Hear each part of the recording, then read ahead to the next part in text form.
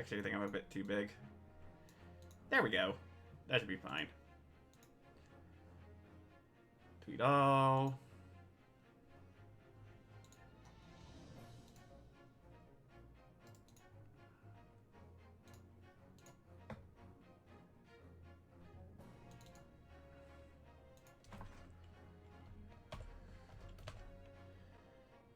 Doop. Doop.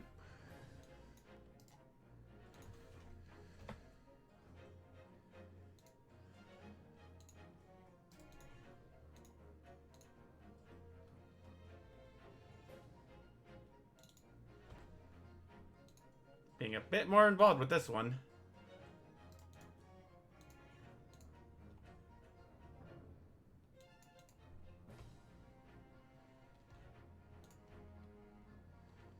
Pokemon Home.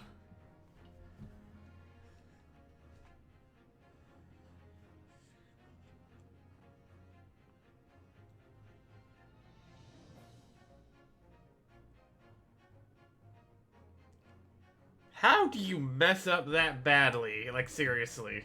Oh, shoot. Wait. Messed up. Hold up. Sorry, everybody. Let me just... There we go. It's nothing. I am a possum of my word. Yeah. There we go.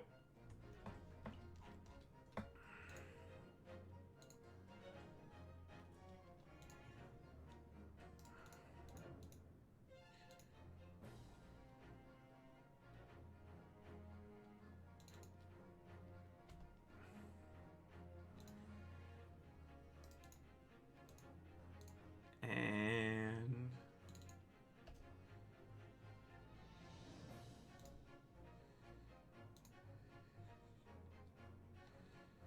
Left dreams, let's go.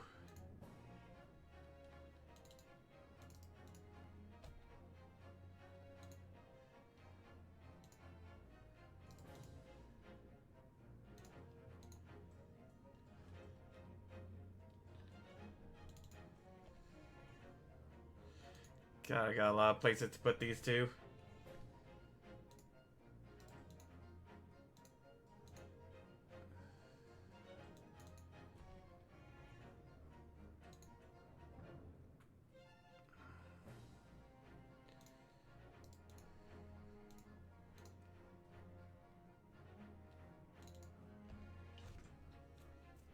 Yeah! Alright. Let's go! Let's see.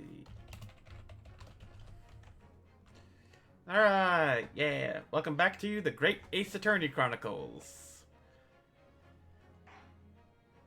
Where we're right at episode 4. The Adventure of the Clouded Kokoro. Where apparently we're going to start with an investigation, which is going to be great. So, without any delay, let us begin. Yes. Also, of course, I got plenty of water right here. Episode 4. The Adventure of the Clouded Kokoro. God dang the Clouded Heart. I begin to think, Wilson, said Sholmes. Sholmes. His head languidly in my direction. That there is more to this case than that which we have observed. Oh, God. That there may be another part to this story that we are yet to discover. His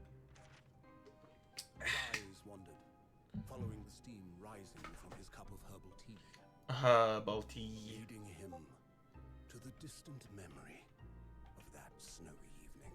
The snow. To the young lady collapsed on the pavement along Briar Road, and to the knife in her back. Stabbed. Lit in the soft glow of gas lamps, a most extraordinary scene had been set. And under the cover of a light fog, the curtain had risen silently on the insoluble mystery of our invisible killer. Insoluble. Love these words that they're using.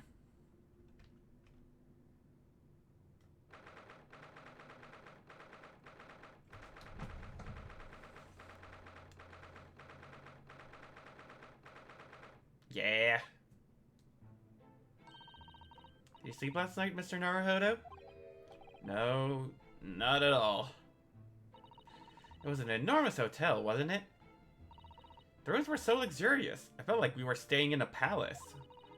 And with all the gas lights twinkling, it was brighter than day even in the middle of the night. What about the enormous beds? After my time on the SS Buria, I wasn't going to waste a single inch of that space. Like rolling from one side of the mattress to the other. Oh yes, it really was the sort of night you can only dream of normally. Except, when I learned that we owed £3 for the rooms, that dream quickly turned into a nightmare. Oops. Sorry about that. The building was so impressive and the entrance so inviting, I just wandered in without thinking. A lodging house in Japan, that's some money would put a roof over your head for a whole year. Did try, but I'm afraid I couldn't help my tears when we were presented with the bill. I really am sorry. You must find some more affordable lodging straight away, though. If we're not careful, our entire stipend will be used up in 10 days or less. London is a scary place. Good morning to you at this early hour.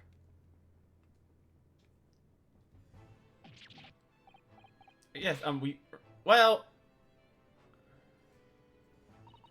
Good morning to you, Lord Chief Justice. Got to come to report on the outcome of the trial at the Old Bailey yesterday. Sounds amazing. She doesn't bat an eyelid, even in the presence of the imposing Lord Strongheart. A very comprehensive initiation into British courtroom practices. Oh, yes, it was very eye-opening, thank you. And in accordance with your instructions, Lord Strongheart, Mr. Naruhodo performed his duty to the end. Yes, I've already been appraised of events. You conducted a remarkable defense. You may consider the test passed. Oh, no longer are you a student from the Empire of Japan. You may henceforth claim to be a fully fledged lawyer. My country is delighted to welcome young talent from such a remote eastern island. Thank you very much. So, I'm a lawyer now. Now, in view of your new appointment, I have a fresh case in mind for you. I'd like to take it on at once. I trust that won't be a problem. Know the case? Already? Nothing trains a lawyer better than practical experience. I'm sure. I don't sense dissatisfaction, do I? It's just that yesterday's trial ended unusually. I haven't quite come to terms with it. What's to come to terms with? The man was cleared. What more were you hoping for?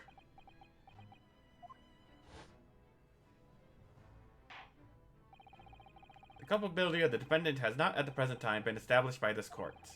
Consequently... Oh, this is a flashback. We don't really read those.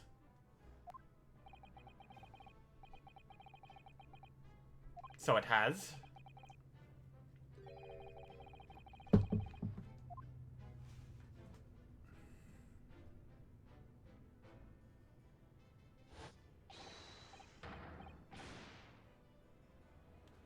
The big laugh. I just can't help wondering if Mr. McGilded really was innocent. Mr. Naruhodo! It's just that I never managed to ascertain the truth. And then the trial ended. Well, you needn't let it trouble you for a second longer. Sorry? What do you mean, Lord Strongheart? Magnus McGilded passed away immediately following the trial. No! What? Mr. McGilded is dead? I have 19 minutes and 41 seconds until my next engagement. Time enough to talk.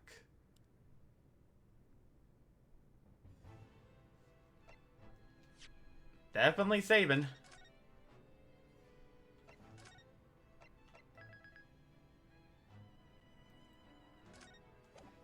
Yeah, let's go.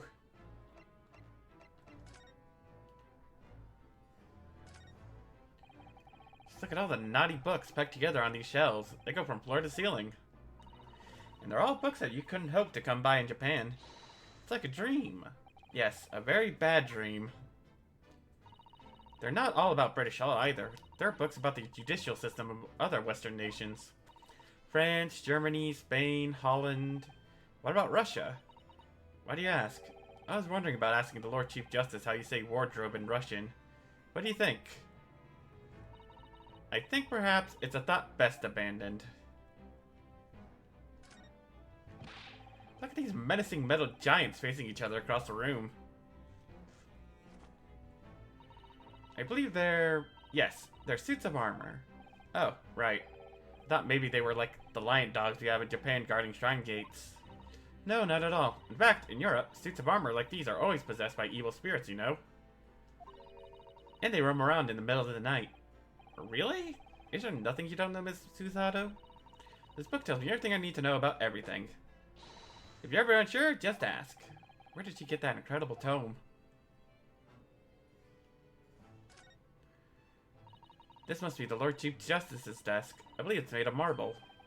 It looks more like an over-the-top tombstone that's toppled over to me. Think that's your fanciful imagination at work again, Mr. Naruhodo.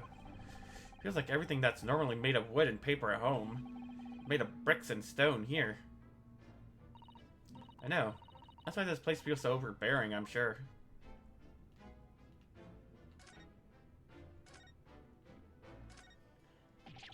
Is this some kind of clock?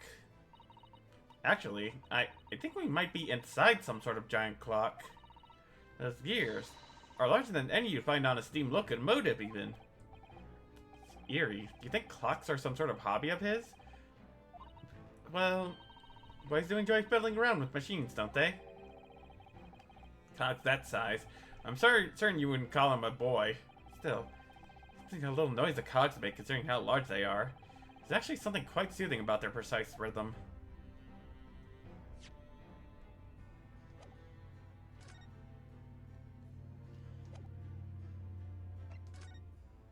McGilded's death. Don't understand. What happened? How can he be dead? As the trial concluded yesterday, there was a great commotion in the Old Bailey. As you presumably recall, an omnibus had been wheeled into the courtroom. Yes, of course. That was the scene of the crime, which Mr. McGilded had been accused of. Precisely. Well, while the bailiff's attention was diverted by some other matter, the omnibus went up in flames. No. How could such a thing have happened? That is being investigated as we speak, but already the police have identified a corpse found inside the charged shell of the carriage as that of McGilded. Awful. The man must have slipped inside while the bailiff's attention was elsewhere. That bailiff really needs to pay more attention. How could that have happened? That is also being investigated as we speak. Thinking back now, immediately after the trial, Mr. McGilded did mention going back into the courtroom to look at the omnibus. Well, I must be making tracks now. It's time for the inspection.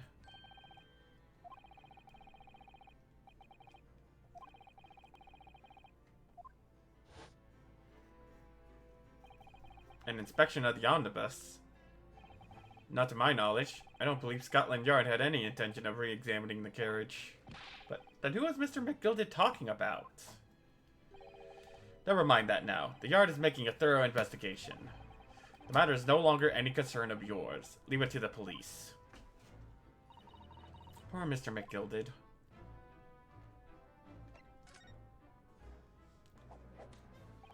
So, how did you find your first taste of our country's Supreme Court? Oh, well, I don't know. I mean, I was... Wow! Mr. Naruhodo means that the whole experience was steeped in the solemnity of Great Britain's long history.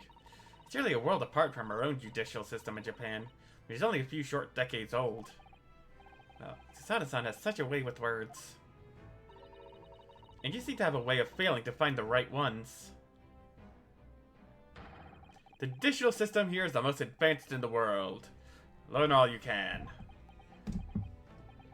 The most advanced in the world, is it? It was fortunate. As your very first trial was a simple affair. Simple? That was simple? As I believe I mentioned yesterday morning, it was a trial you couldn't lose. I don't mean to be contrary, Lord Strongheart, but the case was anything but simple.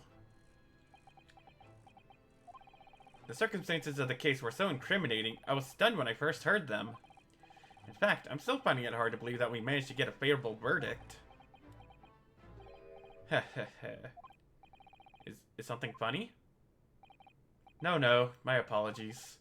However, the fact is that you did receive the not guilty verdict you set out to achieve. And that can only be attributed to exceptional talent. Wouldn't you agree? Well, I don't know about that. Well, never mind. You exceeded my expectations, I freely admit. That much, at least, is an undeniable truth. Which is precisely why I have prepared the new case for you that I mentioned before. What's going on? What was he going to say before? Could you perhaps give us some more details about the new case you mentioned? Don't tell me it's a murder, and the trial starts in 10 minutes. Don't worry, it's nothing so alarming or quite so urgent as your last assignment. In fact, this case is completely different. Oh, I see. Did he just read my mind? That's to say, no one has died. As yet. And the trial will not be today. There's plenty of time to research the case thoroughly. 23 hours, 43 minutes, and 19 seconds to be precise. So the trial's tomorrow then. Is everything alright? Oh, yes. I'm just a little confused, that's all. Yesterday's trial was... well, it's left me wondering if I'm really cut out for being a lawyer. Oh, Mr. Naruhodo. You know if I could face standing in that courtroom again after Mr. McGilda's trial. Ah yes, I nearly forgot. There's one similarity with yesterday's case. Once again, there's currently no one to advocate for the defense. Oh. Situation remains unchanged. The trial will start tomorrow with the defendant unrepresented. And if that happens, I need not remind you of the inevitable outcome. The most terrible end awaits the defendant. Yes, that's right. Here we go again.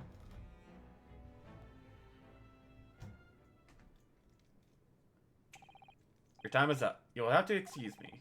I would advise you to begin making preparations for tomorrow's trial. After all, the clock is ever ticking. There's now but 23 hours, 26 minutes, and 39 seconds until the court sits. He said there was plenty of time. And one more thing, Mr. Naruhodo. There is something I should like to ask you. Oh, what's that? Yesterday, you remarked upon something. That you intend to see through the will of your late compatriot, Mr. Asagi. I would be interested to hear what exactly you meant by that. Inside 34 seconds. Well, Kazuma always used to say, you see, that he wanted to learn how the greatest justice system in the world worked so he could change ours in Japan. Now that he's gone, I'd like to work towards that myself. And there's another thing. Oh, another thing. Continue. On the way here, on the steamship, he said something to me. There's something very important that I have to do. Something very important. And what exactly would that be? He never had a chance to tell me. I suppose he would have done if he'd ever made it to Great Britain. Well, thank you for an enlightening discussion. What's all this about?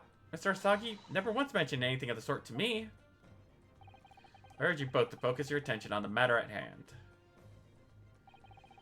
I've taken the liberty of summoning the police inspector in charge of the case. He'll be able to appraise you of the details. How long has he been there?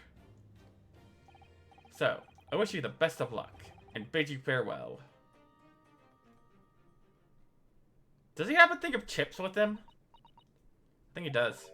There's something very important that I have to do. Kazuma-sama, what did you mean? Wish I knew, but honestly, he never told me. Anyway, we had better talk to the detective, don't you think? Yes, you're right. I'm just imagining it, but I wouldn't say he looks pleased to see us at all.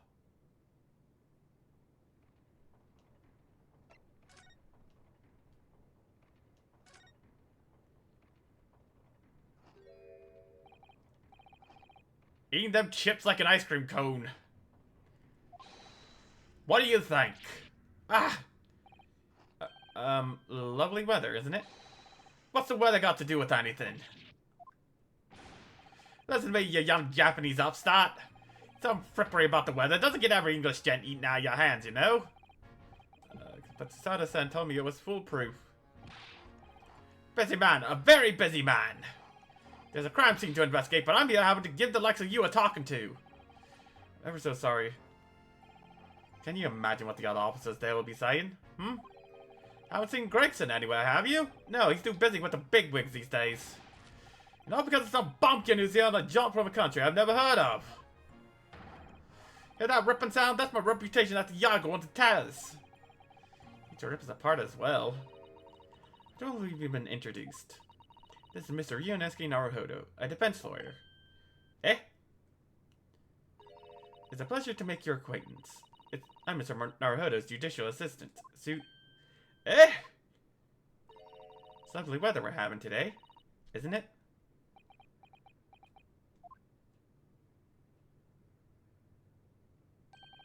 It is unseasonably fine, I grant you. London winters don't see a lot of sunshine. How did she pull that off? Ask me to fill you in on the case. The name's Tobias Gregson. Inspector Gregson to you. I'm from Scotland Yard. Gregson? Inspector Gregson? What's the matter with Susato-san? Does the detective's name mean something to her? Inspector... Are you perhaps... the Inspector Gregson?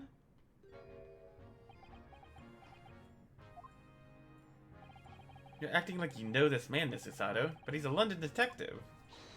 Oh, I do know him. Very well, in fact. Very well? Yes, he features prominently in The Adventures of Sherlock Sholmes. Oh, in that publication. What's it called again? Rants to Magazine? That's right, Inspector Gregson and Mr. Sholmes enjoy a wonderful, friendly rivalry. Really? You rival the great Mr. Sholmes? That's incredible.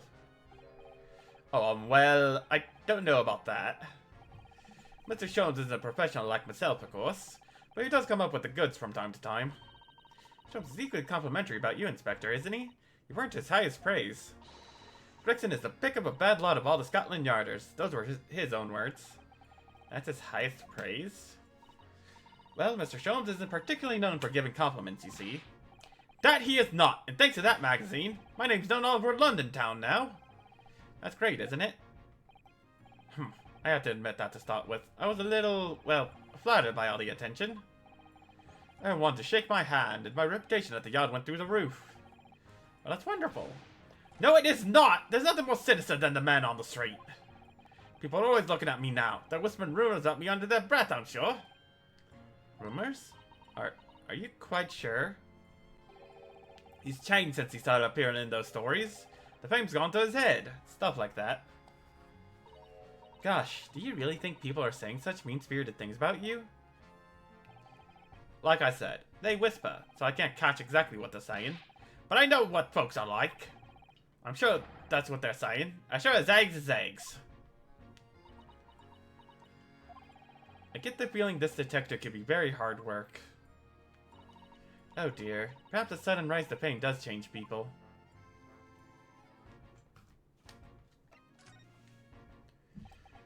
So, about the case that the Lord Chief Justice mentioned before. Nothing to tell, really. As far as we're concerned at the yard, it couldn't be simpler. Oh dear. That probably means that as far as we're concerned as lawyers, it couldn't be more complicated. I'm sure you're wrong about that, but I have a nasty feeling you're right. A young woman was walking along the pavement on Briar Road when she was stabbed from behind. Fortunately, it wasn't fatal, but she's still laid up in hospital unconscious. That's despicable. What sort of coward attacks a poor woman from behind? You would have finished whoever it was off with a Susato takedown, wouldn't you? That is neither here nor there, Mr. Naruhodo. Brace yourself, Ryunosuke. You've angered her now. Anyway, after something of a whirlwind investigation, the criminal was arrested. Barely had time for a cup of tea after the incident took place, to be honest. So there must have been something left at the scene that led you directly to the culprit. Perhaps a reliable witness who recognized the person in question. Let me stop you right there. You're wasting your time on this one. Sorry? There's nothing you can do. There's no way to help the bloke now. Why ever not? Simple. The prosecutor that's been assigned to the trial tomorrow is Lord Barak von Zeitz. No! Sounds like you've heard of him then. Oh yes, we are very familiar with Lord Van Zeitz. Believed to be the harbinger of death himself. The Reaper of the Bailey.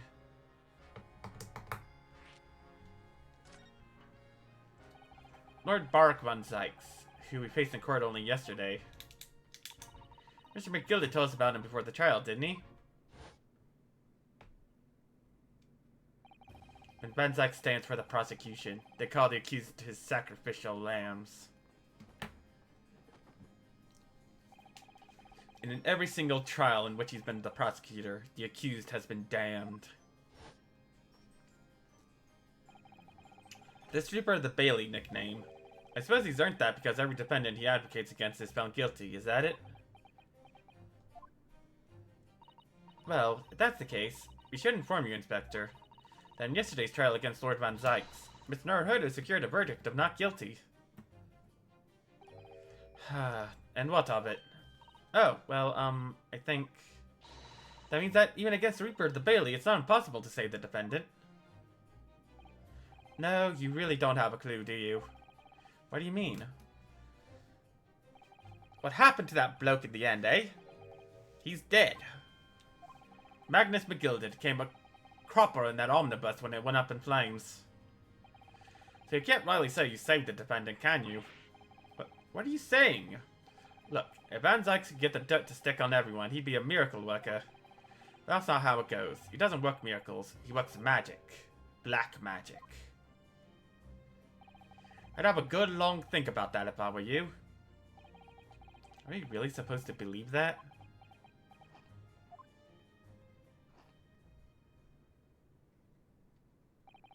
Right, well, I filled you in as requested, and I'm very nearly out of chips. So I'll be heading back to the crime scene now. We're still carrying out a few investigations there. It was Briar Road, you said, didn't you? Where the incident took place? That's correct, ma'am. And if you head over to the holding cells, you can meet the criminal himself. You branded him a criminal already? He's as good as, shaking like a leaf in a cell he is. He'll give you a chuckle if nothing else. He's in Inmate 53. Speak to the jailer and he'll show you the way. Inmate 53. Thank you.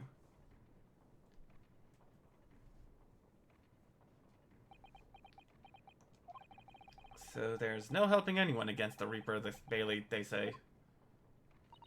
Is something troubling you, Mr. Naruhodo? To tell the truth, when I recalled the trial yesterday, I can't stop myself from shaking. The idea of facing the Reaper in court again is... well, if you think it's too much for you, there's no shame in turning the case down. That takes courage, too. But the man they've arrested is innocent. You can well imagine he would be shaking like a leaf in a cell. And I, for one, wouldn't find the sight of that funny. So, if I'm honest, I'm still reeling from the shock of yesterday's events myself. And I'm really not sure if I'll be able to help this man, whoever he is. I'd like to try, so I think I'm going to make some inquiries. Will you help? Did you really think you had to ask? After all, I am your judicial assistant. Thank you. So then, shall we? Yes. Let's go.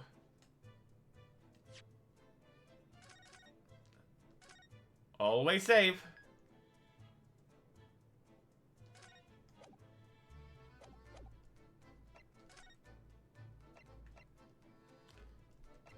So, let's talk to the inmate first.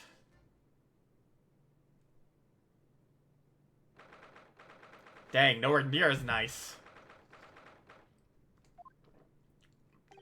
So, these are British prison cells. Oh, they're ghastly. It feels just like a dungeon. Yes, and having experienced it in Japan myself, I can assure you that our wooden cells feel a lot cozier than these cold stone walls. Oh, don't, Mr. Naruhodo, you're making it seem worse. Apparently, our client is in this cell here. But it's so dark at the back there, I can't make him out. I wonder what he's like. Inmate 53, your legal representative is out to see you. Hey, Broham, how you doing? And yeah, do model. Woo! Yep. Hold up. Let me just, yeah, there we go. So, actually, wait. Hold up. Let me just do this right quick.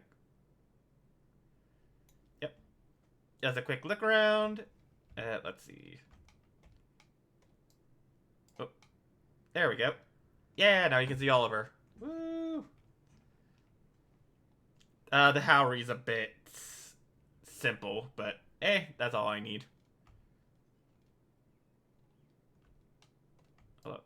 It is... There we go. Yeah, sadly I couldn't get Emma Tail, but that's the limits of Beroid Studio. Alright, let's see. Reset position. Oh, gonna have to adjust her a tiny bit. And... there we go. That'll do. Wait, hold up. There we go. Alright, there. But yeah. New model. Woo! I'm hoping to get at least a clothing redesign soon. But need a bit smaller. There you are. Now I don't block the text. That's the only important thing.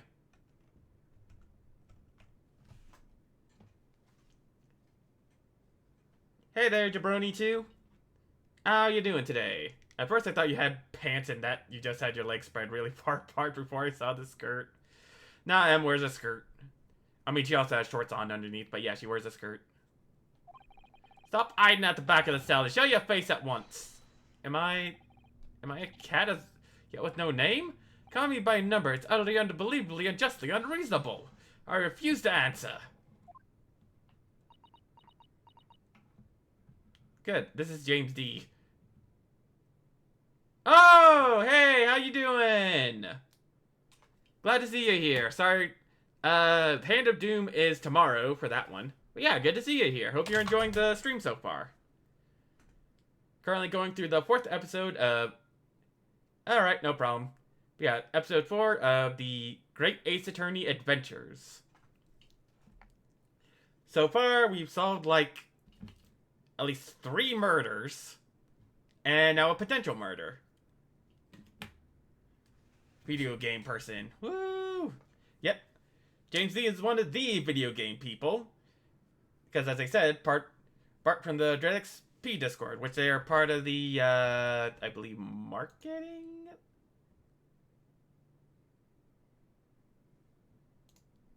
I am very bad with people.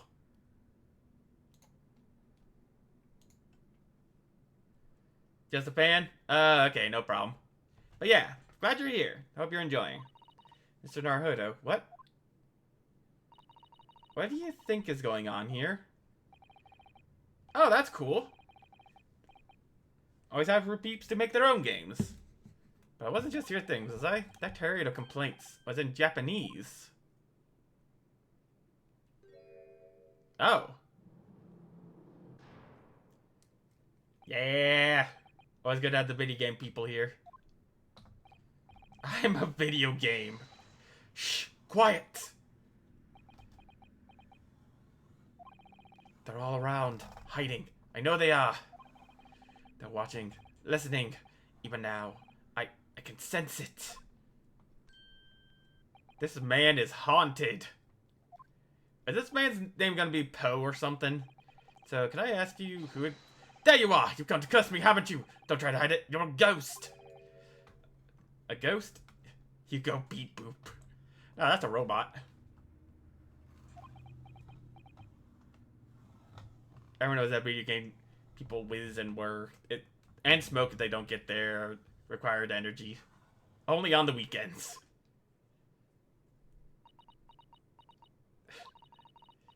We mean you no harm, prisoner-san. Are you... Japanese by any chance?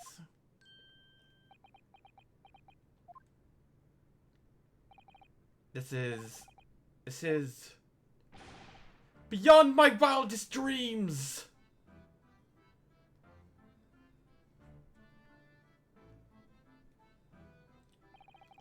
Forgive me for that outburst before. I'm so sorry. Oh, it's fine. We were just a little surprised, that's all. Imagine it! It's been 12 long months since I left my hometown, and here I am, in a frightful fix in a foreign land.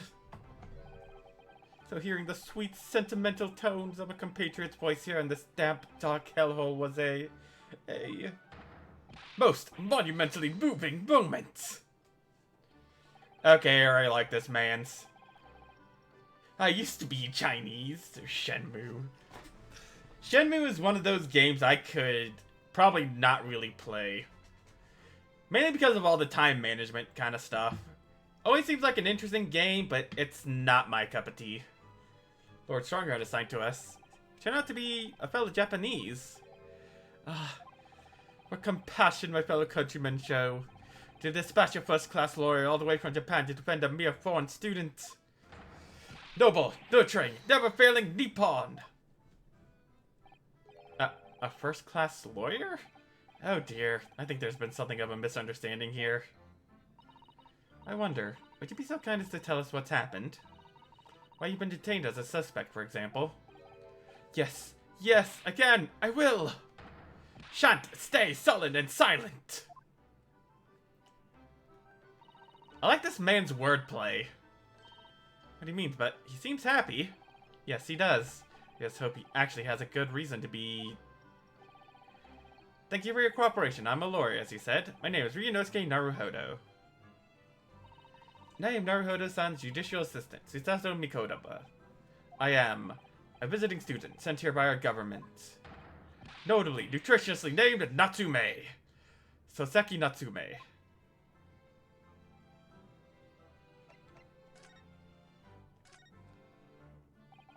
Soseki Natsume. Son? What an unusual name. Call me Soseki, please. I'm a poet, you see. A writer of haiku. It's something of a nom de plume. A nom de plume? You mean an alias? That's right, Naruhodo-san. No, no, no! Don't be so prosaic. It's much more refined than that. And haiku? That reminds me of home. Did I hear you say that you were a visiting student sent over here by the government? Yes, yes, that's right. A year ago, I was told to go and study English. First I had to suffer that misery, and now this. It's beyond the pale! Suffer that misery? Did you not want to study here? No, I mean, I've had an interest in Great Britain for some years, of course. Oh. But, just because the government tells you to do something doesn't mean you can do it? No! What do you mean? If they told me to study English literature, that I could have understood. That's my field. But no, they told me to study the English language. Utterly, unbelievably, unjustly unreasonable. I see.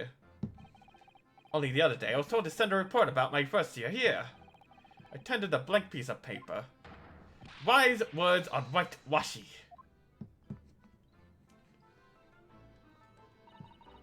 You must be a man of great standing. Oh yes. So I'm often told. And often like to be told, it seems. The accusation against you. Could you perhaps tell us exactly why you've been arrested, Soseki-san? I didn't do it! I didn't commit that atrocious murder. Murder? Oh, no, it's alright. The woman didn't actually die, did she? But she was stabbed with a knife right before my eyes. Before your eyes? You mean you saw the attacker? I didn't see anyone. What? If I'd seen the person who did it, do you think I'd be locked up in here? Oh dear. It seems this case is becoming rather complicated. Why me? Why me? Why did that silly woman have to be stabbed in front of me? It's a curse. The curse of London. It's incredibly, inexcusably, irritatingly inconvenient.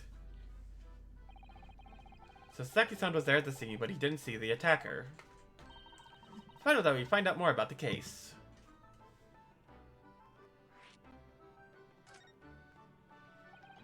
It was an accursed evening, just after the snow had started to clear and heavy with fog.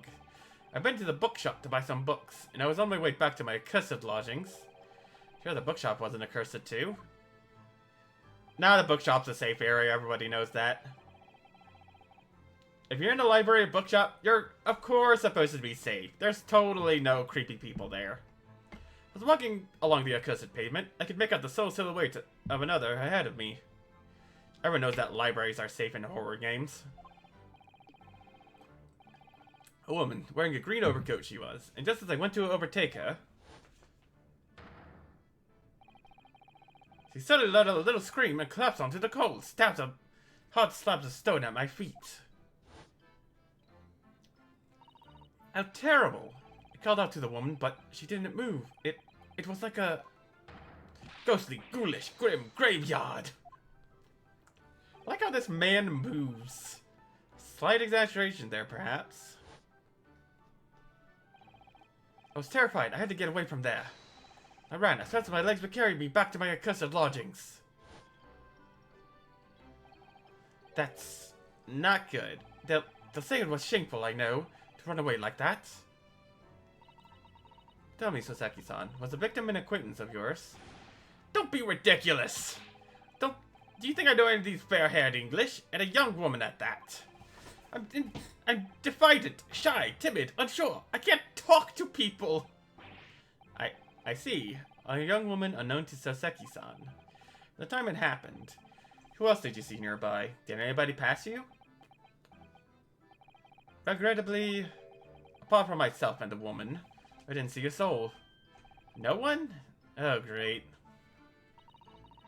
So the victim was unknown to you, and there was nobody else on the street at the time.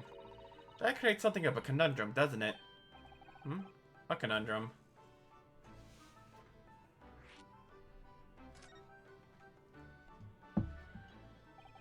What do you mean, Susato-san? What's a conundrum? Well, if what Soseki-san has just told us is true, there's something I can't explain. He says that he didn't know the victim, and that there was no one else at the scene. Then he apparently fled without having seen. I did!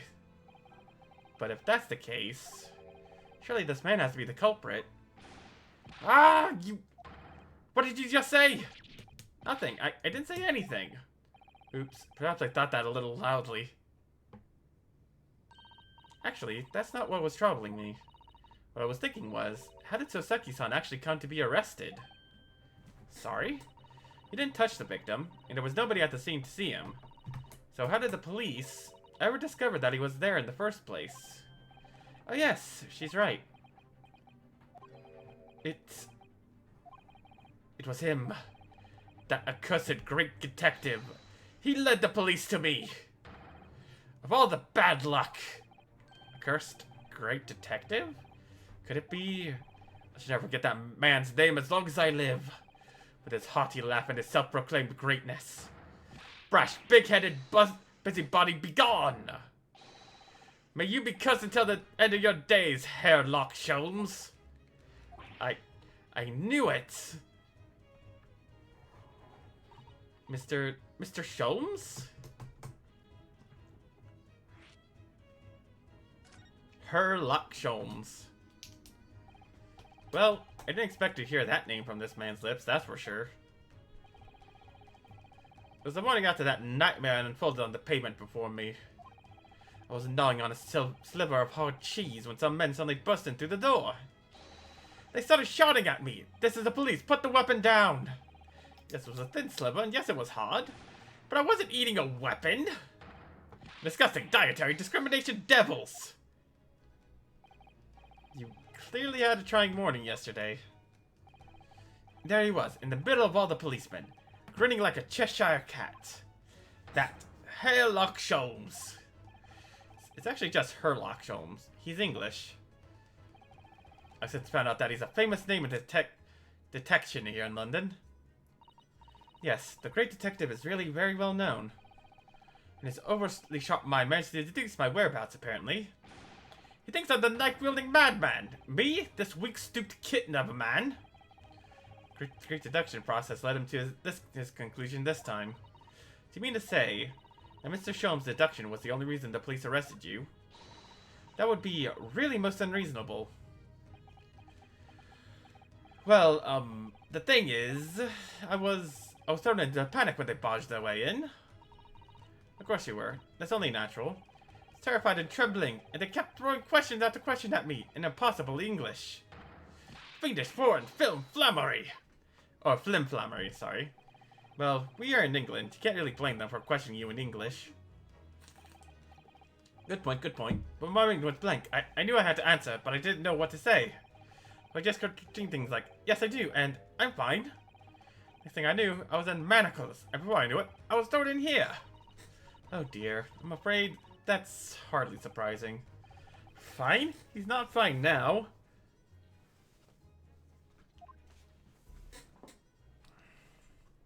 And I'm Mr. Sholmes' new Japanese, Mr. Naruhodo Esquire.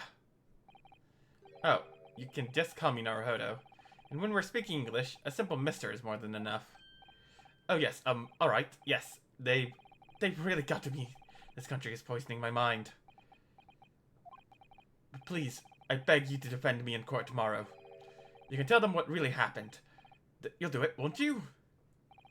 Well, why? Why? Why is it so hard to say yes to me? Well, the thing is, I'm just a student like yourself, on a study tour. A student? I defend a case in the Old Bailey. Only the one, though. But at this moment in time, I really don't know what I'm supposed to believe in. I'm confused about what justice in this country even means. Oh, Naruhodo-san. I'm not even the foreign student who was supposed to be here. I'm a sort of locum lawyer, I suppose. But that armband, that's a buck of a defense lawyer from a great empire. It's a keepsake from the man who should have been here. He is my best friend. A keepsake? I know exactly what they're saying about me. Oh, who do you mean? The lawyers. All the British defense lawyers. They won't defend me. Goodness, why? Why do you say that? For the same reason as you noted before. When it happened, there was only the victim and myself around, and I ran away from the scene of the crime. I'm not a fool. I know it looks as though I must be the culprit. It must be very hard for you, Soseki-san. And anyway, I'm a student from overseas. I'm just a foreign nobody to them. Somebody not to be trusted. I heard them openly laughing about me before, in my earshot, without any compunction at all. Any trial for this man would be a waste of time, they said. And of course the foreigner did it. They even had the gall to say, the man doesn't understand half of what's being said anyway. That's awful. They're wrong! I've studied more English than half of the policemen out there on the streets. I traveled halfway around the world to learn about these people's country and its great history. But no one here wants to listen to a man with a strange accent. They all hate me. So, at the very least, I'd like to entrust my fate to someone who can listen to me in my native tongue. You could do it, couldn't you? When I look into your eyes, I can see it. I can see what you've been through. So, Saki-san, it's just that... Dude, just say yes. Give me a little time, please. I'll do what I can, for the time being. What do you mean? We shall investigate the case as thoroughly as possible. If we can find some clues, it will give us a much better chance, I'm sure. Oh yes, thank you. I'll be here, all alone, waiting for you. Locum student, Mr. Naruhodo Esquire. We should be going then, Naruhodo-san. You have a case to prepare for.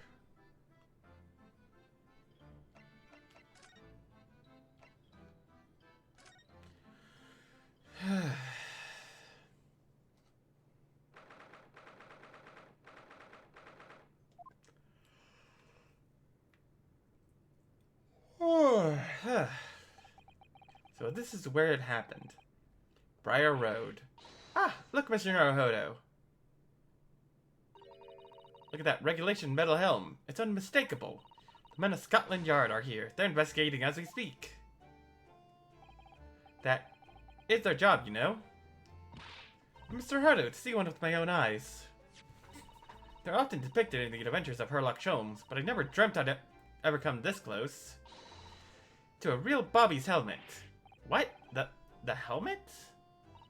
Hee, of course. I have to truly try one on one day. Well, I hope your hatty dreams come true.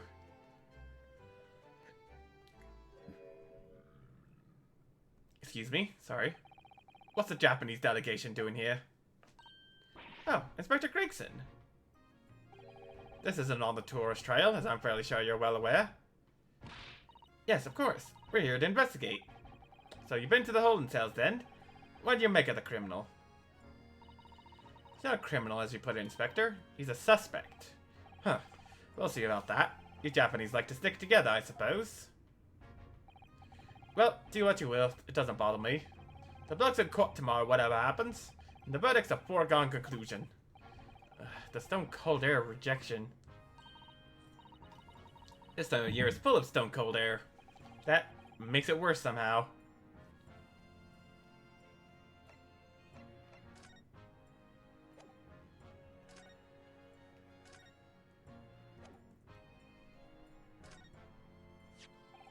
Inspector Gregson, could I show you this?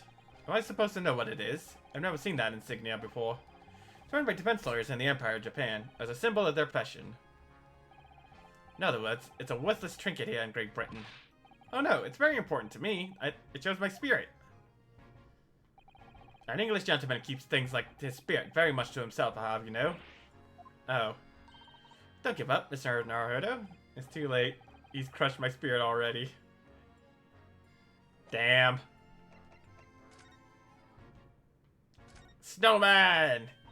What a delightful snowman. I realized that the English had a tradition of making snowmen as well. It looks a little creepy though. Oh, it has a scarf. Look. You need one if you were out in this freezing cold all the time. I wish I had one. I'm afraid our budget is somewhat frozen at the moment too. We certainly can't afford a scarf. Surely the snowman wouldn't miss his, but the person who made the snowman certainly would. Yes, I know, you're right. Anyway, even if I borrowed it, it wouldn't do much to warm my neck, would it? It's covered in snow. That's one of the officers from Scotland Yard. The police are making sure the crime scene is undisturbed. I have a feeling that if we wander too close, we'll be clapped in irons. I think perhaps you're being a little overcautious. We've done nothing wrong, so we have no cause for concern. No, I'm not getting caught out again. Twice is enough. Twice I found myself in handcuffs despite not knowing a thing about what was going on. Yes, you've had some dreadful experiences. I'm sure it's that wide-eyed look of panic you're so prone to. It does you no favors at all.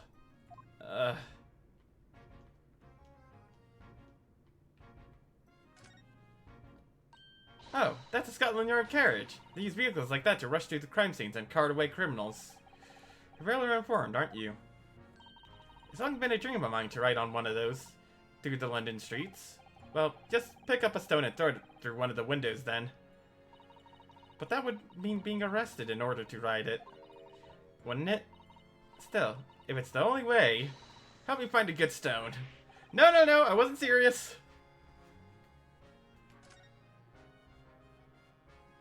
Oh. Oh, British bicycle, look. Although, the wheel is so misshapen, I'm sure it couldn't possibly be ridden anymore. Someone must have been doing some breakneck cycling. I think bicycles have become extremely popular in London recently. We want to change women's dress to allow them to ride as well. The bicycle fad won't last. I don't see anyone who would want to ride something like that. Did you dislike bicycles? No, not at all. I mean, it's not that I dislike them exactly. Just that any occupation that involves taking both your feet off firm ground seems reckless. Walking on stilts and falling into a river, I know you agree with me. I'll have to hire a bicycle sometime. You can sit behind me while I ride you around. That's a rather typical brick building, isn't it? I'm sure it has long and an interesting history. Well, time certainly seems to have taken its toll on the place. It's crooked and sagging all over. In fact, it looks in decidedly worse shape than the other houses around here. Let's find some cheap lodging ourselves as soon as possible. Yes, you're right. Cheap, but ideally with reasonable level floors.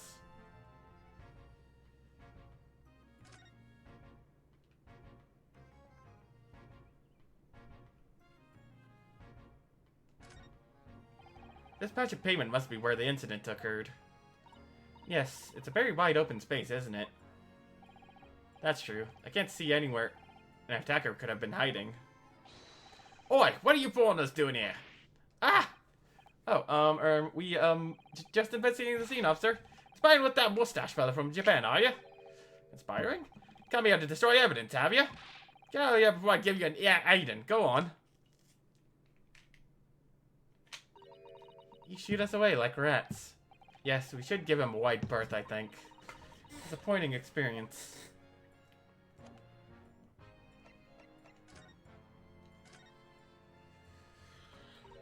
Tell me about Scotland Yard, Inspector. Sherlock Holmes, I've been fascinated by the place. The Yard is the most sophisticated policing organization you'll find anywhere in the world, ma'am. Oh, and you know, I've always dreamt of wearing a real Bobby's helmet. It does make them look the part, seeing that policeman here with this helmet on. You can certainly get the sense that this is a man who will take no nonsense in his duty of protecting the city. Yes, doesn't he look wonderful? Being a London Bobby is hard going, I can tell you. Oh, really? First thing in the morning, you know what he does? Goes around and rouses all the laborers on his beat so they can get off to work. What? He wakes people up? Yep, raps on their windows with a long pole. Did it myself going back a bit. I had no idea. The Bobby works for the people of the town. It's just another one of his duties. After that, he starts tirelessly patrolling the streets, all day long. He has to cover 20 miles a day. That's a regulation distance. Can't really imagine how far that is, but it sounds like a long way. Let me see. 20 miles. That's approximately the distance from Tokyo to Yokohama. On foot? That's definitely taking things a step too far. And when it gets dark, of course, he has the important job of lighting all the gas street lamps. Oh my. I suppose in between all those duties, Bobbies are expected to investigate cases as well. And chase after criminals trying to evade the law. I'm not sure you could call it in between exactly. More alongside. But yes. They're expected to handle those jobs as well. We do have men keeling over from time to time, I admit. I always dreamt of wearing one of those helmets, as I said. But it's with a heavy heart that I shall have to relinquish that dream to you, Mr. Naruhodo. Your heavy heart will be my heavy head if you do. About the case. Happened at around 5 in the evening, 2 days ago, just there on that open bit of pavement. The victim, a young woman, was stabbed with a blade from behind. Is it right that the lady is still unconscious now? You mentioned that she's been treated in hospital. I never said she was a lady. Truth is, unless she comes around pretty smartish, won't be able to find out much about her at all. Means they haven't been able to take a statement from her, of course. Here's a map of the local area I happen to have on me. You can take it if you want. Really? Are you sure? It's your policy to give lawyers defendant suspects the odd bit of information to go on. She accepted the job yet, but still. Thank you, Inspector. We gratefully accept. Anyway. So... we don't have a name for this street. So yeah, Meerschaum Street, Calabash Road, and this road. Plus all the alleys around here. Alright. Unseen other than the victim and your fellow countrymen. So who did it, do you think? Not much of a head scratcher, is it? Well, I know Mr. Natsume has also claimed not to have seen anyone else around, but just because he didn't see anyone, it doesn't mean we can be sure that nobody else was present. I'm sorry to have to tell you, but we most certainly can be sure. How? Because, ma'am, the precise moment of the stabbing didn't go unnoticed. What? We have 2 very reliable witnesses, no less. It was a typical foggy London day, and your client obviously didn't see him. Is this now? Good to know. Who are these witnesses, Inspector? A fella and his wife, and the man's one of the most reliable and respected citizens in all of London. He's a copper from Scotland Yard. Ah. A policeman? That might change things. I mean, just happens to be there at the exact moment the woman was attacked. Nothing peculiar about that, ma'am. part and parcel of being not Bobby, catching them banging the act and all that. Do you think it might be possible for us to ask that policeman a few questions? Be my guest. You can ask him what you like. In court tomorrow. Oh, no doubt he'll be summoned as a witness. Well, here's something to look forward to. That's that then. You got no intention of letting us meet the man beforehand, it seems. A policeman witnessed the incident. As your judicial assistant, I must warn you that this could make our job very difficult indeed. Yes, as a non-judicial assistant, you could have warned me of that too. Oh yes, one more thing, Inspector. What? What led you to the suspect? I heard that was Mr. Sherlock Sholmes.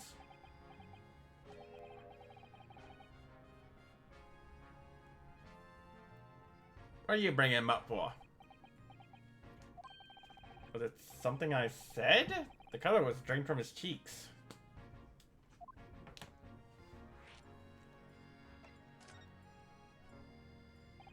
That twitchy Japanese bloke goes on trial tomorrow. Are you going to defend him or not?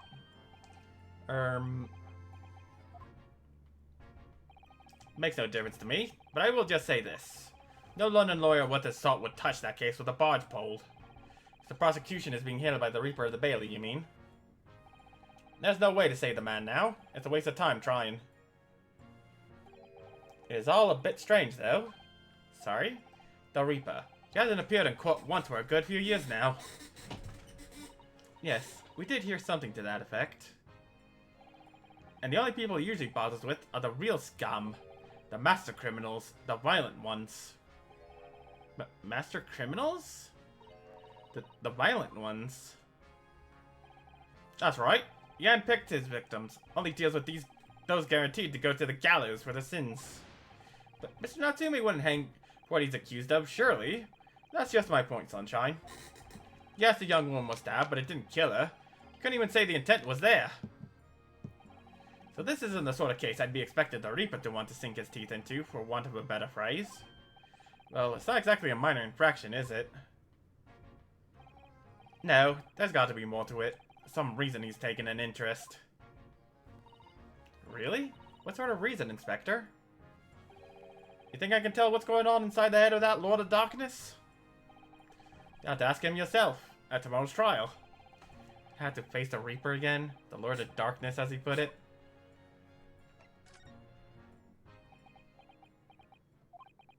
Who did you hear that name from? Oh, well, it was Mr. Natsume who mentioned it. He said that Mr. Sholmes was with the police when they entered his lodgings. Sure, it was the result of one of Mr. Sholmes' inspirational great deductions. Fiddle faddle! Ah! The man's an amateur, and I'm getting sick and tired of him showing his mug everywhere. Oh, I don't know where he gets his information from, but he turns up at the scene of the crime, wanders around spouting incomprehensible rubbish, and before you know it, he claims to have solved the case. Yes, he's quite astounding, isn't he? He is a great help to Scotland Yard, though, isn't he? Gibble gabble! Ah! Ever seen this before?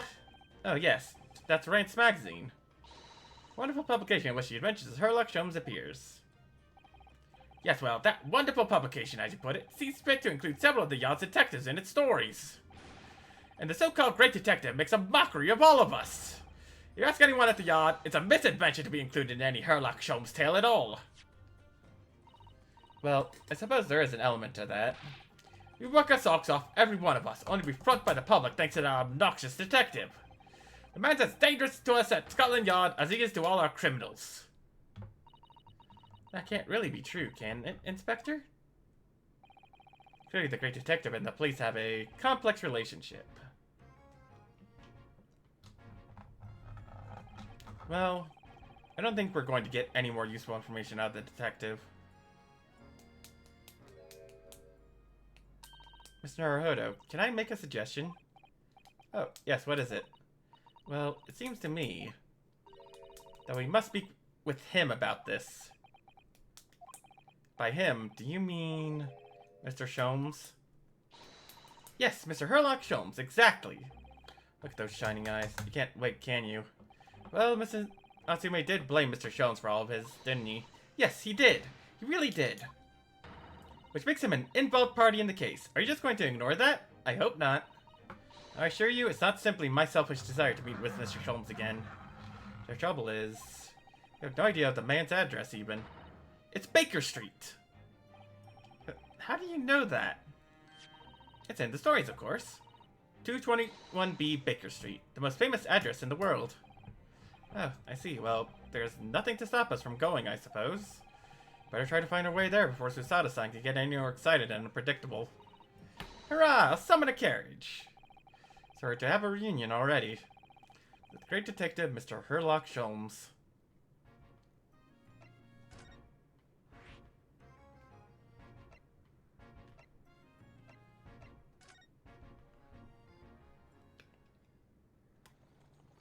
Yeah, animation!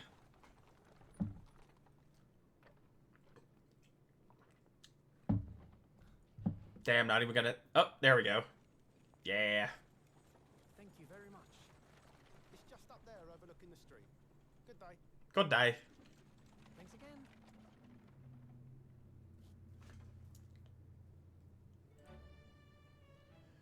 This is it. The residence of Mr. Herlock Sholmes.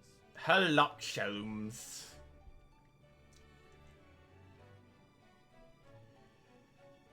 Damn. Nice place.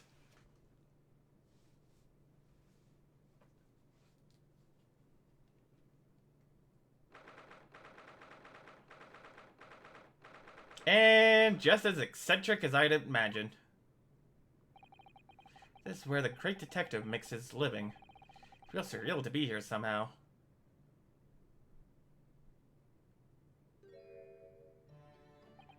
Is it as described in the stories, Miss Susato? Susada-san? Many famous cases have been solved here in this very room. Oh, I suppose they must have been, yes. Read the stories, so it's hard to get quite as excited about it as she seems to be. Walk down an unlit London street. Oh, the thrill of it! The romanticism! Can't you feel your heart thumping in your chest? Can't you, Mr. Naruhodo? Oh, I suppose I can, yes. So, if you don't mind, I'll just stand here and soak up the atmosphere for a while longer. Please, don't mind me. She's obsessed. Well, it looks like our detective friend isn't home at present. Excuse me, is anybody home? Oh, do we have a visitor? Oh, it's her! Hello, is it a big new case for Mr. Sholmes? Hello? Wait, aren't you... Oh, how rude of me. I'll go and make some tea at once. I'm sure it's the same girl. Mrs. Sato, did you see the girl who was just here? Oh yes, isn't it truly extraordinary? To think that the King of Bohemia came to this very room to ask Mr. Sholmes to take on his case. The King of Bohemia? King Wilhelm Gottfried Sigismund von Ormstein, of course. Sorry, I'm drawing a blank. Forget the adventures of Herlock Sholmes for a moment, and look over there. Tea's brewed, and I have a freshly baked cake as well. Ah, it's you. I knew it. Susada-san recognized her, too.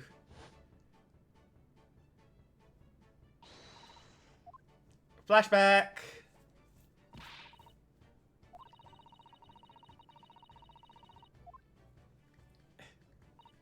Oh, good day to you. I'm, well, the inventor, I suppose, of that machine. This girl who turned up at the end of Mr. McGilda's trial in the defendant's antechamber. I never met a lawyer from the Far East before. Boy, you having to get straight to work when you've only just arrived in London.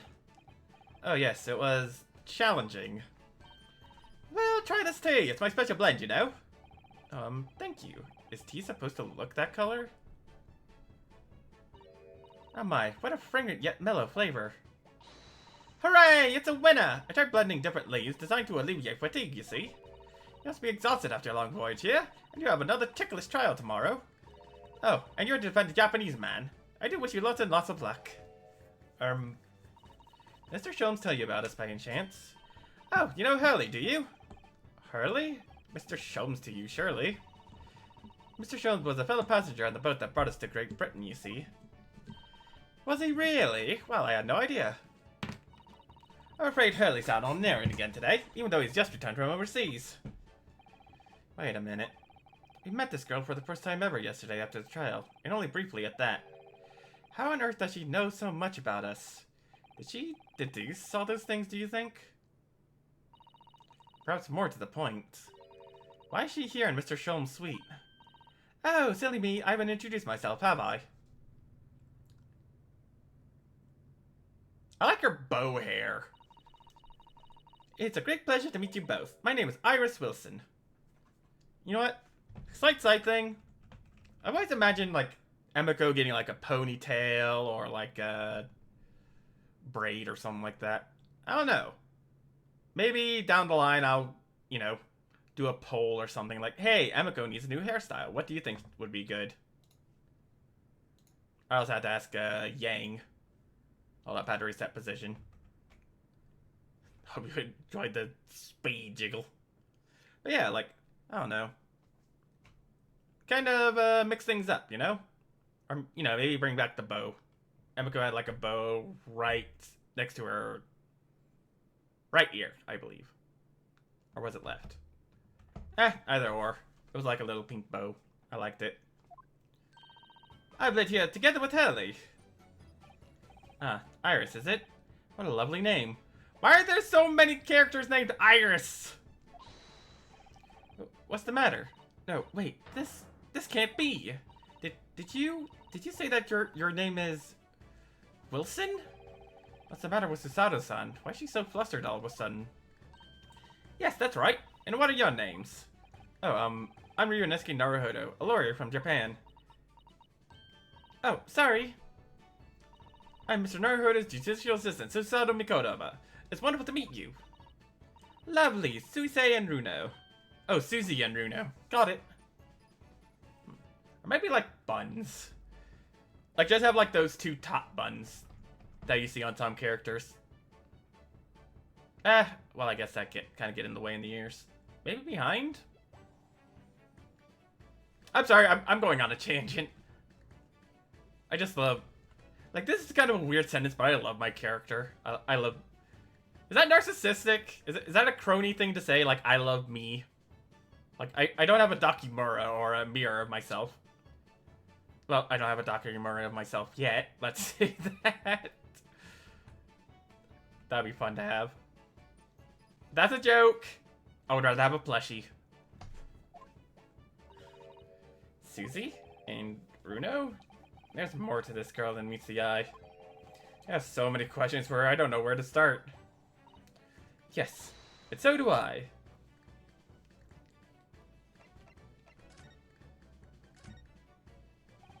Iris, can I show you this? Oh, how exciting. What is it? Tell me all about it. Oh, actually, I was hoping you might be able to tell me something about it, if anything comes to mind. Why would I? Well, no, I suppose it wouldn't. Tell me, I want to hear everything. This hasn't gone according to plan.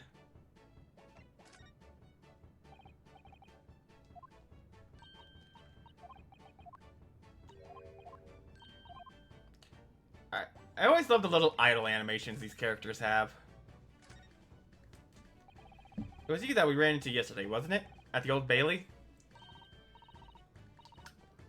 Oh, well, thank you so much. Oh no, not at all. I'm so sorry we couldn't have been more welcoming. Though at the time, we did have a rather large gun pointed at us.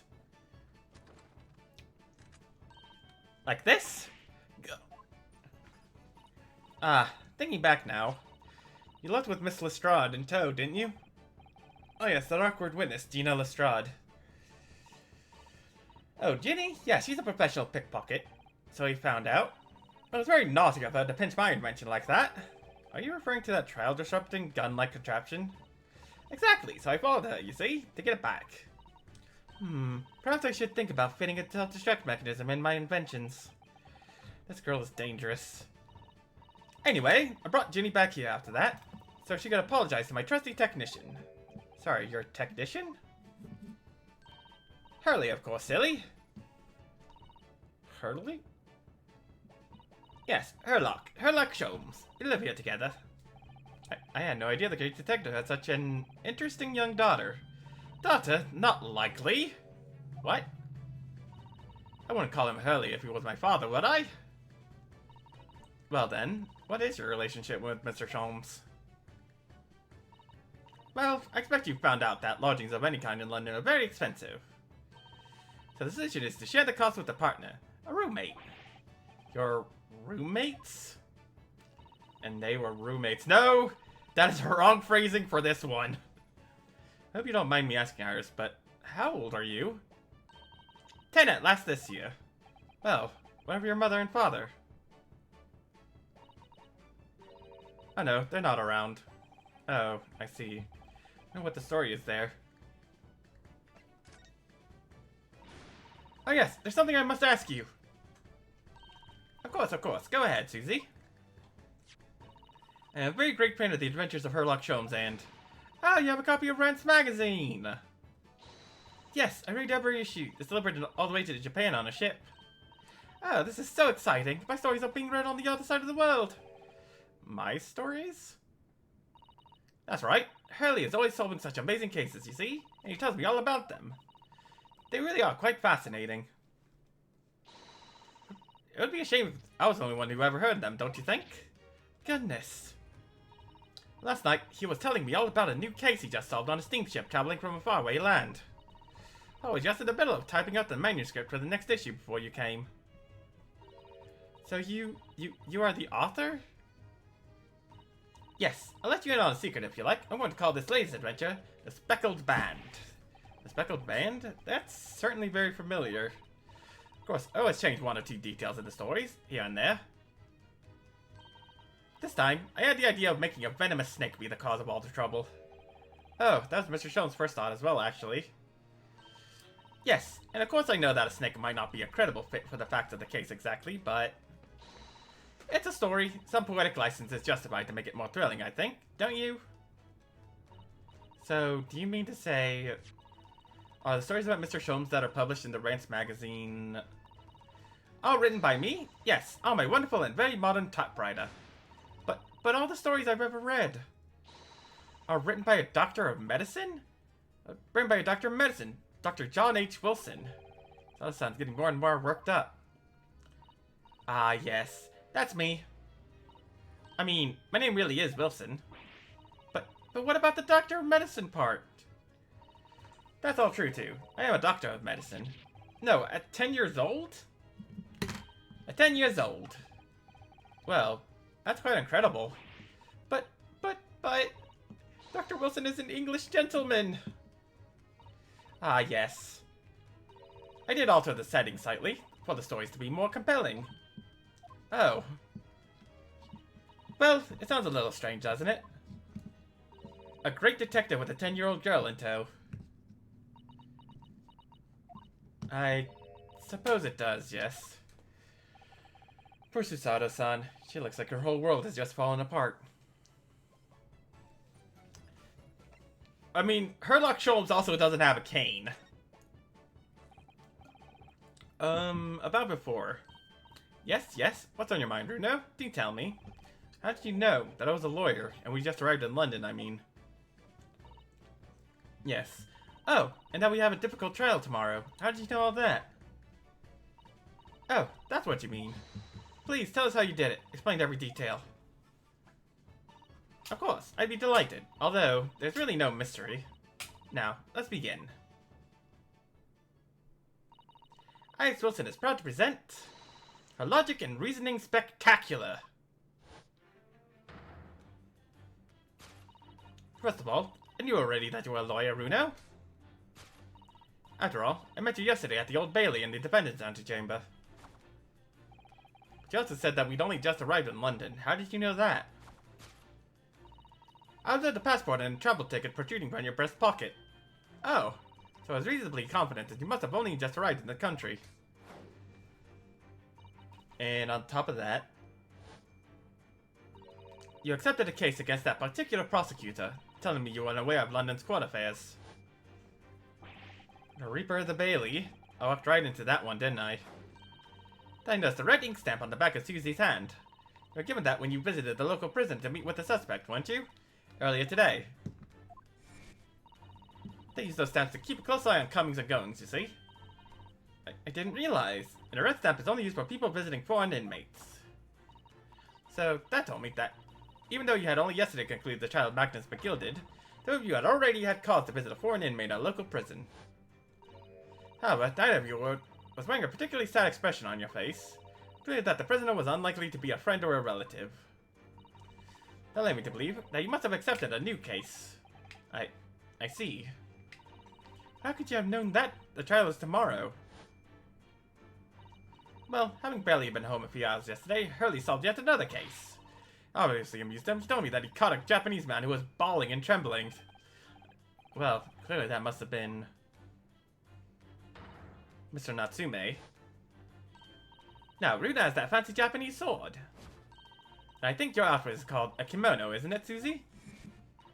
Well, anyway, it was clear to me that you both come from Japan yourselves. So I put two and two in together and decided you must be the defending Japanese man Hurley caught. There was only one conclusion those facts could lead me to. You both came here to ask Hurley about the case. Dang, that's spot on. There's no other mantelpiece that says the man's trial will be tomorrow. Hurley's always stabbing his notes with a knife, you know. He is silly. And that's all there was to it, really. Thank you for listening. I'm Iris Wilson, and that was one of my great deductions.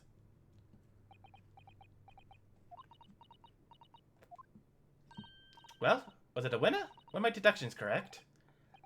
They were spot on. That was amazing, Iris. Truly a great deduction. Certain something of Mr. Sholmes' delivery. Oh well, I was just copying Hurley's style for that. This is really very good news. You can tell us all about the case involving the Japanese man. You will, won't you, Iris? Please?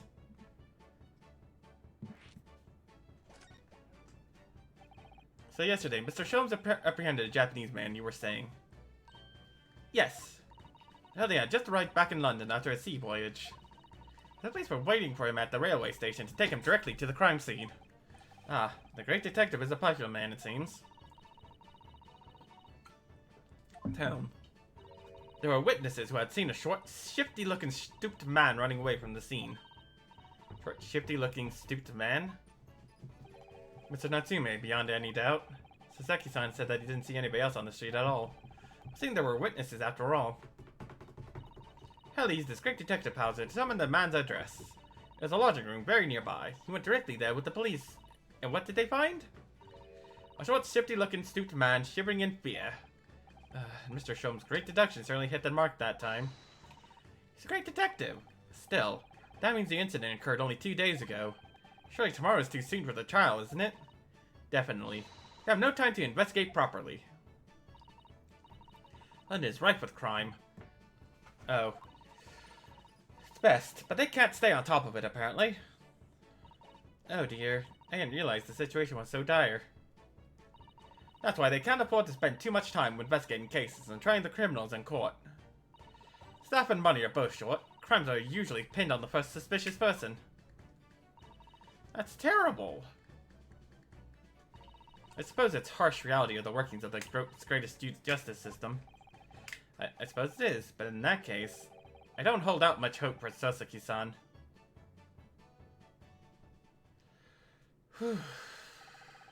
Thank you for answering so many of our questions, Iris. That's been very informative. Oh, you're most welcome. I've had so much fun. You happen to know where Mr. Sholmes is at the moment? As you guessed, we'd like to ask him some questions about this case as well. Ah, well, I expect Hurley is still investigating the scene. The case involving Mr. Natsume, you mean? Yes, Mr. Natsume. Natsume? Hurley said he was going to the man's lodgings. If you leave now, you'll probably catch him there. Iris, do you know where those lodgings are? Well, I imagine the police are still investigating the scene of the crime themselves, aren't they?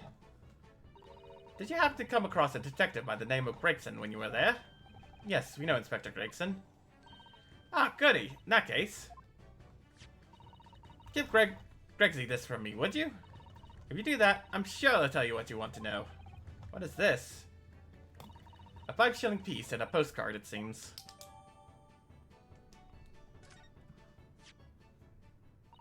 It reads, "Tell the gentleman in black whatever he wants to know." I trust that won't be a problem. Help us, will it? Oh, thank you, Iris. We'll give it a try.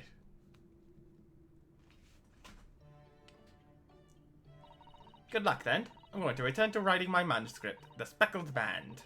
I'll be making more special splendid tea, so I'll be back again soon. We'd be delighted to. Thank you so much, Iris. But Mr. Naruhodo, it's back to the scene of the crime.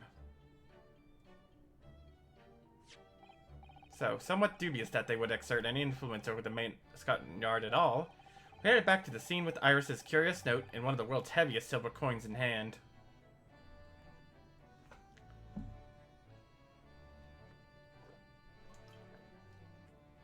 Dang. Just right to the to be continued. I feel like there's gonna be a lot of these in this game.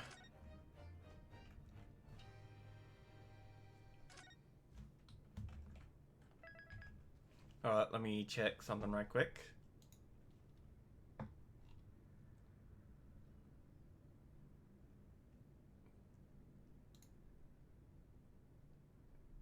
Gun?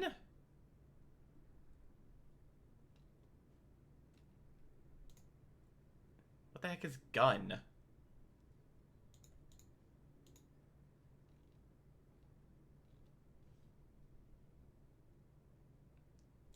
Oh well. Tale of the Shrouded Kokoro.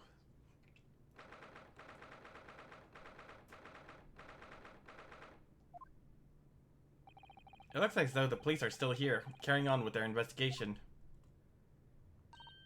Perfect, so let's find Inspector Gregson as quickly as possible. Take a breakfast shift to look at that silver tip Iris gave us for him.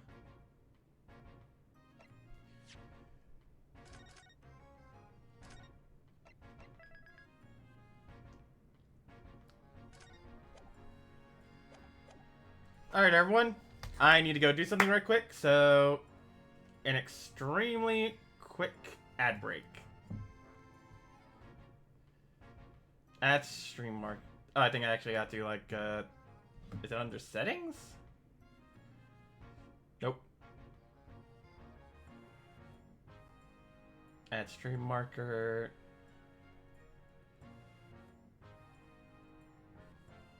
Pre-rolls disabled and 13 minutes. Alright. Alright. I will be right back, everybody. Actually, wait. Yeah. Just so we also have a bit of a pause. I shouldn't take more than 30 seconds. Alright. I shall be right back. Whee! Oh.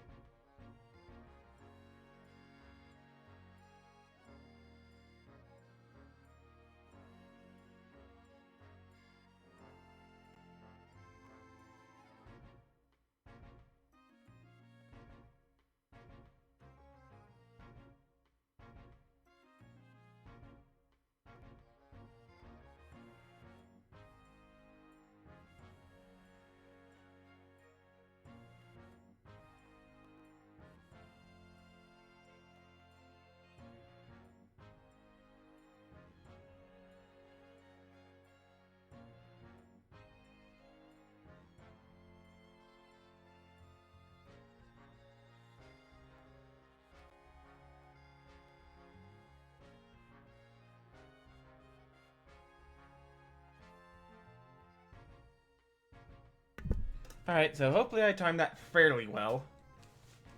Apologies for starting an ad break. Let's see. Alright. Wait, hold up. I think I'm a bit off.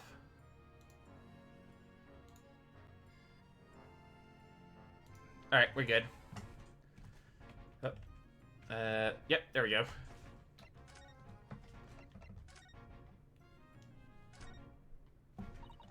It's a 5-shilling piece, isn't it? I believe it's called a crown. Yes, and you can train a Scotland Yard detective to do whatever you want, with just a single one. Ours must be the most powerful 10-year-old in the world. How much is 5 shillings, by the way? What's it really worth? It's probably enough to buy all the chips and the inspector could possibly eat in a whole month. That's greasy.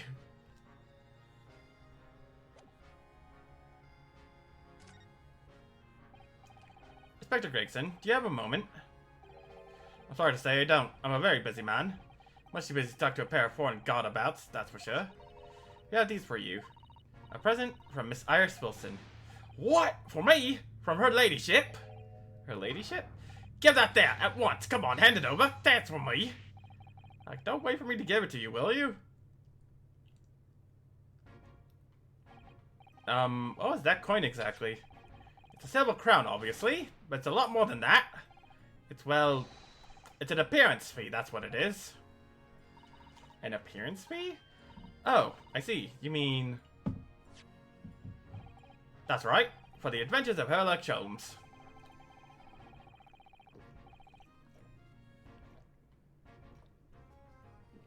Every time.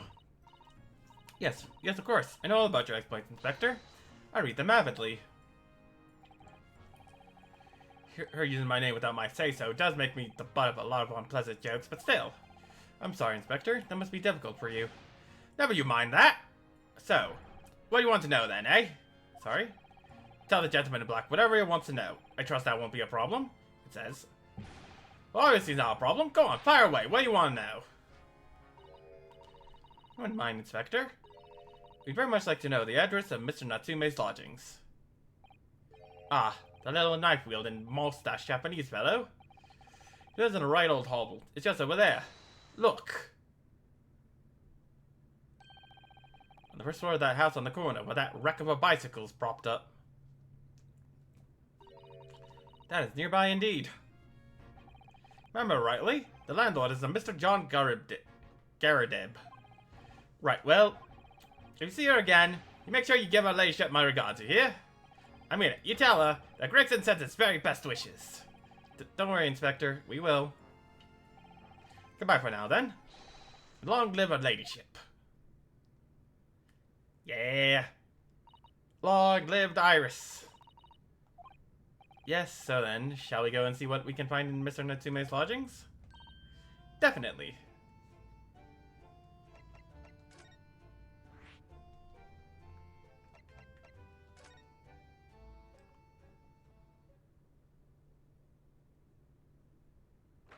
Oh.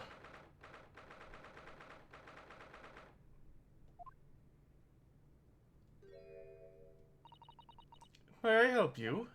Ah, yes. Would this be the residence of Mr. John Garadeb? Indeed it would, sir. And who may I say is calling? My name is Ryunosuke Naruhodo. Mr. Naruhodo is representing Mr. Soseki Natsume. I believe he takes lodging here? We would very much like to ask him some questions about our client. One moment, please. I shall convey the message to Mr. Garadeb. Do you see that, Mrs. Sato? That was a real-life English maid.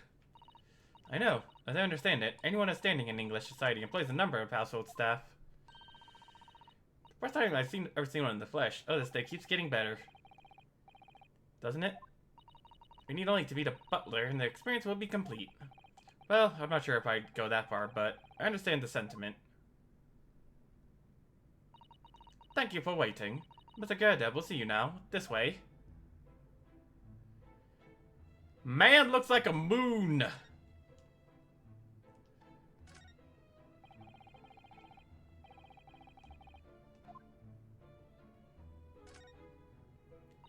Look at that enormous screen. It must have been put there deliberately, surely. Yes, it certainly seems like someone's trying to hide something from view. What could be behind it, I wonder? I'm going to have a very quick look. Just a little peek. Ahem, ahem. Maybe let's not, Mrs. Sato. I think the maid is going to head us off with a cup of tea. Ahem, ahem.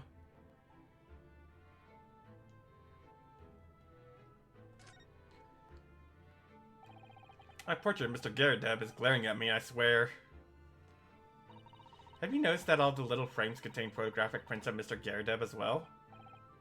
And there seems to be a statue of a lion on the mantelpiece as well. Oh yes, seems to have come back from the local pawnbroker with a little trinket. Seem to come back? What do you mean? The chap who runs the place is a bally wizard. Went on to sell him something and came out with that thing. In point of fact, now I think about it, I rather often find myself thinking the place was something I don't need. The lion ornament certainly does seem surplus to requirements. Sun doesn't pull her punches, or her throws for that matter. That looks like a Medal of Honor, and it's showcased on a very grand banner. Yes, it's displayed with some pride, I would say, although it bothers me that it's not straight. What? That old thing? Sorry? I should be glad to see the back of it, but the general would turn in his grave if I disposed of it. The wall's the best place for it. Keep the bally thing out of my way. So it's just been polished to shine by accident, I suppose? There appears to be an inscription on the medal itself. Look. Let me see. It says, for distinguished participation. Sounds like that kind of honor you and I could be in line for. Well, one doesn't like to blow one's own trumpet, but I was given that for my time in the army. Can't measure an officer by the number of medals to his name, of course. Common knowledge in military circles.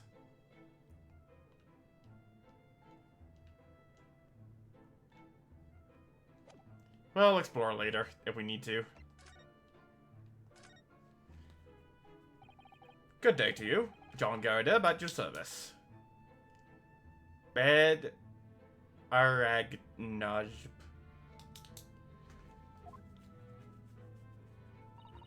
Pleased to meet you, sir. This is Ryunosuke Naruhodo. He's a defense lawyer. Do excuse me not getting up.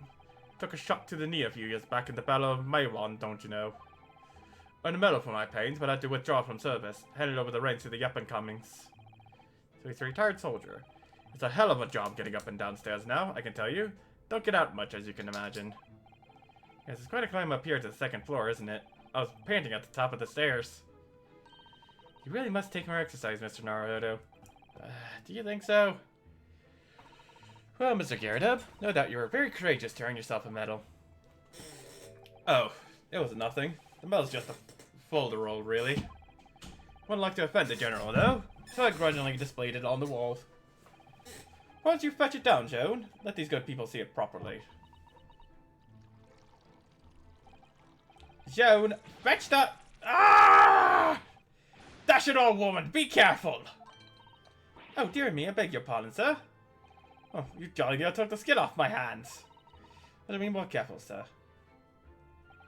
So anyway, there you have it. Living the quiet life now. Yes, I see. Now then, I hear you want to know about the chap lodging downstairs. Is that right? Yes, we should be very grateful if you could answer some questions for us. Only two, please, naturally. Especially if it helps to keep the peace here in Blighty. We forged an alliance with the Empire of Japan recently, as I'm sure you're aware. So this case is very much in the public eye, as it were. Even had some famous detective poking around, you know? In this old house, would you believe? Yes, Mr. Herlock Sholmes. Cap's name. Not really my cup of tea, all that detective business.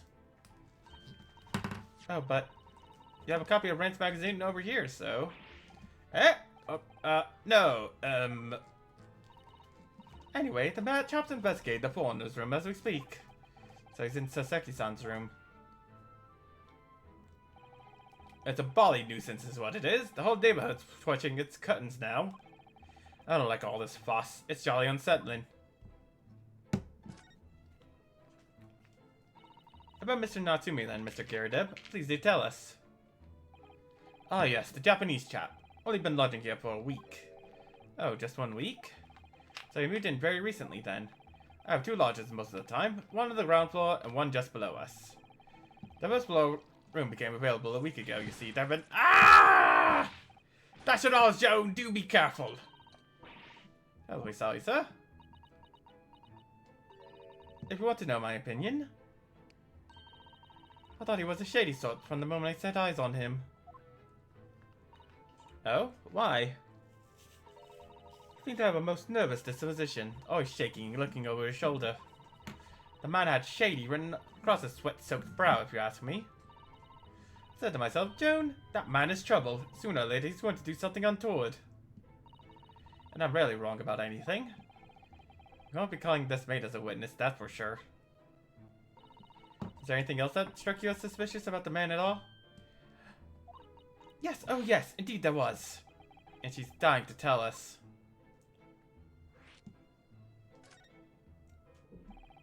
You notice anything else at all about your lodger, Mr. Natsume? Oh my word, yes, the man was shadier than an orchard. Could you elaborate? Well, take the man's room. Absolutely stuffed full of books it is. More than anyone could ever read. He never so much as passes a time of day with another living soul. I haven't seen a single visitor call. He just trots off to that old bookshop every single day and comes back at 5 to light the gas fire. The funny little man is up long past the time everyone else in the house has gone to bed too.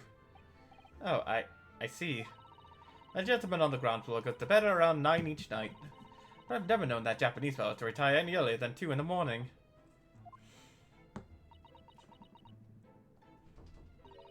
Could you clarify something, I wonder? What, pray? How do you know so much about Mr. Natsume's routine? Oh! I understood that neither of the lodgers live on this floor of the house. Is that correct? That's right, yes. They're both below us, on the first floor and street level. Then, how is it that you know so much about the lives of your lodgers? The precise times that they come back in the evening, for example. Even the time they go to bed.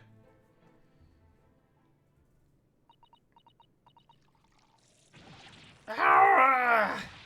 Good grief, Joe, be more careful, woman. Oh goodness, sir, I'm terribly sorry, sir. Something doesn't add up here.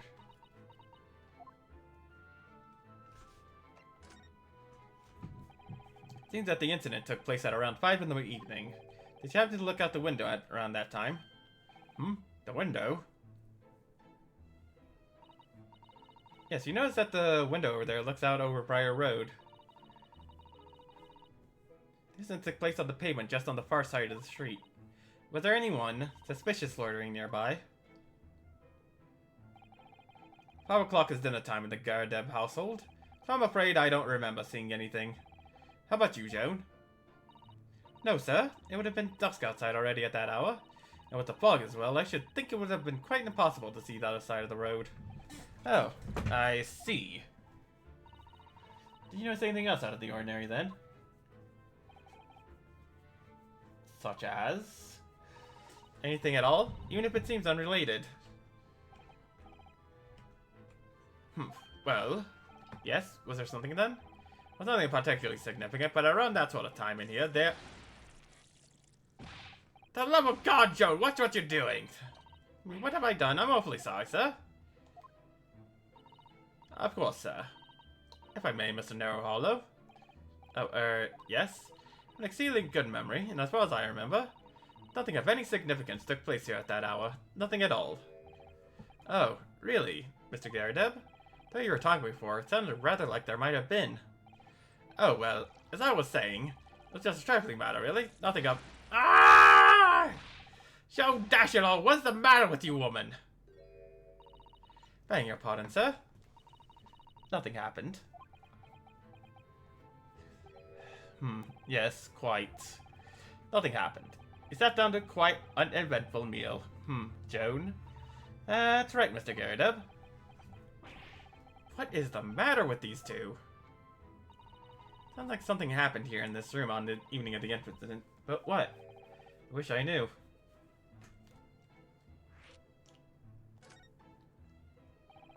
Could you tell us which floor Mr. Natsume's room is on? Why, certainly. Just below us on the first floor. Is Brandon there even as we speak? Yes. Told me Natsu's name, and asked him to look into the matter, so I gave him the key. Mr. Natsume has engaged with Mr. Sholm's service? That's a blatant lie. Would it be alright if we also had a look around? In Mr. Natsume's room, I mean. Don't see why not. It's just down one flight of stairs. Who knows if we'll find anything that could help us with the case, but we have to try. Need all the clues we can lay our hands on, shall we?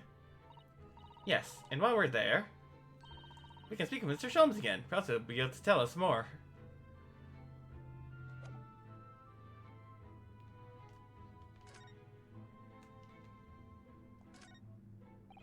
Look at this crockery on display here. It's rather unusual, isn't it? My genuine London dresser. Isn't it delightful? Though the shelves seem to be broken, and the crockery is... oh dear, it's in pieces. It really is. The word cracked couldn't do that Chinaware justice. Ah, I wonder. The cannon was fired at it. Yes, probably something like that, but let's not delve too deeply here.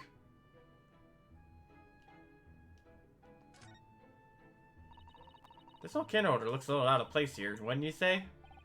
Yes, you're right. It's clearly supposed to be gold, but it's almost completely black for some reason. That old thing, yes. Just a cheap piece of ironmongery. Give him crack, really. Oh, you're the one I was studying, don't you know? For my commission. I know it's old. Hardly worth hanging on to, really. But, well, still has its uses sometimes. Of course. Does everything in this room have some elaborate story behind it? They're memories, Mr. Naruhodo. Memories. Oh, look! What a wonderful collection of cakes lined up on that gleaming silver tray stand. Lined up? It looks more like someone has half demolished them to me. Afternoon tea is a time of indulgence, you know. It is quite the English way. It is Mr. Garredub's custom to take 2 cakes with his tea. That sounds delightful. Oh, wait a minute, though. There are at least 10 cakes on this cake stand. Well, naturally, it will never do to waste the leftovers. So whatever Mr. Garredub doesn't eat, I say to myself, Joan, you shall have to tidy up. How magnanimous of you.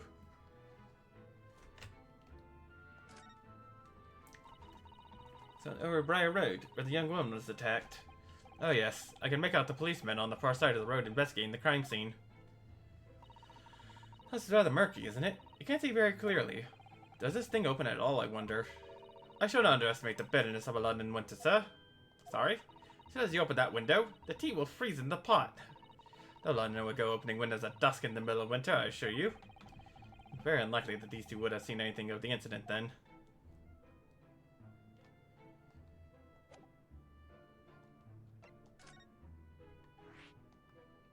To Mr. Natsume's room. God dang! Cat!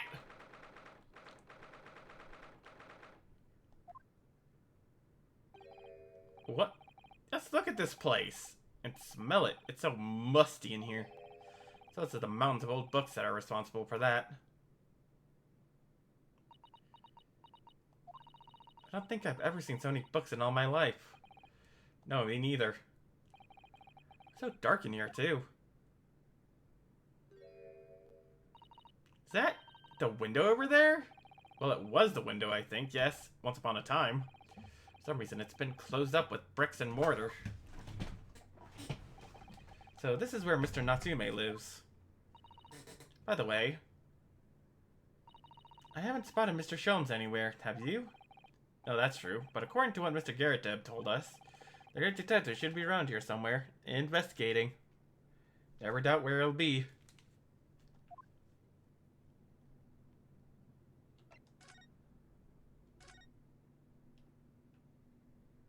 What's up, cat? Meow. Stretchy. Stretchy.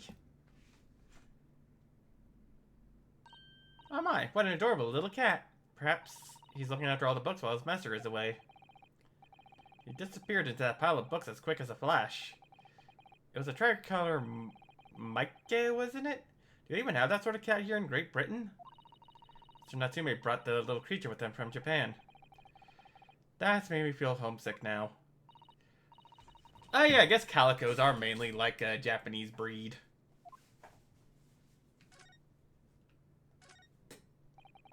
Look at all those books stacked up there.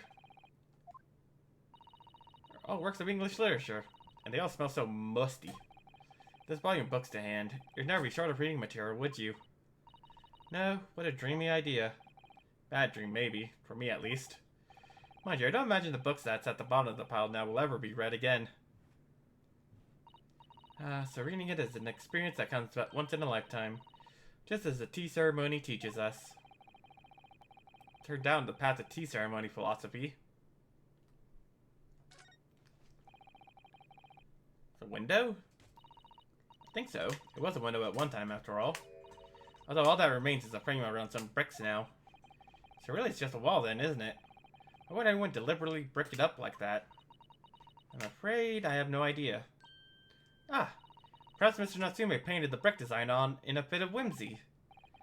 That's alarmingly feasible. Another reason, the lack of ventilation in here makes the place very oppressive. It does. I imagine being cooped up in a room like this would be extremely trying.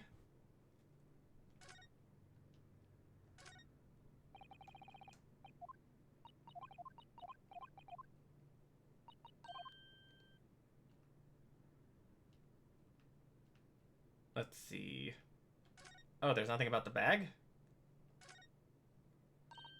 Oh look, it's Beckoning Cat from home. It's a bit big and bulky, isn't it? Surely Mr. Natsume didn't bring that Maneki Neko all the way from Japan with him. Maneki Neko. I think you're in a position to comment, Mr. Naruhodo. Are you feeling the enormous Daruma doll that you brought in your luggage? Well, it can be dangerous traveling abroad. I wanted a lucky charm.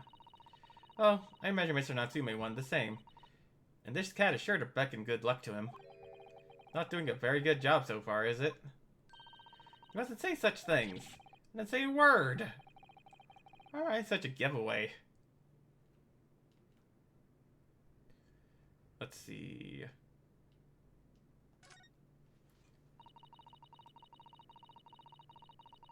Aside. I suppose Mr. Natsume would sit here and read while stroking his cat. Down on all sides by these tiring old tomes. Just like dreamt of books every night as well. Yes, he must have done, mustn't he? Oh, what's this? It's a receipt from a secondhand bookshop. Your Books. Oh yes, Mr. Natsume's name is on it. Look. The date of purchase. 2 days ago at 4:45 p.m. That's the day of the incident. He was embroiled in the terrible attack. He must have been on his way back from buying some old books. Yeah. I think that's everything. Oh, never mind. There he is. Look, Mr. Naruhodo. There he is. Where did he appear from? He seems to be engrossed in the pages of an old book. I hope he won't mind if we disturb him. Hello, Mr. Sholmes. You two. Good day. Now, let me see. Where was it that we met? Mr. Sholmes, we were together on the SS Buria. Yes, of course, the Buria. And let me see. What happened on that voyage? It was Kazuma Asagi. He died. Tragically. But you were a great help to us. Yes, but of course, the case of Mr. Asagi. It was the one with the snake, wasn't it? Oh. Well, you seem to remember something of it, at least. What an honor to be remembered vaguely by the great Herlock Sholmes. This is Mr. Oh, no, my dear madam, hold your tongue. I pride myself on my superior powers of recollection. Your names are safely recorded in my brain attic. Miss Naruhodo and Mr. Susato. Try the other way around, Mr. Sholmes. I lost the first round. Back to this goofball. In truth, I had hoped to invite you both to my Baker Street suite the day we arrived in London. But some Scotland Yarders ambushed me at the railway station and whisked me away to a crime scene. It was an entirely trivial case, of course. I solved the matter in no more than 30 minutes. Prince Soseki-san in that short an amount of time? I'm afraid the pursuance of a new case has dulled my recollection of my past involvements a little. A little? Elastic walls can extend to any extent. I do my best to forget useless facts, lest they should elbow out the useful ones. Yes, those are my own words of inimitable wisdom. You know, from an adventure entitled The Study in Scarlet. Please, there's no need to quote yourself. I don't always remember my pearls of wisdom, but fortunately, my associate pens them beautifully. Means Iris, I suppose. Mr. Sholmes, We have some extremely important questions to ask you about the trivial case you just mentioned. Goodness, what an earnest expression. My dear madam, I should be only too pleased. And this murky room is an apt place to discuss the murky case.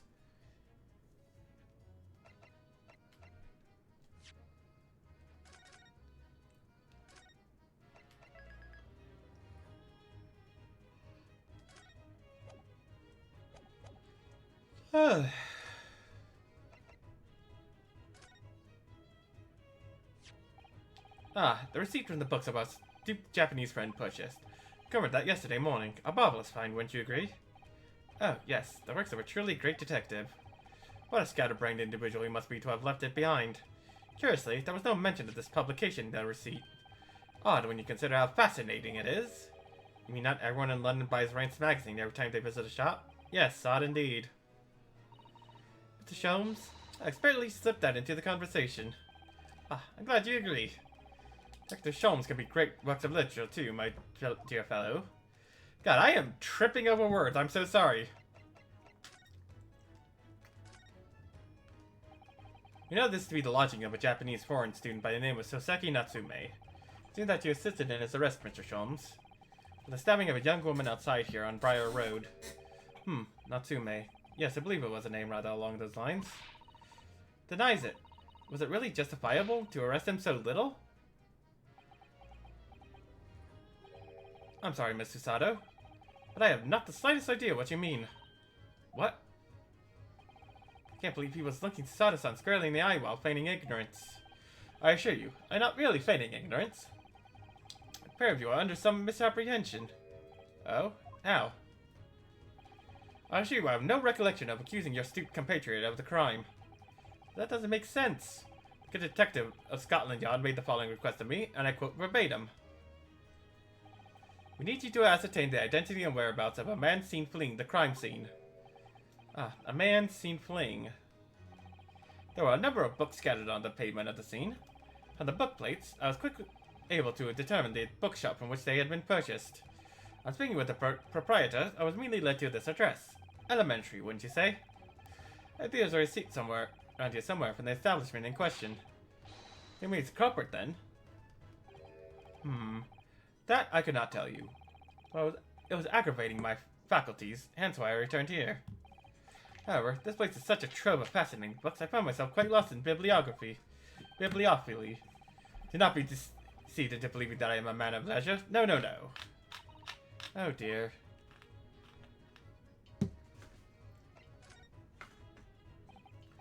Tell me. Have you encountered the landlord of these lodgings? Yes, Mr. Garadeb, a retired military man.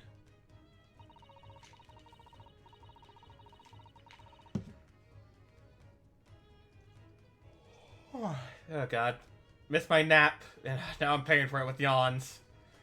It was the first time I've ever met a soldier from the Great British Institution that is services. It was the first time I've ever met a maid from the Great British Institution that is service. I didn't think it was that funny.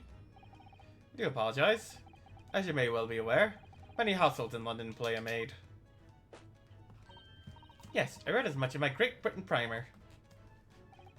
And so conversely, whether or not a household employs a maid has come to betoken the social standings of those whose dwellings wherein. Betoken their social standing? Sorry? Well, simply, my dear fellow. Those who employ at least a single maid are considered middle class. Those who do not are beneath that. In the upper echelon society, of course, households employ enough staff to constitute a large family. Goodness, how extraordinary.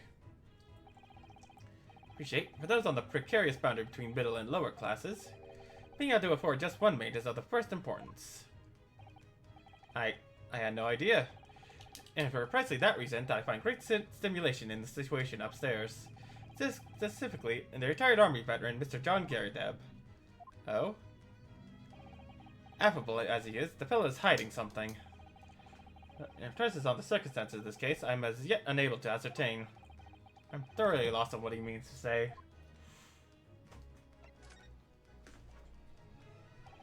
This room is thoroughly suffocating for the soul, my dear fellow. I assure you, any man whose lot is to dwell in a place such as this will stab somebody sooner or later. Assuming I stabbed no one. Ah, but sooner or later, as I said. I don't believe that's the issue here.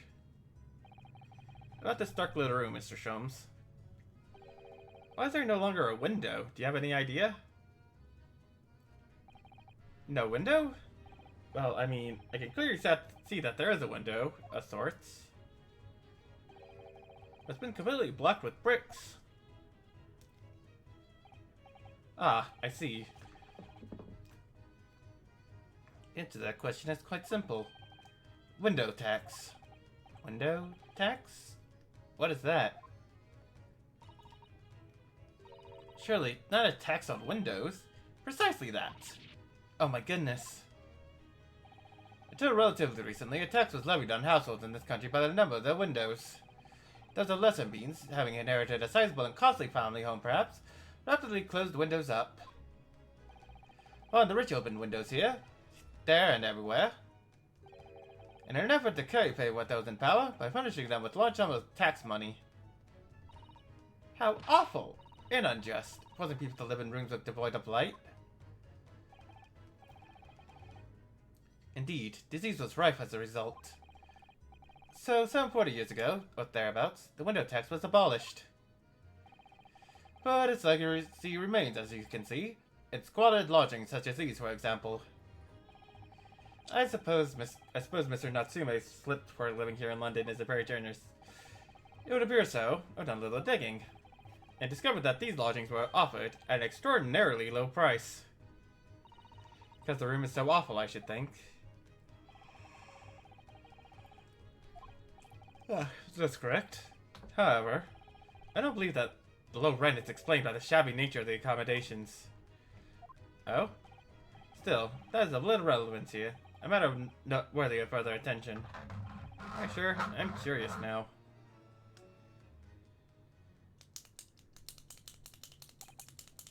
Well, I believe I told you all I can now. Thank you, Mr. Sholmes. Ah, yes, Mr. Naruhodo. Was it not your intention to become a practitioner of law? You remembered that, did you? Will you perhaps be offering your services in this very matter, I wonder? To the occupant of this room, Mr. Natsume, was it? I'm not sure. Not sure? On what grounds? Well, I actually offended someone in court here only yesterday. Really? Well then, I congratulate you, sir, on an ambition realized, and so promptly, too. The thing is, it's really made me question things. Am I right to believe in my clients? To trust in their innocence? Yes, trust. Mr. Sholmes, Mr. Natsume didn't do it, did he? Ah ha ha ha ha! My dear fellow, I haven't the first idea! Oh, but I thought that's why you were here. Didn't you come back to investigate? Ah yes, that was indeed my initial intention. But there are simply too many fascinating books here. How can I possibly ignore them? Oh, I see. Nevertheless, there are two facts that I can state quite unequivocally. The man who fled the scene of the crime 2 days ago was the Japanese occupant of this room, and there are witnesses who swear to have seen the same man commit the crime. That is all I can say. Ah, and one more thing. Oh? What is it, Mr. Sholmes? Tell us. Certainly whether or not it is of relevance to this case, but I am quite sure that the retired army man who owns this property is hiding something. Mr. Sholmes said as much before, actually, didn't he? Anyway, at present, that is really all that plays on my mind in relation to this case. Naruhodo. As yet, our investigations have uncovered nothing that could help establish Mr. Natsume's innocence. No, you're right. It's time we probed a little deeper into Mr. Garrideb's secret. Just remember, I cannot be sure whether the landlord's secret will prove to be relevant or not. But I wish you every success, of course, Mr. Naruhodo. A busy man indeed. He's gone back to his book in the corner of the room.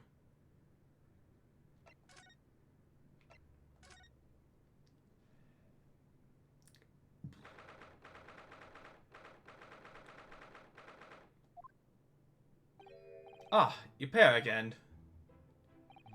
Tell me, was the detective chap, I forget his name, still hard at work down there?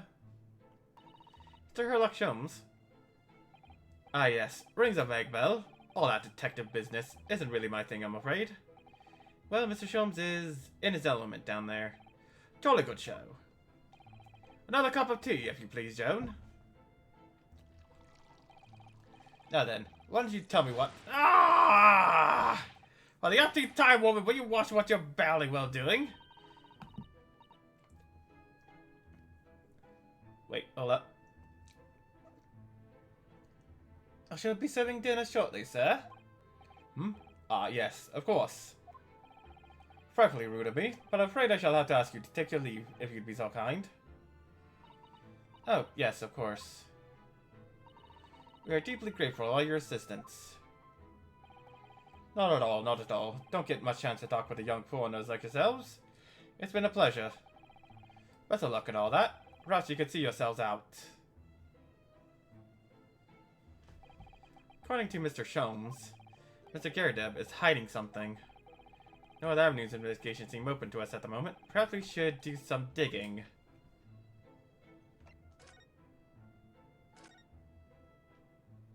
Of course he's here.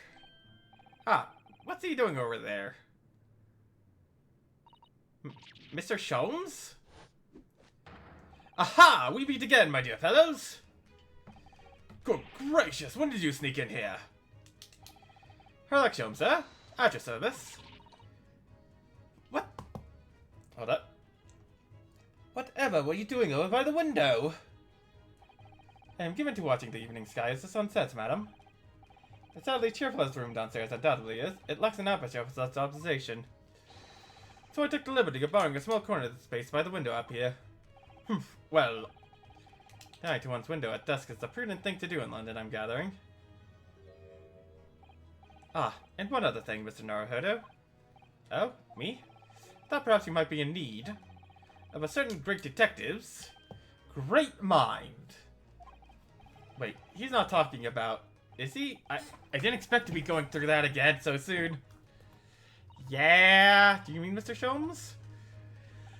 There is a mighty secret in this modest room.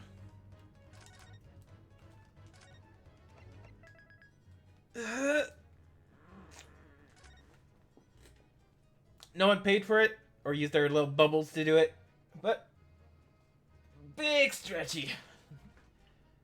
Much better. My eyes even see even the most trivial of trifles.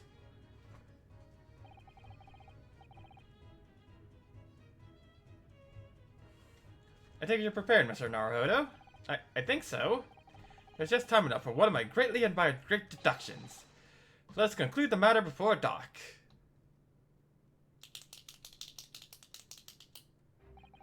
Mr. Garrideb, though it would seem you are a military man of considerable distinguished service, your standing as a landlord is most certainly not what one might call first-rate.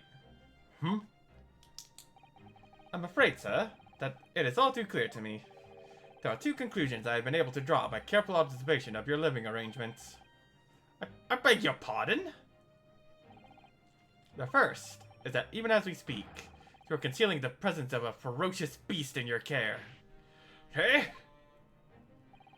And the second is that as a result of the beast's violent rampage, you have lost something very dear to you. Mr. Naruhodo, look! The man's broken out in a cold sweat. Believable, it seems Mr. Sholmes' conclusions are both spot on. How could you possibly... How could I possibly know, you mean to inquire? The answer couldn't be simpler, sir. For in the dense jungle of logic and reasoning, I am the king of beasts. And I know only too well that wild beasts are not easily tamed. So, shall we begin? Once again, Herlock Sholmes is proud to present his Logic and Reasoning Spectacular.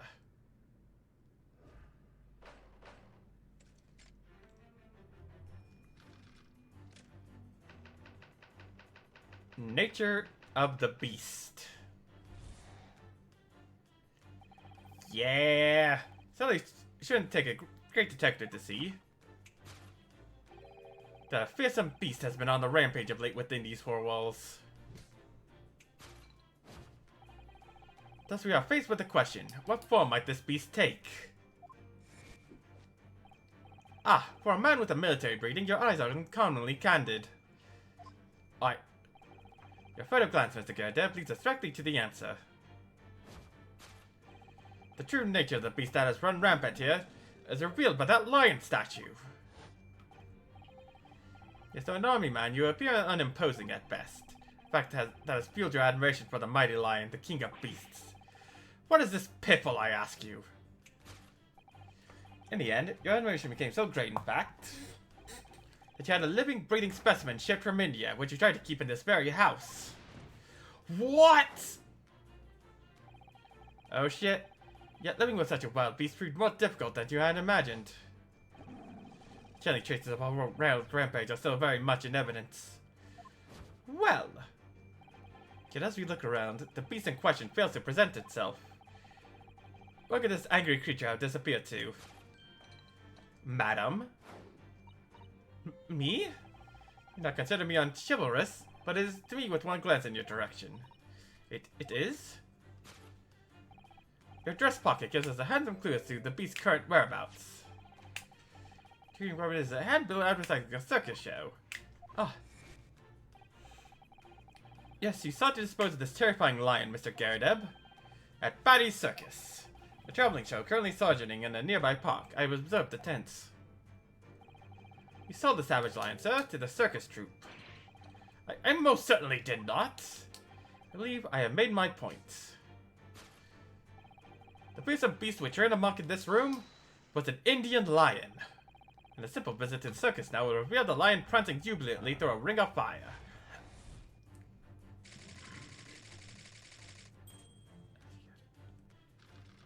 Asiatic lion. Aftermath. Now, Mr. Garrideb, it is plainly clear that you still have deep feelings for this formidable beast. Indeed, in that blithe pose, the stress this loss has caused you is veritably tangible. And your shoulder, the pain you feel being reeled by that supporting arm. Wrong. Tears, you have let your beloved beast go. The strain of losing something so dear to you is clearly visible in your visage. Nonsense, man, I simply... But what, we must now ask ourselves, is the true cause of this pain? And we nearly follow the direction of your gaze to understand the answer. Yes, the pile of bills that has given reason to the pain you suffer. Every envelope contains another demand for payment. For cartloads of meat, potatoes, wheat, and tea. Indeed, feeding your beloved has had a devastating impact on the financial circumstances of your household. And so you had no choice but to let it go. Yes, well, Now, in a final fit of rage, the ferocious beast carried out one last unimaginable attack. Well, the aftermath of which can be clearly seen by observing the carpet over there. A very expensive woolen carpet, if I am not mistaken. Oh dear me. What could have caused such a destructive outburst? This time, madame, I'm afraid it is you who has inadvertently revealed the truth to me. Your wandering eye has settled upon the answer very neatly indeed. Yes. To explain the dire state of the carpet, we need only look at the Tower of Cakes. There's no creature more dangerous on this earth than a beast with an unsatiated appetite. Was it not once said by a certain nobleman, if they have no bread, let them eat cake? Food is at the heart of all tragedy, in fact. Whatever do you mean? Having tired of the taste of cake, the beast began to stalk its next prey. I'm sure I need not spell out the nature of this foul act of destruction carried out by the beast. Logical conclusion. Worked into a frenzy by hunger, the lion attacked and ate the carpet. The teeth marks in the carpet are a perfect match with those of a lion I once saw in India. That is completely wrong.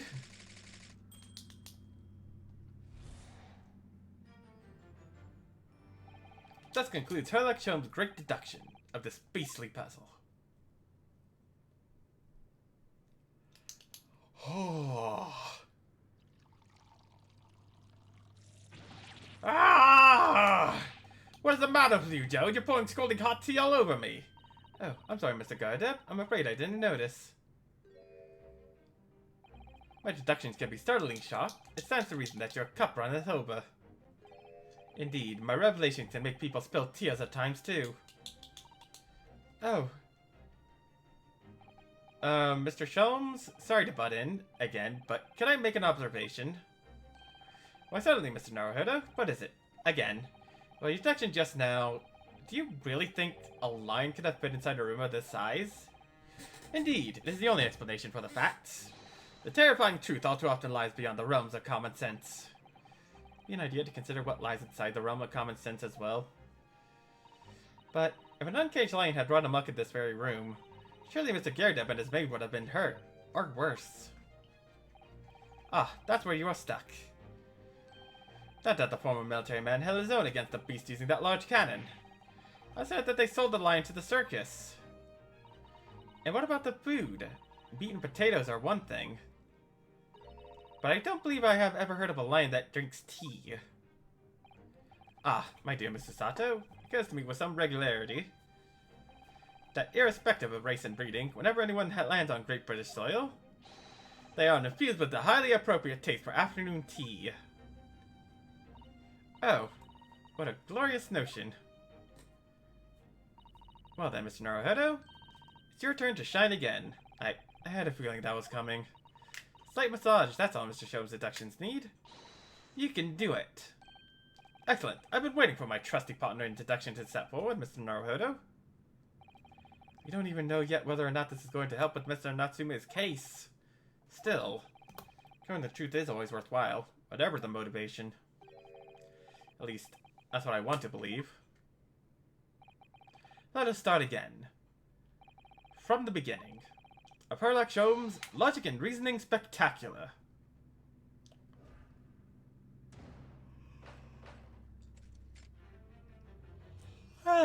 Big yawn.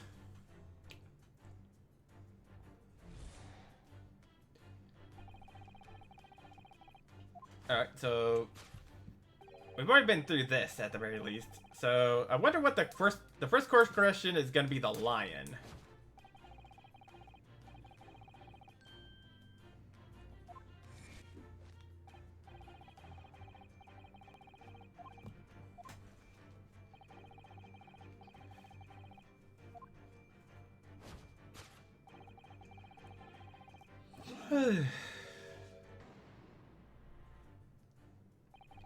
I really didn't see the lion thing coming.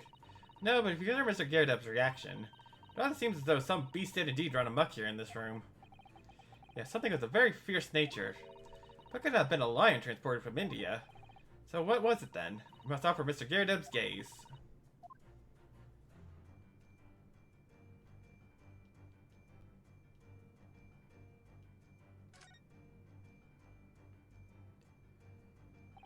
What's this photograph? It appears to be from Mr. Garrett's wedding. Looks very happy, doesn't he? He does, but he can't make out his bride. No, how unfortunate. Something must have struck the glass directly over the woman's face. Probably best not to delve too deeply there.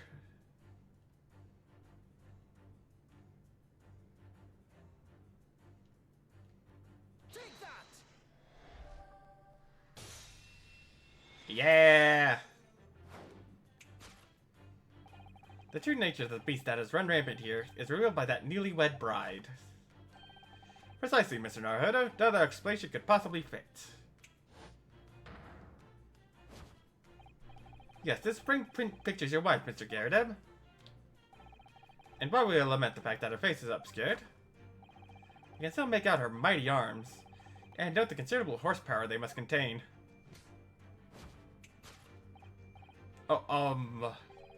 Indeed, surely anyone of such powerful constitution would be honored to be described as a beast. Honored might be stretching a point. Too late, the fact remains that the beast, which so clearly savaged this room, was your wife, Mr. Garrett. Ah! Chilling traces of a wild rampage are still very much in evidence. Well, and as we look around, the beast in question fails to present itself. Where could this angry creature have disappeared to? Madam? Me? I pray you do not consider me unchivalrous, but it is plain to me with one glance in your direction. It is? Your dress pocket gives us a handsome clue as to Beast's current whereabouts. The poor, fragile, defenseless woman is beside herself. Well, I don't know about fragile. Oh, dear. Anyway, Mr. Jones is quite right. There is no sign of a Mrs. Garrideb anywhere. Seems there may be a clue as to her whereabouts. A clue that his maid is trying to hide. It's her.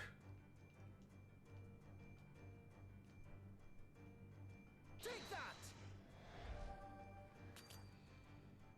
Oh. If I should voice this. If for some reason, the thought came into my mind. Mighty goddess of destruction. Yes, I was waiting for you to hear it. I'm quite proud of it. Myself wanting never to have heard of it. Okay, I'm happy with failing at least once. Oh, sorry. I'll try again.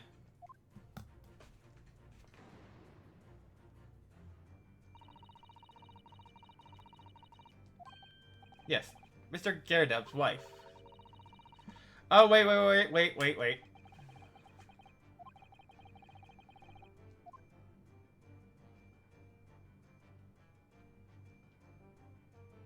Take that! Yeah, I should have seen the wedding ring. The wedding ring gives us a handsome clue as to the beast's current whereabouts. Ah. Indeed it does. That flowery band gleaming on your finger gives you away. For it is identical to the one shown on the hand of Mr. Garrideb's bride in this photographic print. In other words, you are no ordinary household maid. No. You are Mr. Garrideb's lucky bride. You are Mrs. Garrideb herself. What?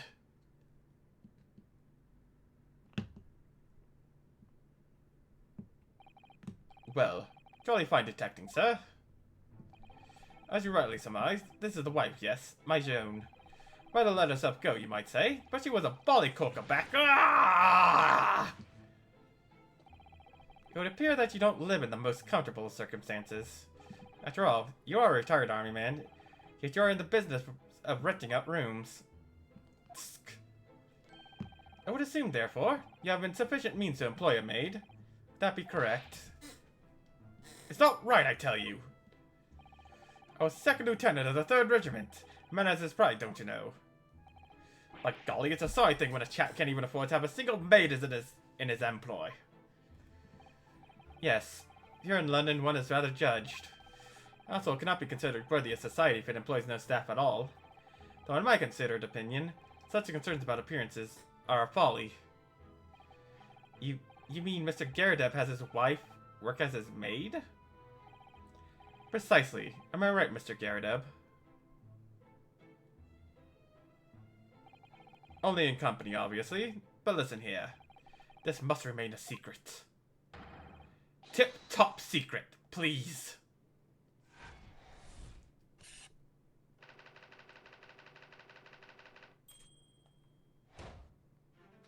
Yeah.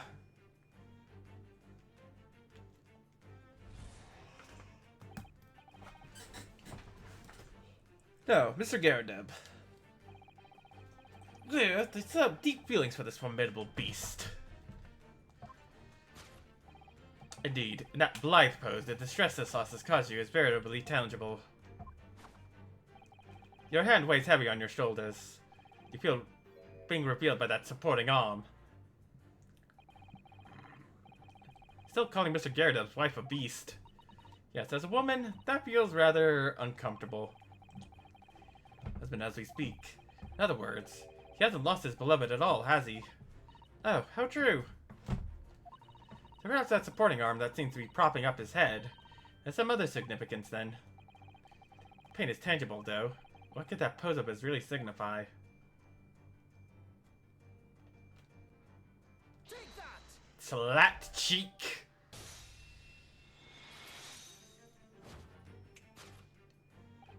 Your head weighs heavy on your shoulders. The pain you feel being revealed by that slat cheek. And of course, the deliverer of that impressive mark on his cheek that refuses to fade was you, Madame Joan Garrideb. Well, yes. I like the shiny eyes, that was cute.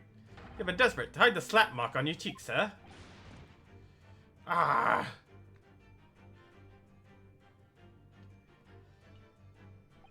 How the blazes? How did you work that out, man? That escapes the notice of one trained in the art of observation, my dear fellow. That's why you haven't looked directly at us, even once. Keep your other side from view. Well, Now, let's proceed to the next conundrum. Why were you subjected to such a violent slap?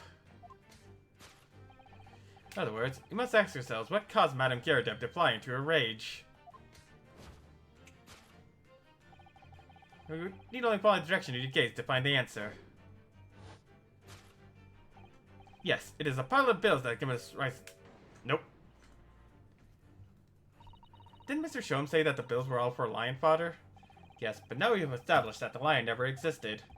Which can only mean that the thing responsible for the gobbling up all that food was Mr. Garrideb's wife. Mr. Naruhodo, she's a person, not a thing. Yes, well, she's also a person who gave her husband a mighty slap around the face. One so hard that it left a perfect hand mark, in fact. Hit her husband with such force, I wonder. Answer that question.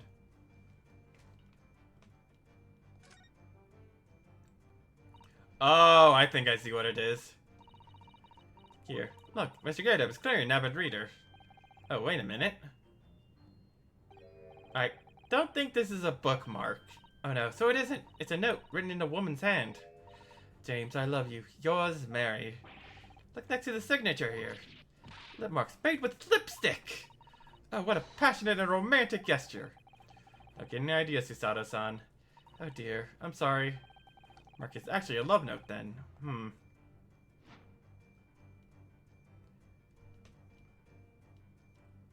Take that! Yep, that'd do it. Yes, it is the love note that has given rise to the pain you suffer. Oh, James, I love you. Yours, Mary. Passionate indeed. Oh, she is angry. There's a fly in the ointment here. Ah! But I don't know the Bali woman. You don't know her? That note wasn't written to me. It was just in the book. I don't know how it got there. It was just in there, you say? That's right. That's what I've been saying! A likely story. Now listen here, Joan, old thing. I explained all the time. I bought the book at that second-hand place, and that note must already have been in there. So, the previous owner of the book was using note as a bookmark, you mean? That's right, that's what I've been saying! A likely story. For heaven's sake, woman, look at the name! It's written to James! My name, in case you've forgotten, is John! A likely story. Are you questioning my name now? And there we have it. Arouse the suspicion of the female heart, and you unleash a beast with the most ferocious bite. Now, in a final fit of rage, the ferocious beast carried out one last unimaginable attack. Unimaginable? The aftermath of which can be clearly seen by observing the carpet over there. Very expensive wooden carpet, if I am not mistaken. Oh dearie me. What could cause such a destructive outburst? This time, madam, I'm afraid it is you who has inadvertently revealed the truth to me. You have settled upon the answer very neatly indeed. Thanks to dire state of the carpet. But surely Mrs. Garrideb didn't eat the carpet? No, of course not. There doesn't seem to be any doubt that the state of disarray that this room is in is a result of her wild temper. No, that's true.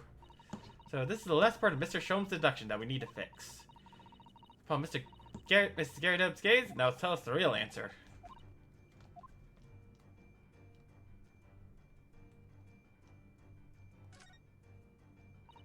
This looks like a very old candlestick. The base looks too small. Surely it's very unstable. Make it topple over. Oh dear, that would have been dangerous. Wait, take a closer look at this. There's one candle missing. Yes, I didn't notice that before. It's missing from its holder.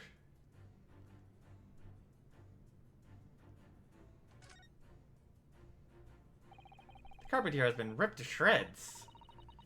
Mr. Shome's deduction. The tears match those made by an Indian lion's teeth exactly. What is it? If you look closely at the edge, you can see scorch marks. Oh yes, so you can. In that case, perhaps the carpet wasn't eaten in the normal sense at all.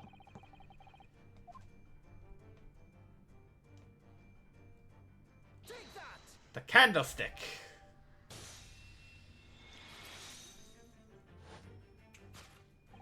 Yes, to explain the dire state of the carpet, we need only look at the candlestick.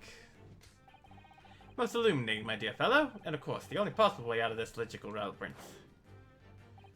Yes, the remnants of a ferocious attack in which the carpet was devoured are clearly visible. Indeed, they are. The scorch marks at the edge clearly give the truth away. Scorch marks?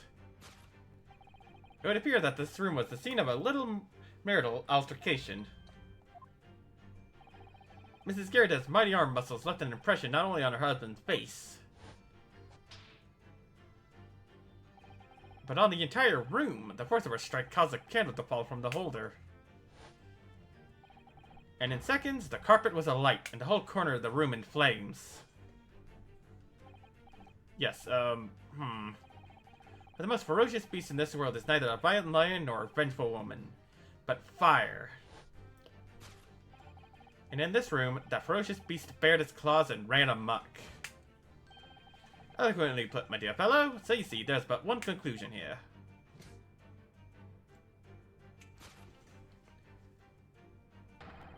As the sparks of Marlowe discourse flew, this room was the scene of a fire.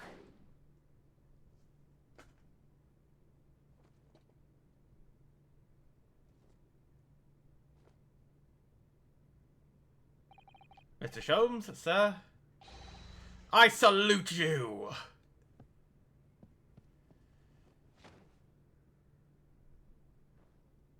Strong, lady.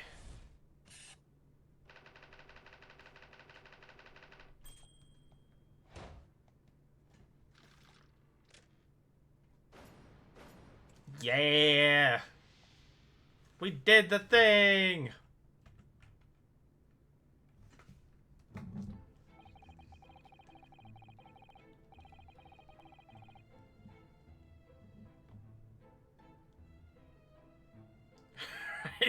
They're not gonna lie.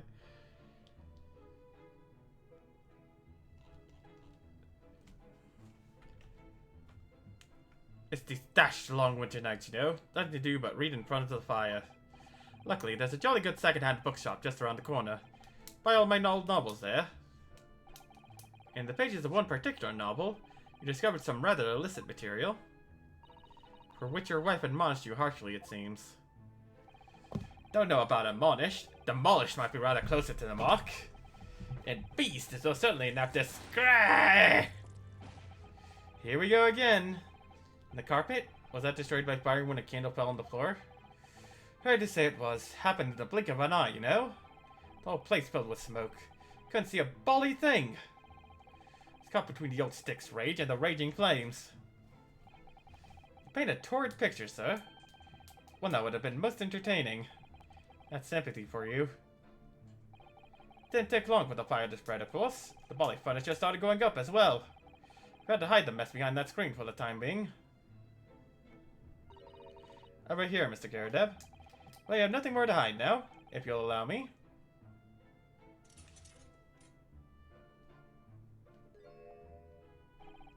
And all my favorite old novels in that case. As soon as fire got hold of them, that was it. Whoosh, up in smoke. Gosh. And the wife started hurling things at me. What a terrible sight it must have been. There was I, backed up against the window, under heavy enemy fire. Incendiary books incoming 10 to the dozen. The worst of it is, I lost my favorite, a book called The Lion's Pride. Lion's Pride? Ah, yes. Your notorious love of big cats coming through again. I assure you, the title didn't influence my choice in the slightest. The poor man really did lose something dear to him as a result of the ferocious beast rampage. Mr. Sholmes' deductions do not have to be correct once again. Can only be described as a great British wonder. I tell you, it was total carnage, flames everywhere, and the old stick in full fettle.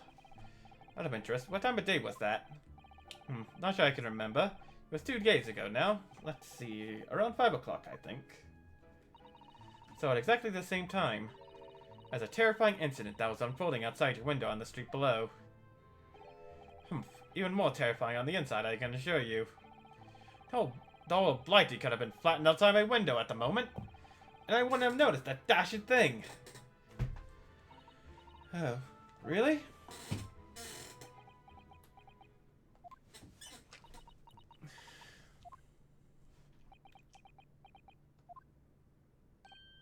Mr. Sholmes? Yes, Mr. Naruhodo, what can I do for you? Well, I think we've got to the bottom of Mr. Garredeb's situation now. What does it have to do with Mr. Natsume's circumstances? I can't help you there, I'm afraid. What? My dear fellow, if you recalled, I did say as much from the outset. I warned you that, although I knew the retired army man to be hiding something, I could not be sure whether the secret would prove to be of relevance or not. There's just you knew you were going to say that. No, Mr. Naruhodo, you mustn't lose heart. Bear in mind that all things fall into one of only 2 categories. Those relevant to the case, and those not. That makes no sense to me. Well, no matter. It is of far greater importance that you make up your mind now. Sorry. Visiting hours at the prison will soon be over.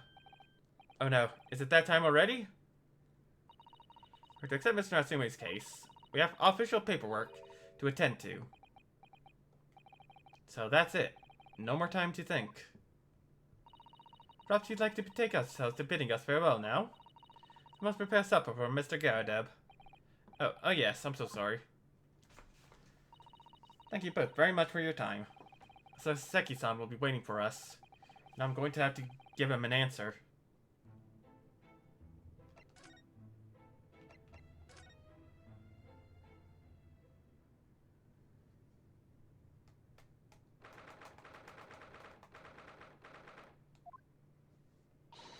Sorry, Mr. Naruhodo, we must hurry back to the prison. Yes, I know. Let's hail a car. Oh. What's the matter? Looks like something's going on over there in front of the Garredeb's house. Oh! I know thee not, old man. Fall to thy prayers. Who are you calling an old man, you rum-looking niminy-piminy? There are more things in heaven and earth, Horatio, than there are dreamt of in your philosophy. Who's this Horatio fella, eh? What are you on about? Excuse me? What the? Who are you now? I'm sorry, it just looked as though there might be some problem here. My associate here, Mr. Yunisuke Naruhodo, is a lawyer, you see. A lawyer? What? If I be of any assistance, I'd be happy to help.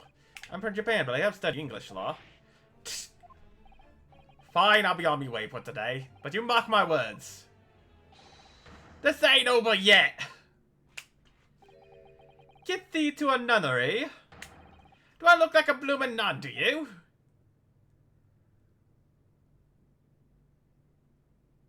Who the fuck is this guy? This is a man that goes do ho ho ho ho. I do hope you're not injured. Oh, fair Eastern maiden, thou art so gentle. Thank you. What was that all about? There are more things in heaven and earth, Horatio, than are dreamt of in your philosophy. I'm not Horatio either. Carissa, but... Are you a lodger here, in the Garredeb residence? Oh, fair Eastern maiden, thou art so right. Yes, I do dwell in this humble abode. Then he had another lodger, didn't he? Must be the man. You happen to know the other lodger who lives on the first floor? Ah, yes, a gentleman named Natsume. Oh, more worthy a polemist than my battle of words ne'er could there be. Sorry, battle did you say? Who is the stronger, Hamlet or Macbeth? Mr. Natsume and I spared long into the night. Also, I'd probably say Macbeth. Macbeth is probably stronger. I see. I don't fully understand, but it seems Mr. Natsume and this gentleman are acquaintances, at least. So, fair maiden, so good gentlemen. I can tarry here no longer. Fare thee well! I didn't really understand him, but I think he's returned to his room. Seems he's unaware of what's happened to Mr. Natsume, so he can't really help us. Toki-san and that man as lodgers. The Garudeb house is certainly full of eccentrics. Go and find a carriage. Yes, I'm sure Mr. Natsume is eagerly waiting our return. Let's go!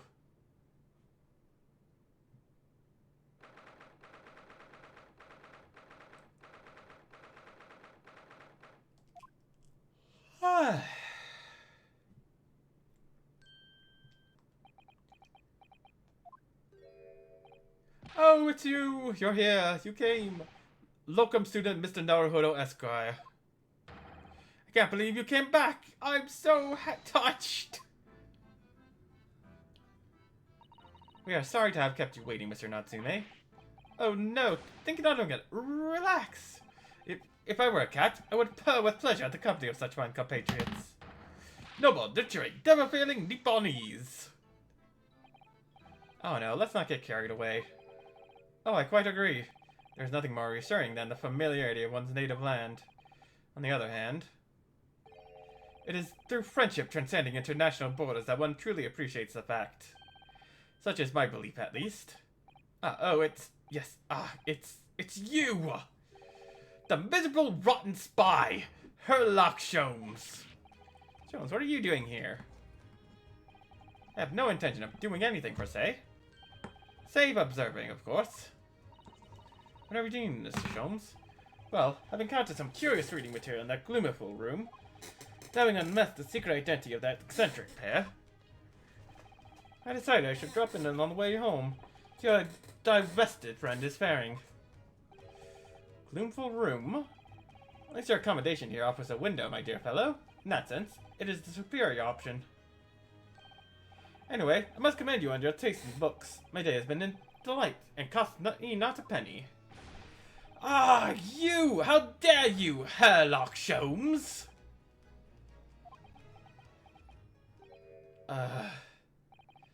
I've had it. I'm through. I'm at the end of my rope. I should never have come to the Great Britain. It was a terrible mistake. Haunted by spirits in those accursed lodgings. No doubt my luck will be cursed in tomorrow's trial as well.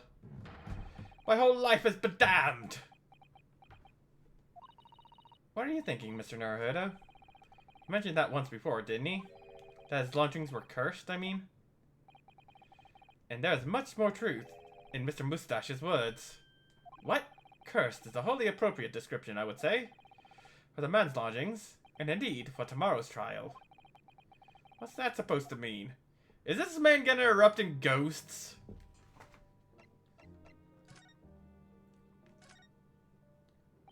Mr. Natsume, what did you mean by what you said just now? About the trial tomorrow being cursed?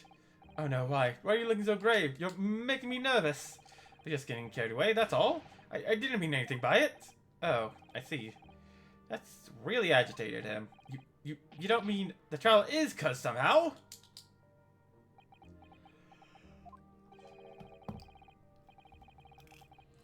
The Reaper of the Bailey? The Reaper? Oh no, what do you mean? Please, tell me. Summarize it succinctly in 16 salient words. No defendant has ever survived a trial in which the Reaper stands for the prosecution. Ever. Oh my goodness, can it really be true? That was 16 words exactly! Yesterday, Mr. Naruhodo successfully defended someone against the Reaper. But then, after the trial was over, the defendant passed away in unusual circumstances. What?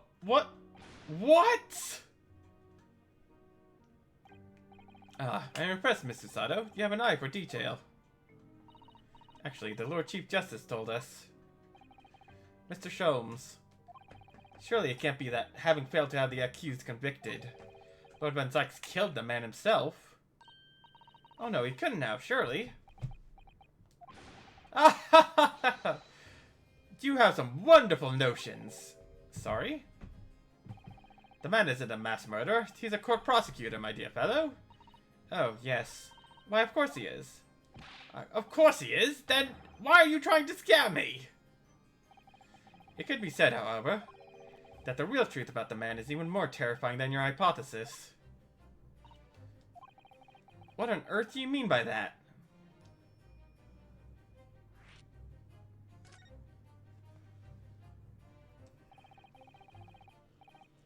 However, in London courts of law, exceptional does not equate to winning every case without exception.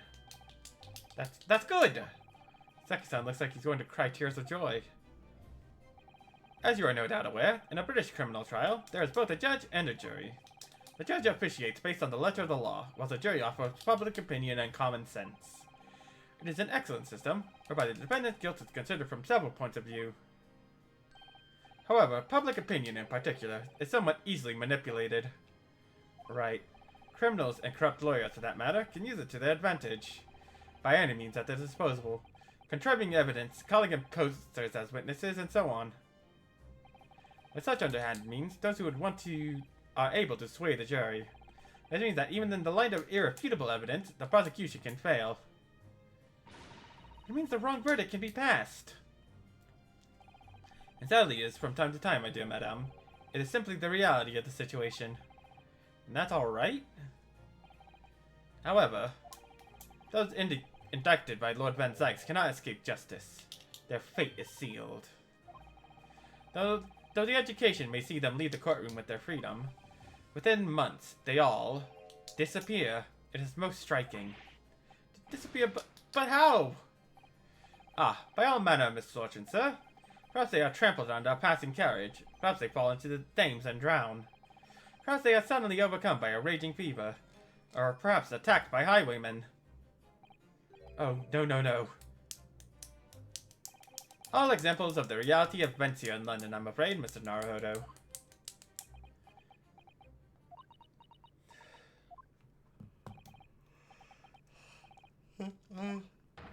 A dead dodo done for doomed.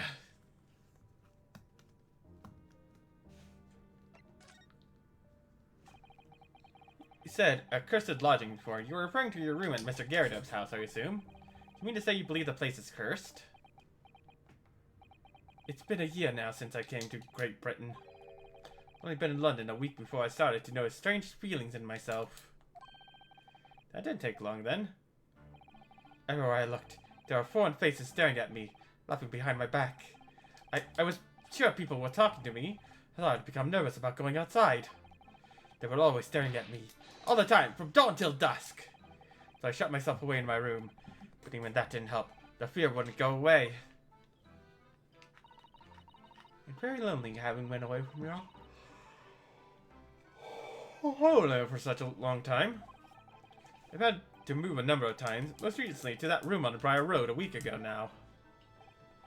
Yes, why did you choose there? It seems a little inconvenient. The rent is cheap. I have so little money, it appealed to me straight away. Of course, I asked why it was so affordable. I just simpered and said, the room is cursed. Oops. He tried to cover his mistake, but it was too late. So I told him, if you have something to say, then say it. But if not, don't mention it in the first place. Yes, well said. But it was true. It was all true. You mean, the room really is cursed, then? Ever since I moved to that windowless hellhole. My sleep has been plagued with nightmares. Awake feeling as though I'm being choked to death.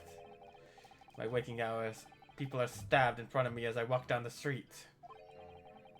Branded a killer, thrown in prison. Nobody wants to know me. I'm surrounded by scary, sinister spirits. Only there was someone, just one person on my side. Can no one find it in his or her heart to believe in me? Really no one at all? To believe.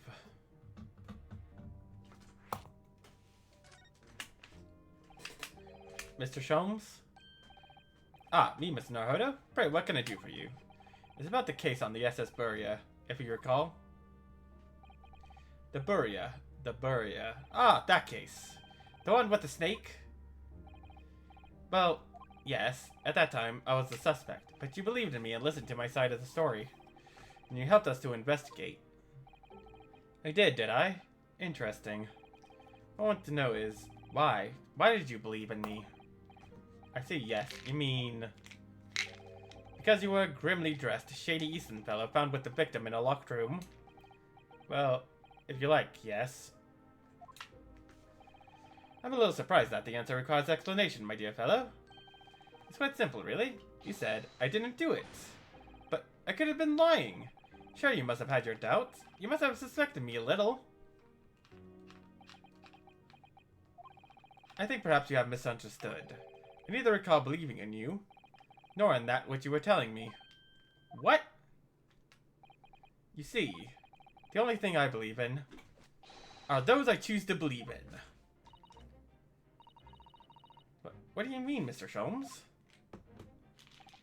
Make up my own mind about what is to be believed and what is not. If I should like to believe in something, I do. The circumstances can hang as far as I'm concerned. But I could have betrayed your trust. Ah, ha, ha, ha, ha. In that case, I should have made an elementary error of judgment, nothing more. Betrayal of trust is an overused excuse, in my opinion. Meaning, whether or not one should trust another is, in the final analysis, down to oneself. It's a matter of whether or not one can trust oneself. Yes, he's right. He's right, locum student Mr. Naruhodo Esquire. Whether or not I can believe in myself. Sorry, it's only as good as his faith in his client. And that comes down to how much faith he has in himself. You were so right, Kazuma.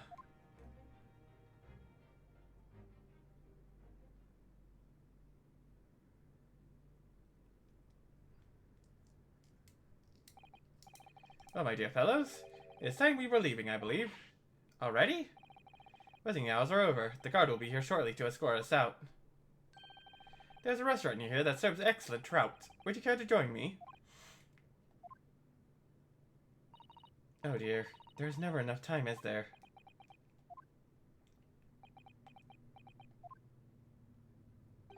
Mr. Natsume? If you like, in the trial tomorrow, I'd be happy to represent you.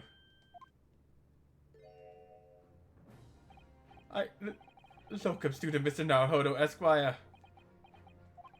As I said, I only experienced the British courtroom for the first time yesterday. Now, although the man I was representing was found not guilty, I lost sight of something crucial. Something crucial? What to believe in. The defendant, justice, or the truth. How to believe, even. Only worked it out. I decided I must believe in myself above all else. To trust my instincts. Yes, Mr. Naruhodo. Yes, Mr. Naruhodo. And my instincts are telling me that you, Mr. Natsume, are innocent of this crime. And it's imperative that we prove that in court. Locum student Mr. Naruhodo Esquire. I'll fight for your innocence until the bitter end with every weapon available to me. So I hope you'll permit me to represent you tomorrow.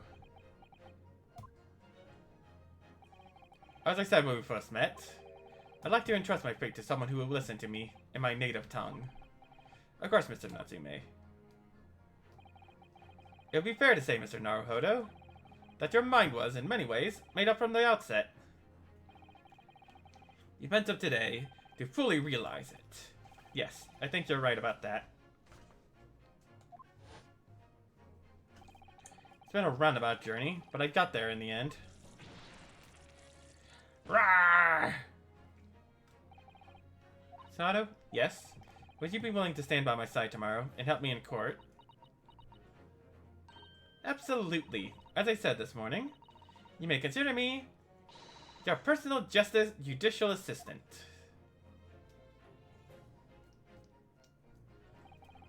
Shocking events of yesterday's trial still weigh heavily on my mind. It's time to stop looking backwards. Kazuma believed in me, and Mr. Sholmes believes in me now too. So it's time. Time that I learned to believe in myself. Soseki-san has no one. He's all alone. So it's my job to help him, to fight his corner. Tomorrow, in the courtroom, with all the strength I can muster.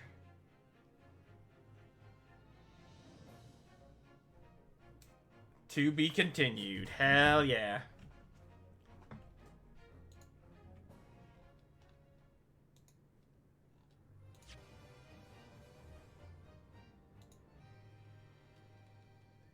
Spookware episode 3.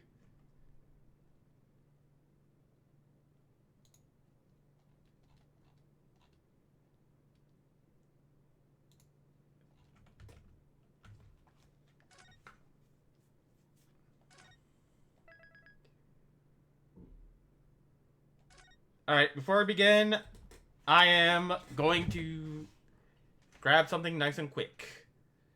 Because I am hangry. Alright, I shall be right back. Actually, wait. When's the next ad break?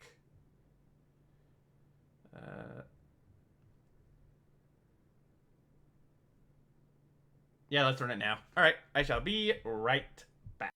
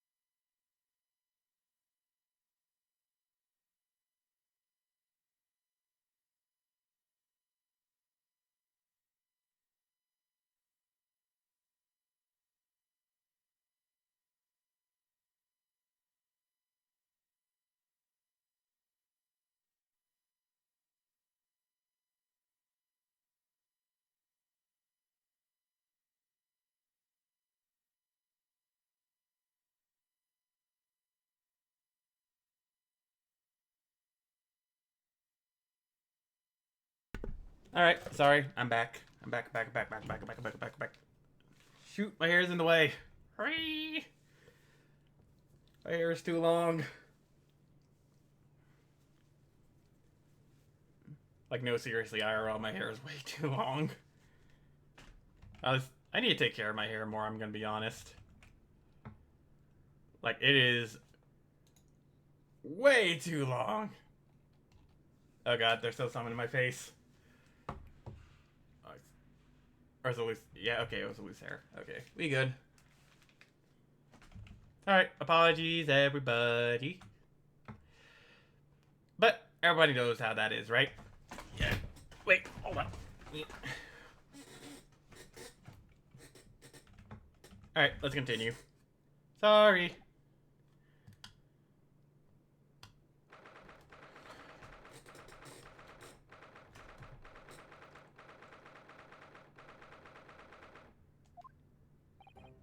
Well, I never expected this. Who'd have thought we'd be back here again so soon?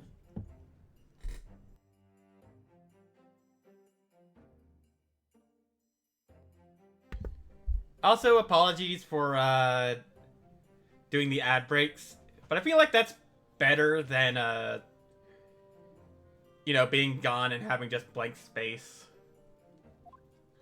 I am curious what ads I get. For anybody watching, please tell me what ads you're getting. Like, is it just like beer commercials? Is it like for other games? Because I have no choice in what ads play, I think. Because if I had a choice of what ads would play, it'd be all indie games. Like, you can guarantee. In order to research the latest court procedures here, we need as much court experience as possible. Well, yes, I suppose that's true. But for the person in the dock, it may well be his or her one and only one time in court.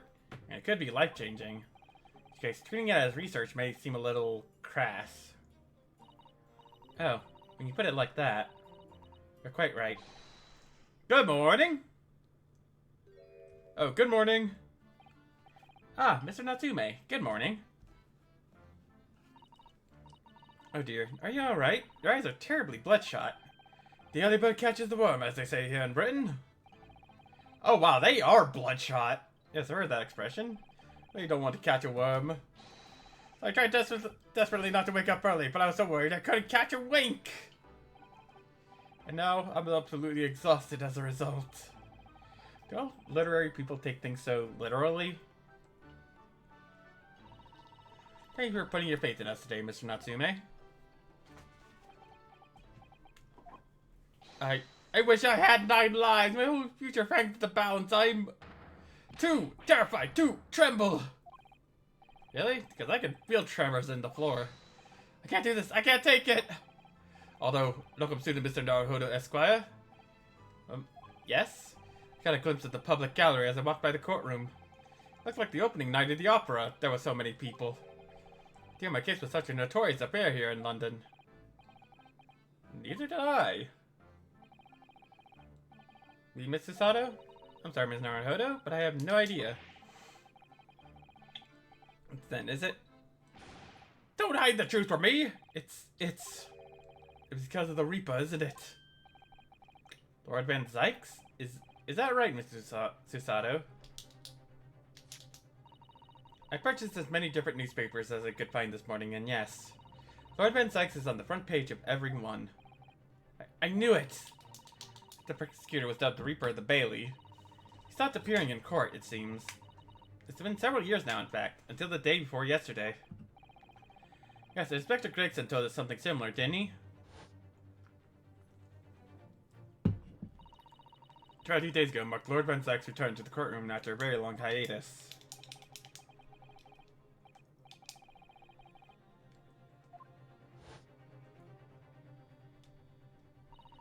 I believe that appearance made even greater waves here in the capital than today's. We wouldn't have realized, of course, having only just arrived in the country. Why is the Reaper back in the Bailey so soon for what appears to be a mundane murder? That's the question the papers are asking, and they're all speculating various answers. Mundane? Mundane? It's the most significant saga of the century to some of us. No offense, Mrs. Natsume, but that is how the papers are describing it.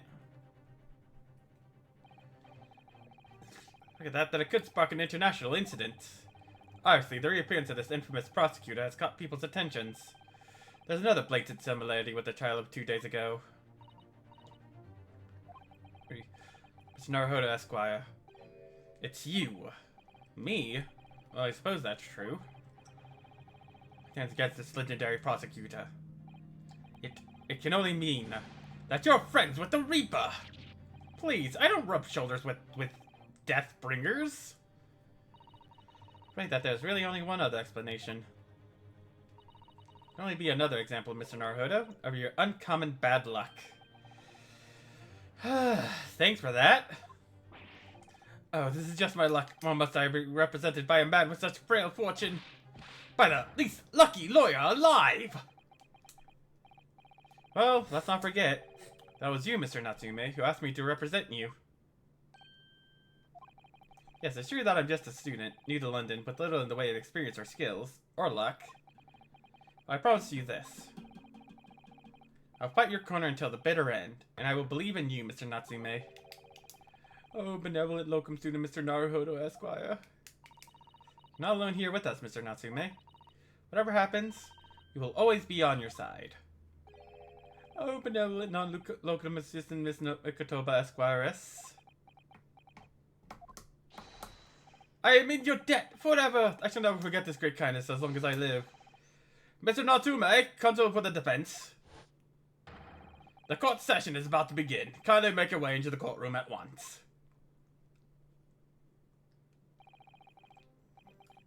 It's time. Let's go. Yes! Yeah! Courtroom time! God, this is gonna be a long stream, isn't it? We're just at the court case. British courtroom. My second trial against the Reaper. Kazuma. Because this time, I won't let my faith waver. I'll believe in my client to the last. Just like you believed in me. I believe I can do this now. I'm ready for this fight. Small seep.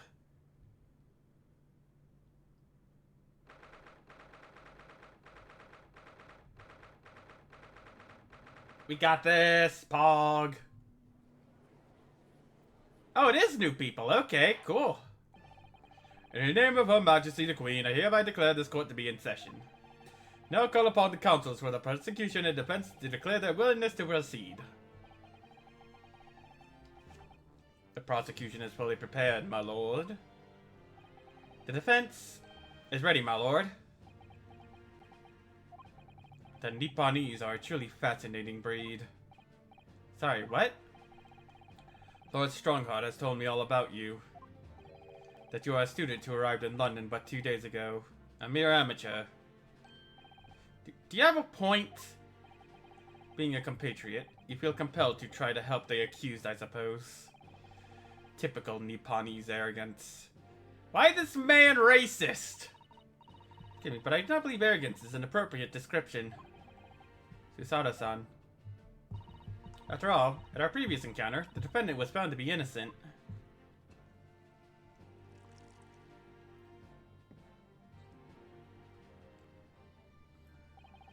Very true, and a most fascinating, if dark, trial it was too.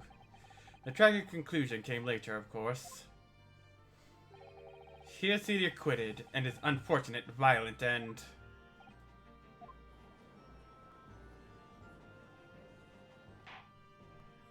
Wait, is that the banker? So I see both sides are in fine fettle.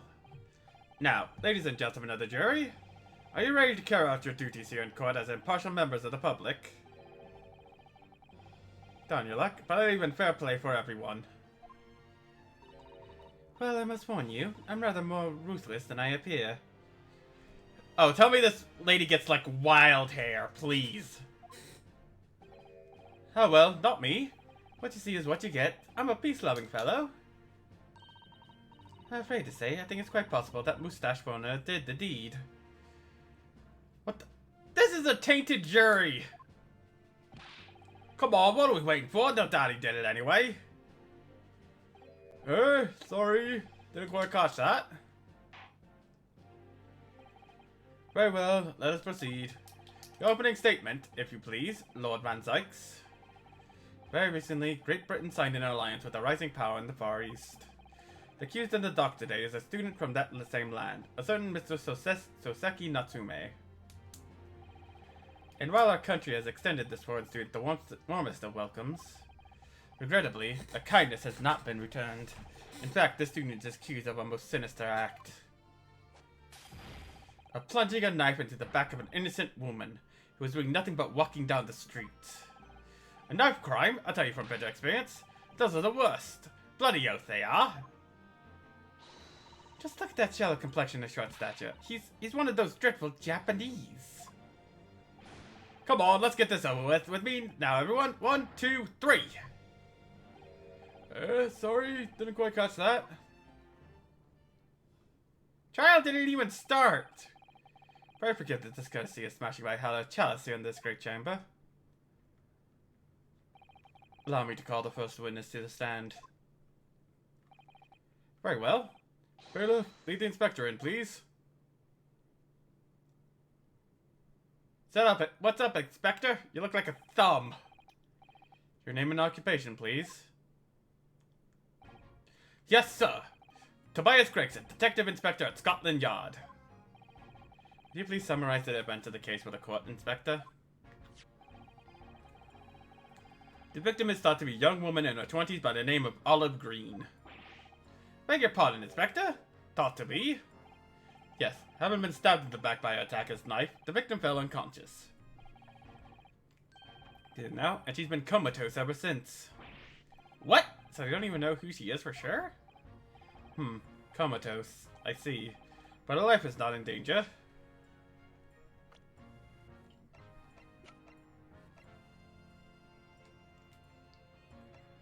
So that could possibly not be Olive Green.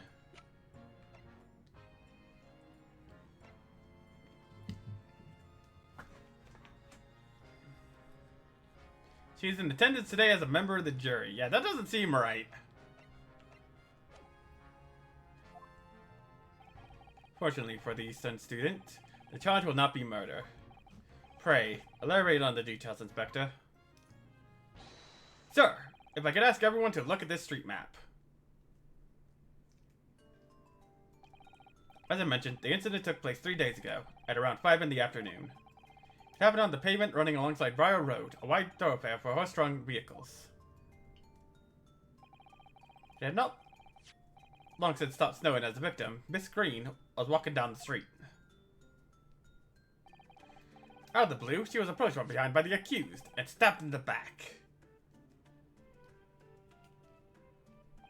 Luckily, the young lady's life was spared, and she's currently been treated in one of the city's hospitals.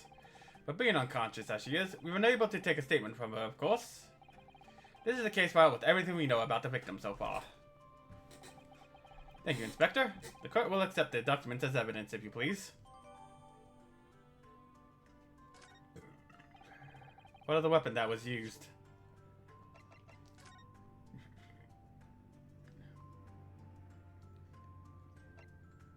Officer Raleigh Beats.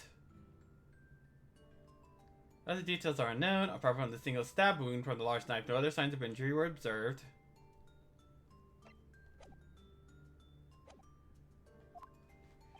Sir, I have that here. It was removed on the victim's back. Ouch, that big thing is starting to make me scared to walk down the street now. With a heavy blade like that, almost anybody would have been able to stab the poor woman. Even the scraggly looking Soka-san, I suppose. A common old garden jackknife, I would say. Rather nondescript. Thank you, Inspector. The court accepts the blade as evidence. Now then, what do we know of the motive? Money or valuables, I presume?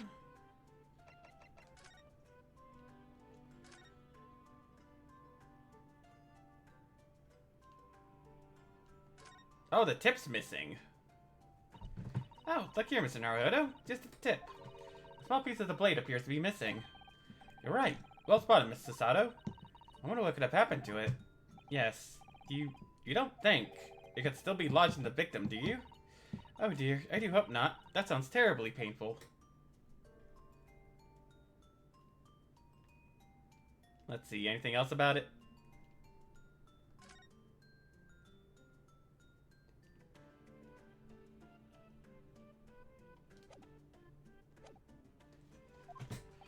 From what we can tell by looking at the woman's possessions, it seems like she's a poor student herself. Hard to imagine she would have had anything much worth pinching, my lord. I see. Well, in that case, are we looking at some deep-seated resentment toward the victim? I'm afraid I couldn't say. Apart from visiting second-hand bookshops, the defendant, Mr. Natsume, doesn't appear to get out much. This moment in time, we haven't been able to establish any sort of connection between him and the victim. Yes. If theft agreements had been ruled out as the motive, what reason could Mr. Natsume possibly have had for stabbing the young woman? Yet you arrested the man in spite of that? In a totally unjustified and heavy-handed way?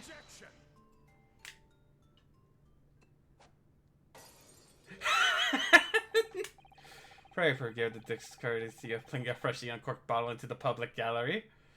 What the fuck, man? But your words have sourced its hallowed bouquet. For it is you, my learned friend, who is being heavy-handed here. What? Scotland Yard does not arrest people without good cause. That should be beyond question. Inspector Gregson, the prosecution calls for your formal testimony. explained to the court precisely why the constabulary came to arrest a Nippani student. Yes, sir.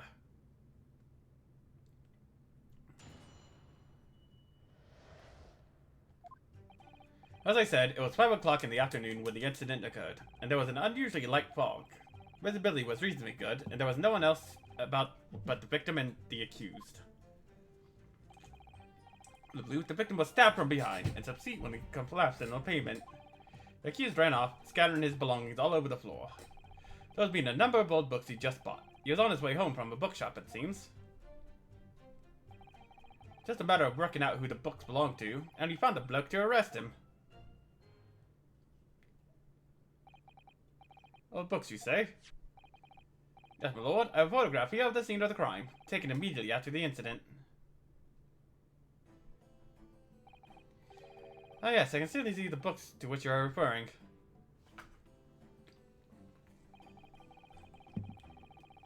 Please, Inspector.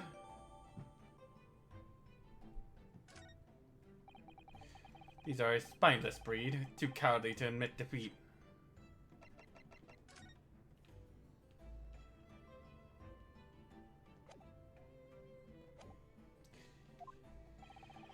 Denying everything despite overwhelming evidence to the contrary. I wouldn't call this overwhelming, excuse me, Lord Van Zykes, but the defendant is not denying everything, as you put it. What are you doing, Mr. Sato? Do go on. Mr. Natsume has admitted to playing some part in the incident. Isn't that right, Mr. Naruhodo? Well, now you mention it. We visited him in the prison yesterday. He did tell us what had all happened.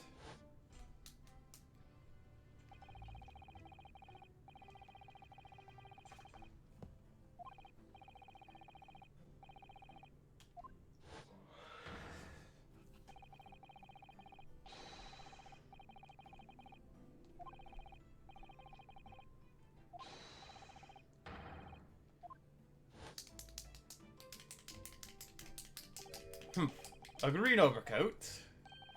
Well, that's exactly what the woman in that print is wearing. Oh my, photographic print in full color? What will the world come up with next? Defendant has done nothing more than admit he fled the scene of a terrifying incident. That does not mean that he's guilty of the heinous crime of stabbing the woman in the back. There was nobody else there at the time. Just the two of them, the victim and the accused. In other words, there's nobody else who could possibly have stabbed the woman. Fact that the accused concedes. It seems this cross-examination could prove to be pivotal, counsel. Proceed, please. Yes, my lord. Use this cross-examination to turn the tables here. It's our only chance.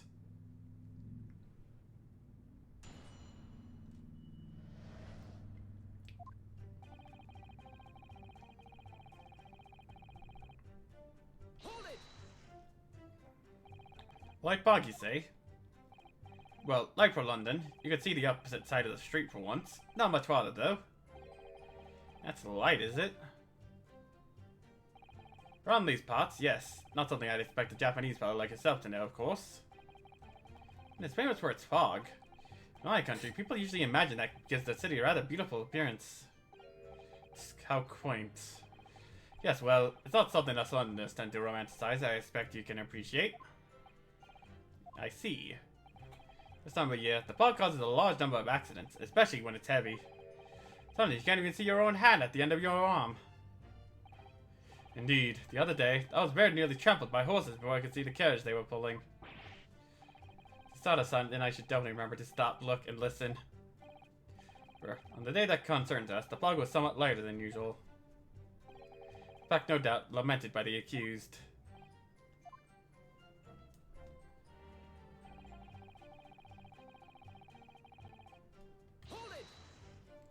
Gotta press everything. Are you able to state that with any certainty?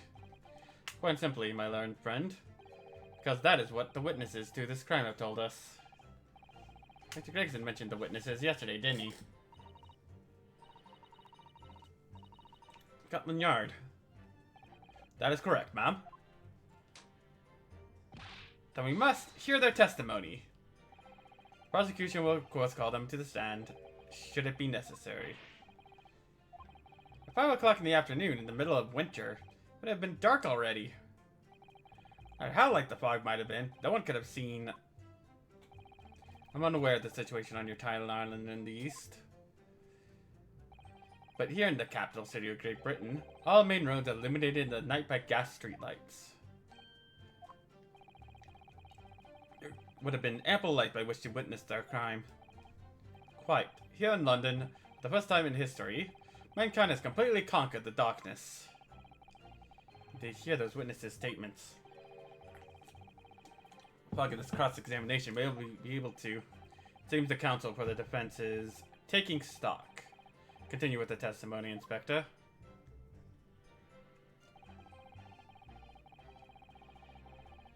Hold it! From behind, you say? That's right.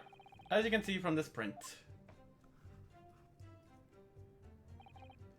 Yes, quite so, Inspector. The handle of the weapon is clearly protruding from the victim's back. You say this poor woman, Miss Green, remains in a critical condition, comatose no less. I'm afraid so, my lord, yes. She's been treated at Bart's.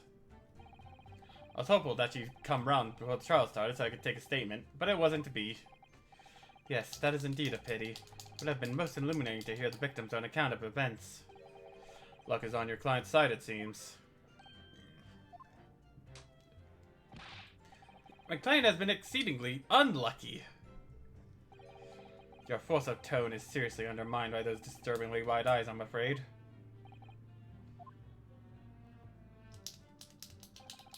He ran off, scattering his belongings all over the floor. Belongings? I think you'll find it's all there in the photographic print of the crime scene. Yes, the 3 books on the floor. That's right, my lord. Second-hand books they were. Irreparably damaged after falling in the snow, of course. Hughes could easily have carried all 3 books in one hand. Which means his other hand would have been free to wield a knife, for example. Very clever, isn't he? What do you mean? He's made it extremely hard for you to assert that Mr. Natsume had his hands full with his books. We had to close the one avenue of escape we might have had before we even knew it was there. You to say that the defendant was holding his belongings as he thrust the knife into the woman's back. That must be what happened, my lord. Yes.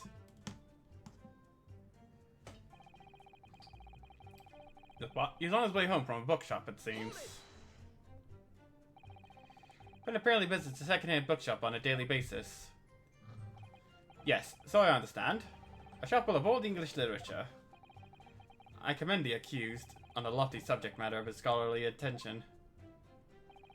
The bloke's room was stacked floor to ceiling with those musty old books. Can you tell us more about the bookshop in question, please, Inspector? Well, if I must, I'll have to ask you to look at the street map again, I'm afraid.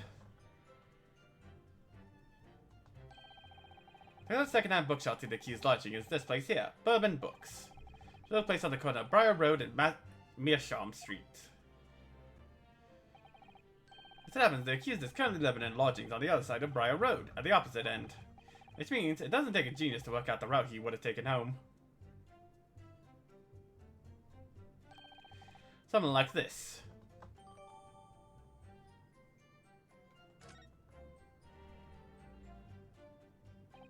Yes, I concur with your conclusion, Inspector. The defendant would certainly have passed the scene of the crime on his way home from the particular shop.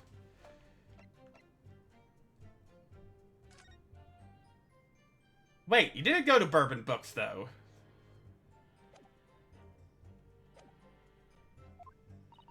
Ms. Naruhodo, I think that what the inspector just told us could turn out to be of vital importance. Yes, I agree.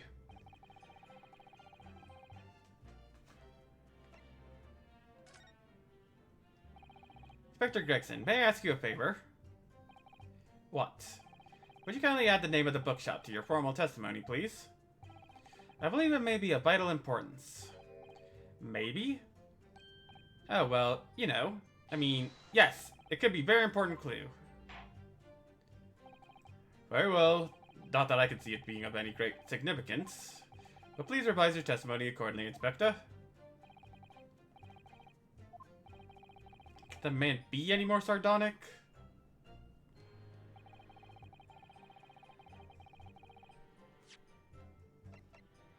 Objection! If I could just stop you there, Inspector Gregson. What is it, sunshine? I'm a busy man, you know. This is a receipt that we found in Mr. Natsume's room. It was issued on the day of the incident and details the purchase of 3 second-hand books. And you found that in the accused's room, did you? Yes, but the point is not where the receipt was found, but the name of the shop printed on it. Go on. This receipt was issued from a bookshop called Your Books. Your Books? Y-O-R-E, I presume. Yes, my lord. So Mr. Natsume did indeed purchase a number of books at a second-hand bookshop that day. However, the bookshop in question was not Bourbon Books. Eh? What? Inspector, do you know this other bookshop? Yes, sir. Your Books is another second-hand bookshop not far from Bourbon Books. It's just that, well, it's such a small place, I didn't think the accused would have known about it. In fact, that is the bookshop which the defendant visited on the day in question. This receipt proves it. Yes, for what difference it makes. Whether the man purchases musty tomes, it makes no difference in the final analysis. I disagree. I mean, after all, I have the street map here, if that might be of help. Please? If the defendant had been returning from Bourbon Books, then yes, he would have almost certainly passed the place where Miss Green was attacked. However, count the fact that he was actually at another bookshop, Your Books, maybe it'll turn out that he wouldn't have passed that location at all. Would that be true? My, it rather depends on whether this other bookshop is, but I do declare it might be a possibility. Is that right, Mr. Lawyer, sir? What you just said? Absolutely. Absolutely could be right. Inspector Gregson, where's just Your Books established? Well, obviously we looked into that. Now, Your Books is just here on the next one of Meerschaum Street going east.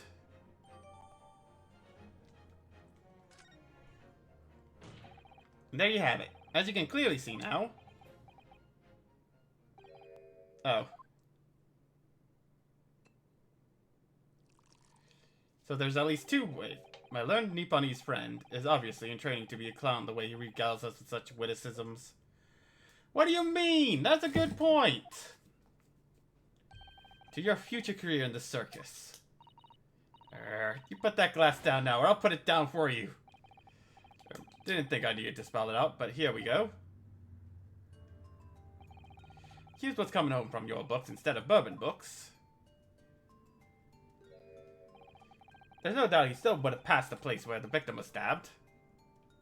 Unless he went down Calabash Road. Thank you, Inspector. Allow me to reiterate for my learned, if somewhat slow, Nipponese friend. Wherever the man purchased his musty tomes, it makes no difference in the final analysis. It does make a difference! He could have gone the other way! You can't fool me, and I don't suggest you try. What did I say, eh? I'm enough of this now. Beg your pardon? Terribly sorry, but would you mind repeating that? But, what? What do you mean? If the prosecution's assertions is correct, you very well decide that Mr. Natsume is guilty.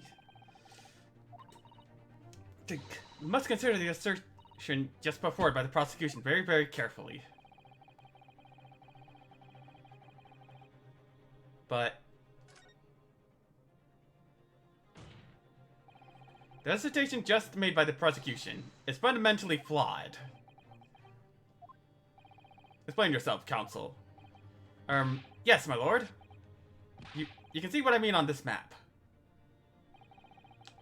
From Your Books' lodgings, Mr. Natsume could have followed the route suggested by the prosecution. However, that isn't the only conceivable route to take between the 2 places. If the defendant uses these streets, look what happens. He arrived back at his lodging without passing the location where the victim was attacked. Talking back to a clown is a fool's errand, of course. However, I feel compelled to point out that that route is what is commonly referred to as the long way round. On a cold winter's night, why would any man choose to take a longer route home? Well, the answer is extremely simple. He wouldn't. In other words, the accused took the obvious route back to his lodgings, and is the obvious perpetrator of this crime. But, aha, yes, I've got it. As he must ask the man himself. Ask Mr. Natsumi which route he took home. I have already informed the court of the accused's response to such questioning. Claims he has no recollection. That's right. As I said, the bloke seemed to spend his time outside wandering aimlessly from A to B. That day was no exception. He says he doesn't remember where he was or which route he took home. I don't believe this!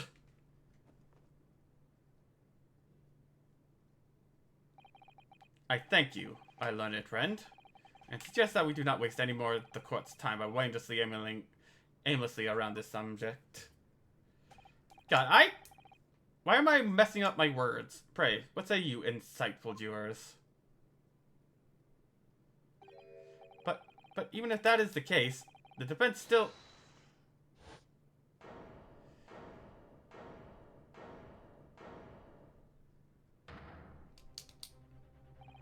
I agree with Lord Van Zykes, wholeheartedly and in every way. What? I don't believe it. Does this mean... We members of the jury are completely convinced now. Very well. In that case, I hereby call upon all members of the jury to present your findings to the court. Guilty. Guilty. Guilty. Guilty. Guilty. Guilty. Really?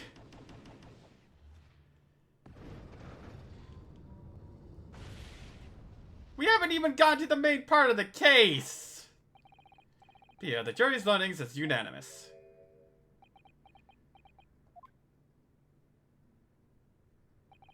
To the insightful members of the jury, I applaud your brave resolve. You serve Queen and country admirably. Naruhodo? No, not yet. This isn't over yet. One last chance to sway the opinion of the jury. To tip the balance of those scales the other way, I have to turn this around. Somehow. Those are the eyes of Quarry, not yet willing to give up and die. So I presume you intend to wield your rights again in this trial. Rights of the defense written into antiquated British law that should have been buried long ago. Call it antiquated if you will, but it's the defense's prerogative to carry out a summation examination if it so chooses. Very well, counsel. In accordance with the letter of the law, we shall proceed with a summation examination. Are the members of the jury ready, Mr. Foreman? Of course we're ready. I'm all too familiar with that Nipponese whippersnapper and his uncle's refusal to throw in his alley. Very well then, ladies and gentlemen of the jury. You will each explain on what grounds you have determined the defendant to be guilty.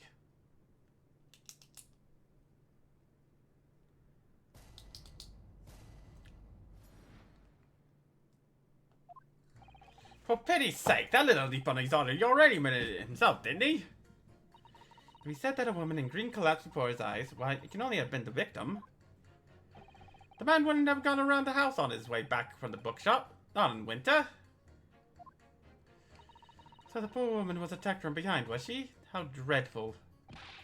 I really don't care. Can't we just wrap this up now? I got work to be doing. Your books, yes? Nice shop, that. But bourbon books? No, not worth a visit. With only minor exceptions, the reasons for finding the defendant guilty are all too clear. When the stabbing occurred, the only two people at the scene were the victim and the accused. And the accused himself has admitted to seeing the victim in her green overcoat sink to the ground before his eyes. Furthermore, we have heard from the inspector that the defendant then fled the scene. Must say, I would have ample grounds to convict this man already. Oh dear, even the judge appears convinced of Mr. Natsume's guilt now. And how are we supposed to believe in some phantom attacker that nobody could see? Mr. Naruhodo, this is no time for grumbling. If we want to force the trial to continue... Yes, I know. I had to turn the tide. Must make the jurors change their minds. Exactly. We have no choice but to forge forward. Council, begin your summation examination.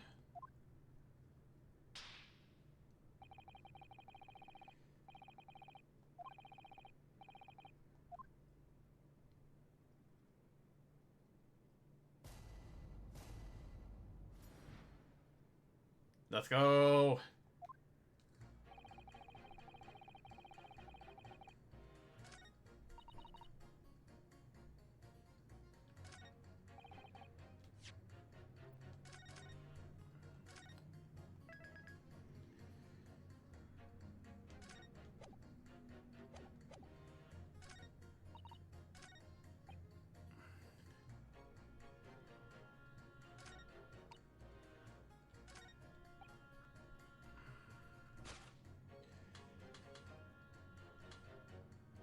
Objection.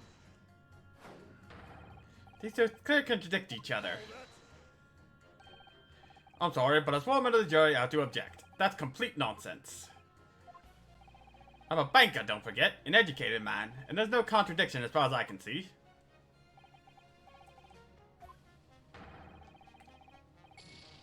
Dang it, I thought I had something.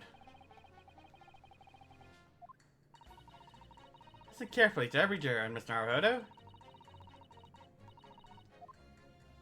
Oh god, this is gonna be hard, isn't it?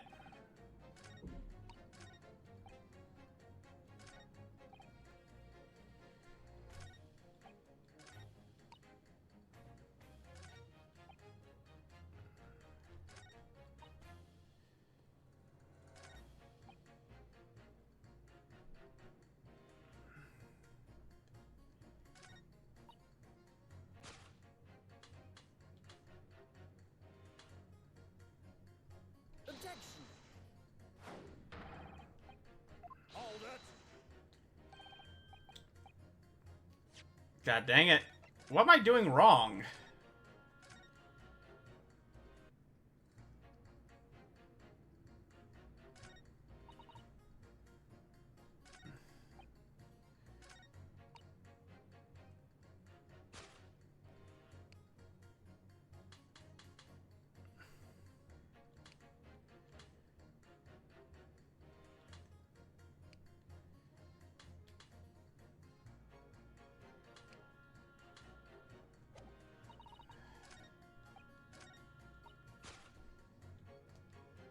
Objection. Is that wrong again? Hold it!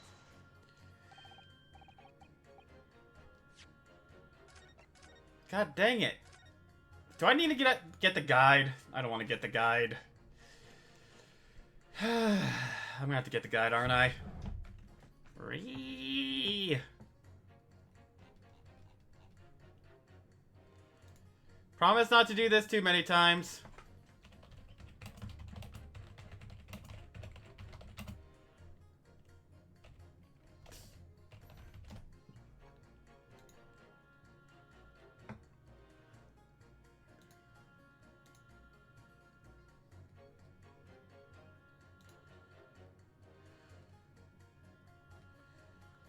Alright.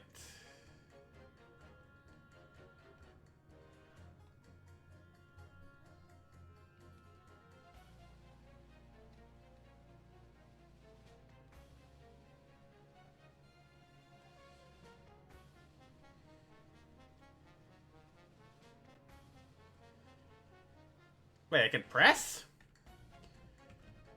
Alright. Hold it. Excuse me, but... Aren't you... Yes, that's right. I was in the witness stand myself just 2 days ago. Yes, I had a feeling I knew your face. Or the sight of it, anyway. If I remember correctly, you're a banker, aren't you? That's right. After the gold rush down under, I came back to London to work.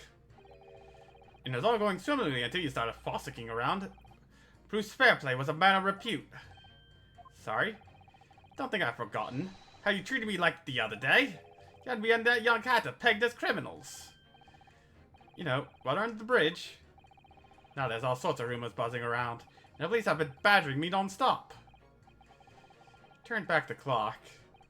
Well, anyway, I don't know about the hatter, but at least I'm in the clear now. And free to make up my own mind about who's guilty and who isn't. Alright, maybe I might have struggled to change his mind. First now. Alright, let's see.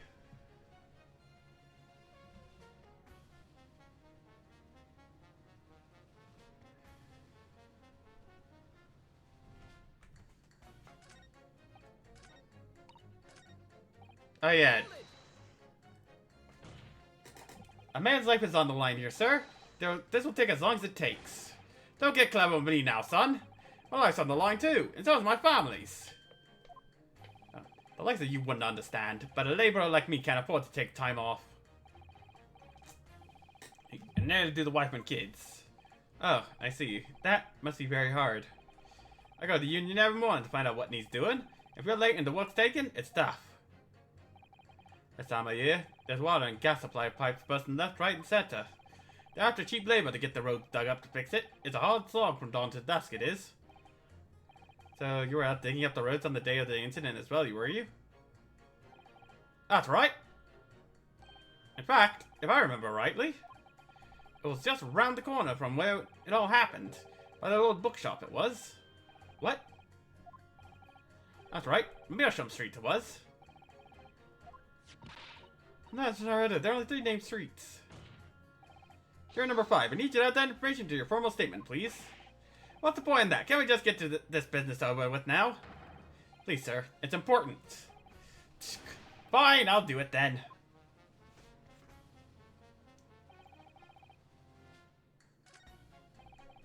Hold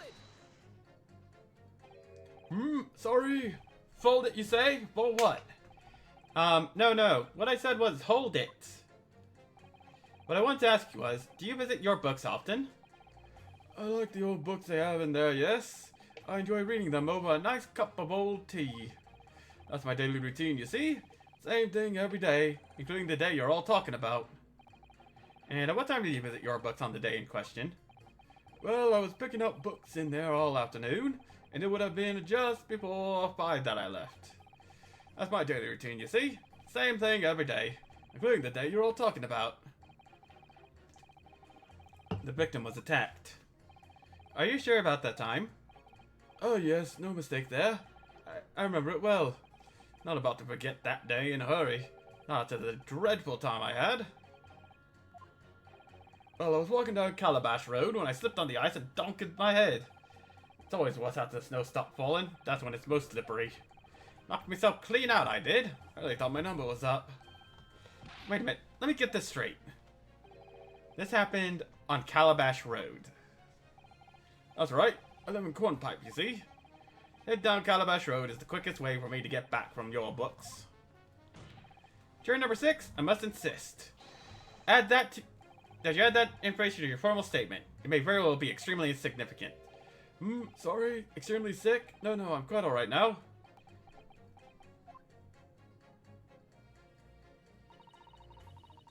You got the members of the jury so convinced of Mr. Natsume's guilt.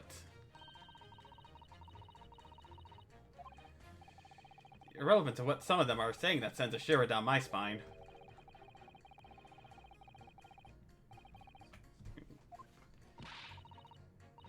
Accordingly, 2, 5, 6.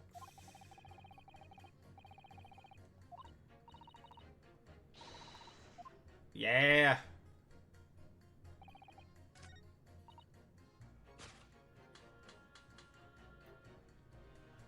Objection! These 2 statements clearly show a flaw in the juror's reasoning. A flaw? What are you talking about, counsel? Well, juror number 2, juror number 6. My, whatever do you mean, sir? I think perhaps the old man didn't hear you. Unbelievable. It's not like I was loud or anything. There's at least one fact of which can be sure here. The bookshop receipt found in the defendant's room clearly indicates that on the day of the attack, he had been to your books and purchased a number of second-hand titles. He then returned to home on foot. But the man says he has no recollection of his return journey. That's correct. But what he does remember is seeing someone appear in front of him on the way. Someone in a green overcoat who suddenly collapsed on the pavement before his eyes. Yes, we are aware of all this. The poor young woman who was stabbed, obviously. Objection. Can we really be sure of that, madam? My, whatever do you mean? I'm sure you heard juror number 6's account of what happened to him that day. The same afternoon, there was somebody else apart from the victim who was wearing a green overcoat and who fell over on the icy streets in the neighborhood. Oh my. My goodness, you mean? That's right. I'm referring, of course, to hard of hearing juror number 6. Are you really suggesting that the person in the green overcoat whom the defendant saw collapse in front of his eyes was the jolly old gentleman on the end of the bench here with me today? That is entirely possible, yes. After all, the old man has a somewhat similar build to the victim. Well, look at that! My goodness me. Sorry, you need a pee? And crucially, you know precisely where the old man in the green overcoat fell. On Calabash Road. Therefore, if the person who Mr. Natsume saw collapse in front of him was in fact juror number 6, it means the defendant must have taken a long route back to his lodgings. If that's true, then clearly the crime scene on Briar Road where the woman was stabbed was not on his way home. Oh my. You idiot old man! If you hadn't been so daft as to be running about that, we'd have boxed this off hours ago. Really, what were you thinking with such a befuddling coat? What did you say to me? Is it a crime for the elder to walk the street these days? Is it a crime to slip over on the ice? Is it a crime to keep up with the latest styles and wear a beautiful green overcoat? Is it?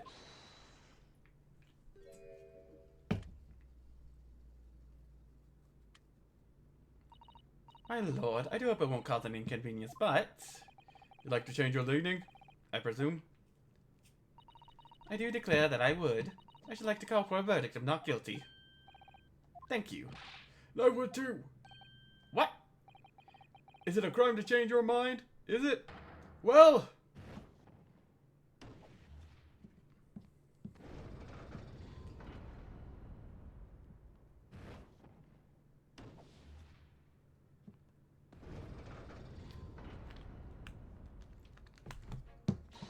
Oh, well done, Mr. Naruhodo. That was wonderful. Well, we managed to change a couple of minds at least. It strengthened our position somewhat. Yes, and it will prompt the other members of the jury to reconsider their stance as well. They'll be asking themselves if their current leanings are really right or not.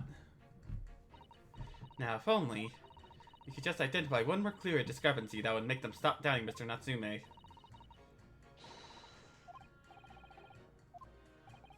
Mindsax is looking to bring this trial to an early conclusion that we have to prevent by whatever means we have at our disposal. Thank you, Counsel. On with the summation examination, please.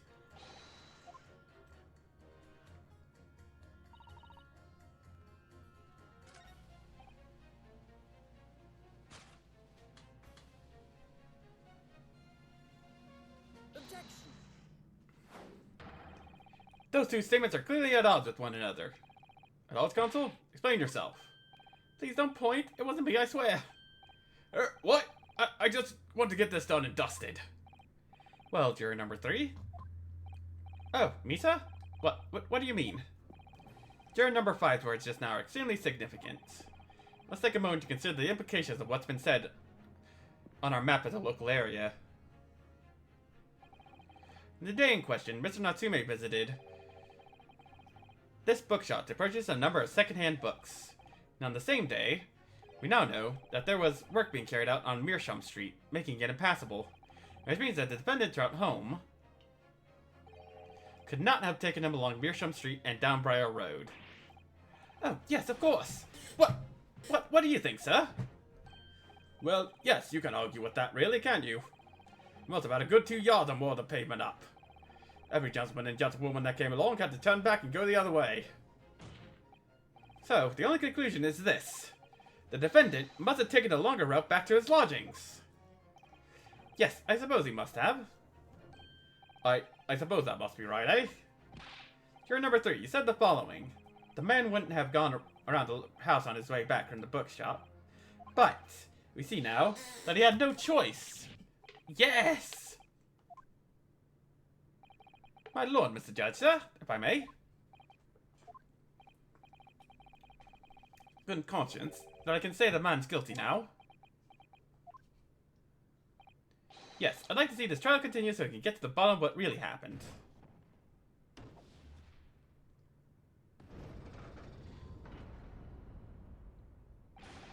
What about you, sir? Me? Well, alright then. There's a hole in the prosecution's argument. It should be filled in, that's what I say.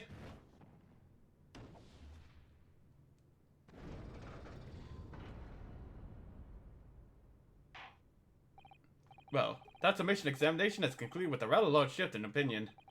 The ayes 2, the noes 4. So the notes have it. Not guilty, they say. It means we no longer have a consensus among the members of the jury. The trial will continue. Objection! Drink. Slurp. Could it seem churlish of me to drink from my hallowed chalice moments after raising an objection? Only to crush it in disgust. Pray forgive the discourtesy. Lord Van Zykes? It seems I must retract my earlier remark. What do you mean? I mistakenly credited these jurors with intelligence by describing them as insightful. Yet we have just witnessed them falling for a cheap trick performed by an Eastern's entertainer. Eh? Whatever do you mean? I haven't tricked anyone. Everything I've said is the truth. Indeed. Starwood juror number 5 was undoubtedly preparing the road, as he claims. However, he said it was a good 2 yards of the payment which you have excavated, sir. That's right, took me the whole day, and they paid me a measly tuppence for it. Now, my learned Nipponese friend, tell me. Do you have any notion of the distance that 2 yards represents? Well, if I'm honest, I don't have a clue, no. 2 yards is a little less than 2 meters. Less than 2 meters?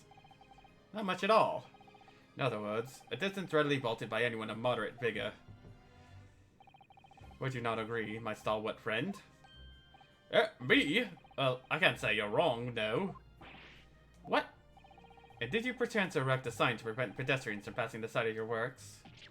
I wouldn't dream of it. What a waste of time. No coaches would have had a hopes of passing anyway, and we just turn any gentlefolk back when they come. Kids just jump right over us all the time. There's no gentleman as far as I can see. I have little doubt, however, that he could spring over a 2-yard trench in his meandering around town. Is that true? Is it? The incontrovertible truth is that the books just purchased by the accused were found at the scene. There can be no doubt about this. On his way to his lodging, Mr. Natsume walked down Briar Road.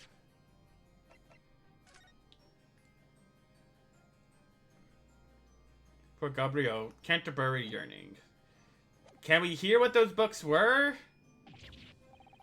Crushed in a single sentence. And, old man. Cold man, you can't talk. Say that around 5 o'clock in the day in question. You slipped and fell on Calabash Road.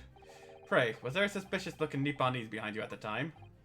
Oh, I, can't say as I remember. You don't remember? How about a wager, my learned friend? You say it was this old man that the accused saw. But I would lay 1,000 to 1 against you being able to prove it. God dang, come on!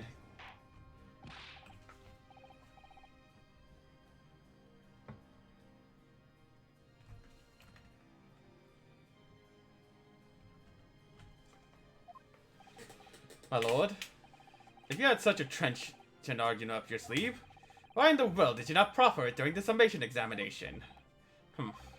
Wanted to give this young foreign student the sightseeing experience he no doubt came for. Wanted to see for himself how the opinion of the jury so readily swayed. They have been reached, I feel.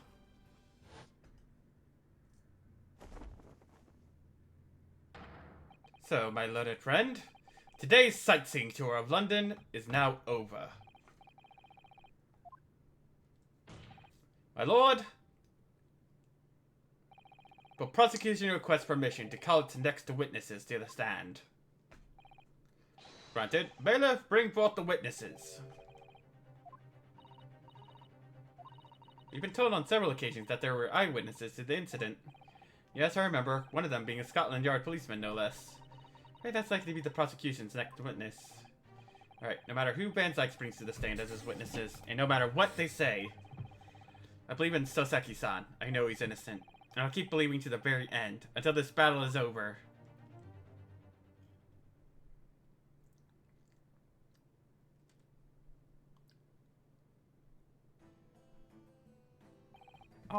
Witness, please state your names and occupations for the court.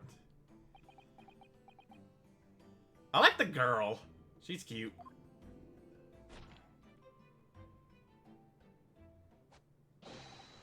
Constable Rolly Beat, sir. Nothing to report on the street, sir.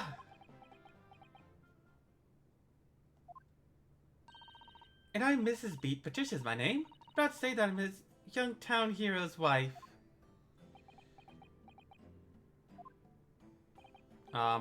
What's the story here? Well, in truth, we've not been married long. In fact, we celebrated our first anniversary on the other day. No, it was your husband I was asking about. He seems tired. Hardly surprising. Whilst being an honorable occupation, patrolling the beat is the most demanding work in the world. Oh, really? I'm sure I've heard that before, actually. Indeed, apart from rare days off, our gallant officers trudge some 20 miles a day, you know? They patrol boarding houses and pubs, collect taxes, survey the streets, check that meters are reading true, and they're responsible for keeping the streets clean, and lighting and extinguishing our street lights. There are a number of items on that list that don't sound much like policing duties at all. I wouldn't just be falling asleep on my feet, I'd have collapsed long ago. It goes without saying that a policeman's primary duty is the apprehension of criminals. Even when he's off duty, a constable is expected to investigate and resolve any crimes on his beat. The London Bobby is a man of honor. And Amanda Slumber. On the day in question, this man and his wife were walking down Briar Road in the opposite direction. They witnessed the incident as it occurred. Is that not correct, Mr. and Mrs. Beat?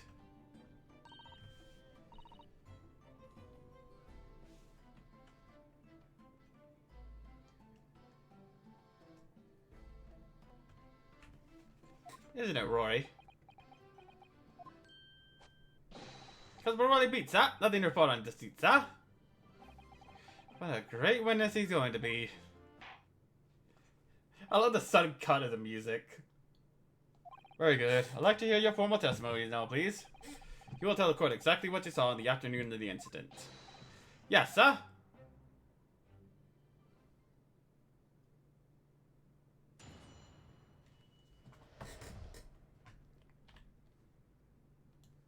Hold up. And boop.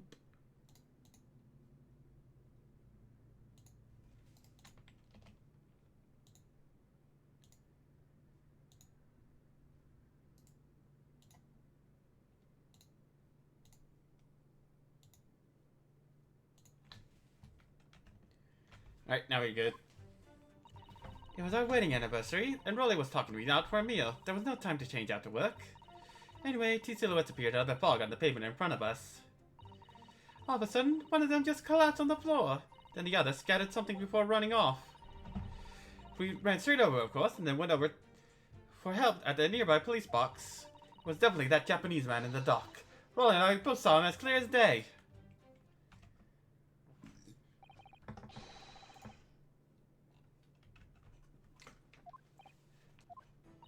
Oh dear. This policeman and his wife are claiming to have positively identified Mr. Natsumi at the scene. Testimony is true. The alternative course of events that you established in the summation examination will be quashed. It's death knell, in fact. Because that alternative was never viable in the first place. What an unfortunate bad chancing. And on your wedding anniversary, too. Oh, I know. But I still managed to go out for the evening with my man. I thank the Lord for that. Gosh, the life of a London Bobby sounds very hard indeed. Indeed, however. This cross-examination will be over in minutes. Maybe we'll have time to rest this afternoon. What do you mean by that? My learned friend, the witness, saw the face of the man fleeing the scene.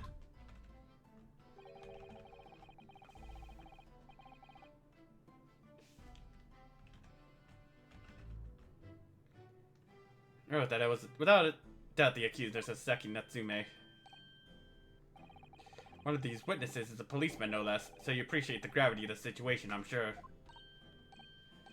Yeah, but he's not even awake! It's that the man's so tired, his wife has to do all the talking. Enough preamble, counsel for the defense. Commence the cross-examination, please. Yes, my lord!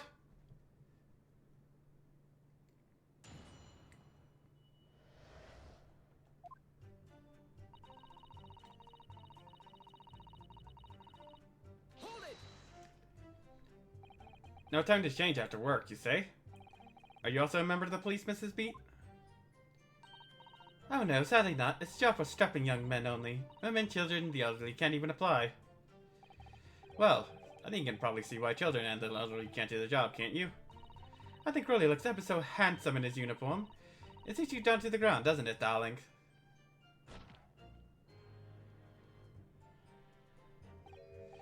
What? I just finished my beat. Dad and I were heading back to the station. I was actually planning on getting changed there. This is creepy. Oh no, Rolly, I much prefer you in uniform. Sometimes I don't recognize you when I see you in plain clothes. Oh dear, that doesn't seem healthy. Kindly adhere to the point. You were going for a meal after you had finished your beat for the day, correct? That's right, sir. Although I was a bit to drop, to be honest, after spending the whole day on my feet. I was leasing is my life, sir. As long as I'm proud owner of this, I'll serve my city and my queen to the end. What's that now? My warrant card, sir. Proof that I'm a London copper. It has the noble founding principles of the force written on it. As a reminder to all of us policemen for our sworn duty. To patrol the streets of London town and uphold the peace of the common man. Sir! And for such a noble cause, I cover 20 miles every single day without fail and without a grumble. So I know that the plodding of my boots is all Londoners need to hear to feel safe and secure. So, fighting crime doesn't appear to come into it then. But sir, just on that particular day, I was looking forward to celebrating my wedding anniversary. This is beat pull up with a lot of being married to a Bobby like me. I love the sparkly eyes. That's adorable.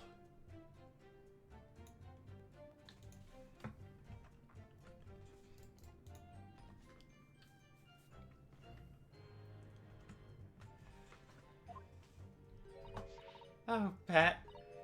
Oh, Rolly. Yeah, happy couple.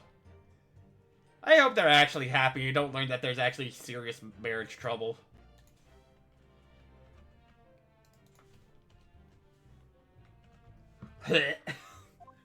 I'm sorry. Oh, what a charming couple. Their young love is such a joy to behold. If a little over the top, perhaps. And then, kind of describe what happened next.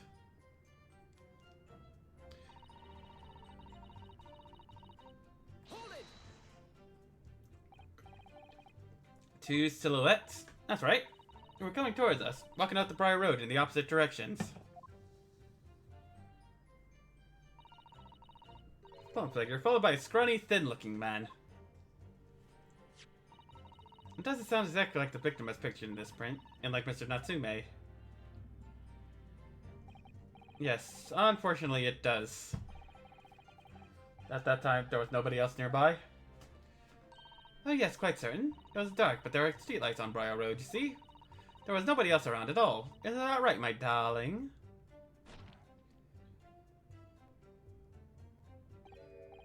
What? Ah, yes, that's right. Of course, there was a light fog on the ground. But Briar Road is dead straight, and you can see a fairly long way down the pavement. And then there's a street lighting as well. I don't see any other pedestrians. Before sleep takes a firm hold, your answer please, Mr. Beat. Are you quite sure of what you just said? Yes, sir! As cop who spends all day every day keeping watch on the streets, I swear to it, sir. I am as sure of my love for Patricia is true.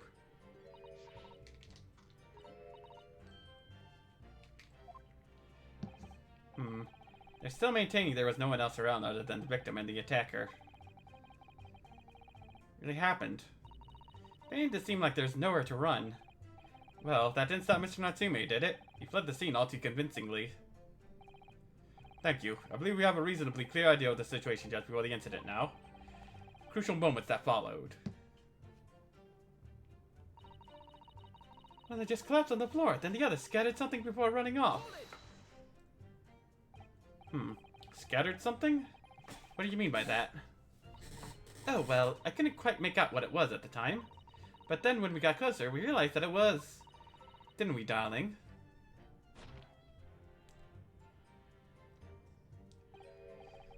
What? Oh, yes, that's right. It was some old books. I see. Old books. Yes, sir. The culprit had dropped a number of them around where the victim lay on the pavement. Indeed. As clearly pictured in this photographic print. That rotten Japanese man did that when he did the deed. Let's not forget that it remains to be established that the defendant was indeed the attacker. Well, we saw him. It was the man in the dock without question. Sir. The mustache, the hunched back, the cat-like eyes, that top mouth, the snub nose. Everything. Any more insults you want to throw in? That's right. He looked down at that poor defenseless woman with those terrifying intense eyes. Then suddenly threw his books onto the pavement and ran away. I see.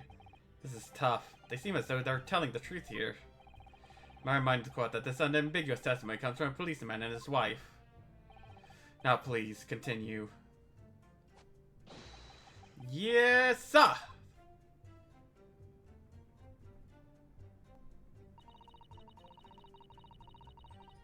Hold it! Was it your husband who went to fetch help? No, I went. I may not be a police officer myself, but I am the proud wife of one after all. Is that alright, my darling? Just let the snap noise each time. What? Ah, yes, that's right. As Mrs. Beats to go. I was off duty at that point. But a Bobby's never truly off duty, of course, so I felt obliged to stay and guard the scene. Very laudable, Mr. Beat. Preserving the scene of a crime is a task of considerable importance. That's why I sent Patricia, you see. I told her where to find the right police box. Forgive me my ignorance. What do you mean exactly by the right police box? Depends on the crime's location, you see, as to who deals with it. The other one was stabbed wasn't actually on my beat. So I told Patricia the way to the police box where the beat the incident fell under so she could go and report it. I went there as quickly as I could and asked for help from the Bobby on duty. There's nothing more potent than a young couple in love working together, you know? Thanks to your swift response, the case was quickly resolved. The actions of two model citizens. Oh, please, you're making us blush. Isn't he, darling?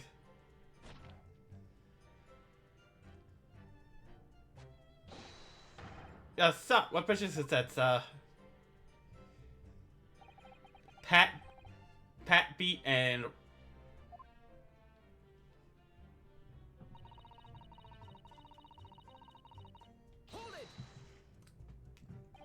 But surely you wouldn't have been able to see his face by the light of the gas street lamps, would you?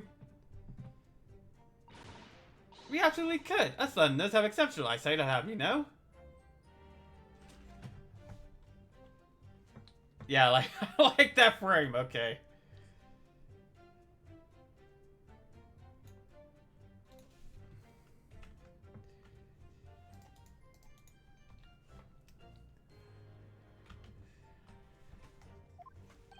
Right.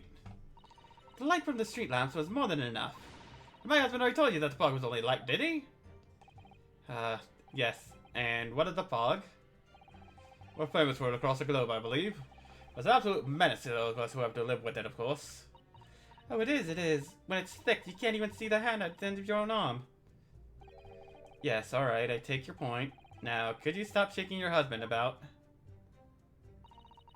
The constant fog makes our eyes very sharp, you see? That's why we can tell you, Swisher and Sutton, that it was the little Japanese man we saw. Can't we, darling?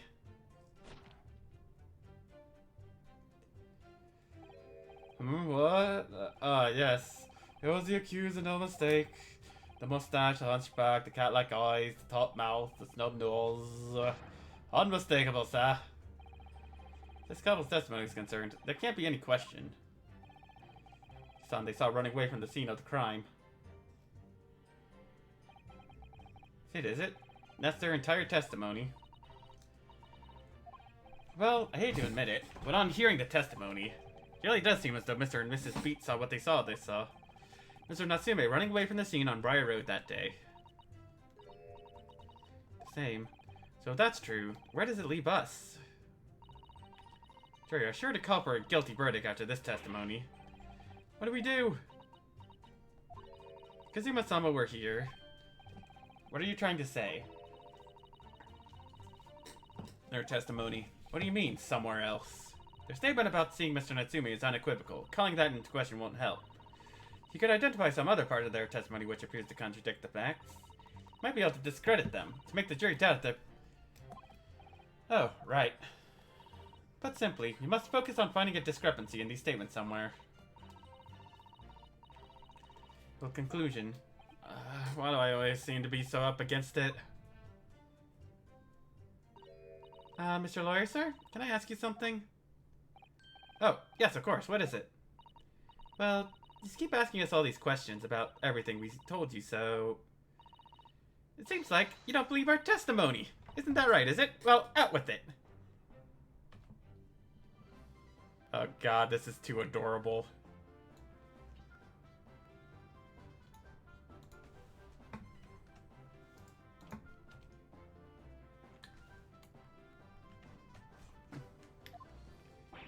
What? No, no, no. Oh no, it's really not that at all.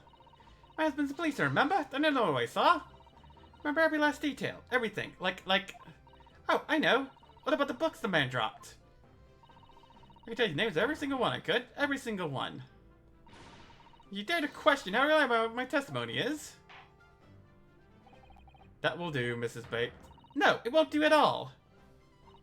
That Japanese lawyer has no idea what I'm capable of. Even if I decide to forgive him for insulting us, don't think for a minute that Raleigh will. Anything would cause offense, please put your husband's fists down. Perhaps you would like the opportunity to supplement your testimony, Mrs. Beat. Might that appease you? Oh, thank you, my lord. That would settle things nicely. Wouldn't it, darling?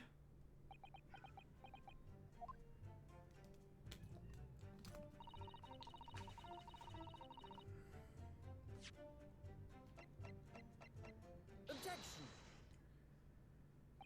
So, you're saying that there were 4 books. That's right, I remember all of them. The Picture of Monashio Somebody, What's It Yearning, A Meal for Someone, and the Thingummy Something. I'm sorry, Mrs. Beat. But there is a fundamental flaw in that statement of yours. Oh no, what? What flaw?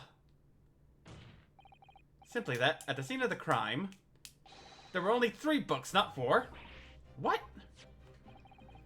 Have a good look at this photograph. Printed the scene of the crime. Clearly see, there are only 3 books. But no, that can't be. I saw them. Really? Yes, you can't fool me. Sorry. That big old lump of a dead body. Display so logical it's belonging to be the 4th book, that's all. Let's at least try to remember that the poor woman isn't dead. You know what, we're insulting her size. This is Beat. But Mr. Natsume cannot possibly have dropped the 4 books you describe. Why not? Fascinating. And from your assured tone, something you can readily substantiate with evidence, I presume. Ah, evidence. Counsel, you will present evidence to substantiate your claim or withdraw it. Take that. Yeah, evidence is right here. In the form of this bookshop receipt. From your books? Yes, this receipt details Mr. Natsume's purchases that day. As you can see, only 3 books are listed. No! Therefore, Mr. Natsume would have only dropped 3 books at the scene of the crime. Which means that your powers of observation, madam, cannot be relied upon. Not be denied that though you say it was the defendant you saw, you could very well be mistaken. No, no. Oh no. Oh no. Objection!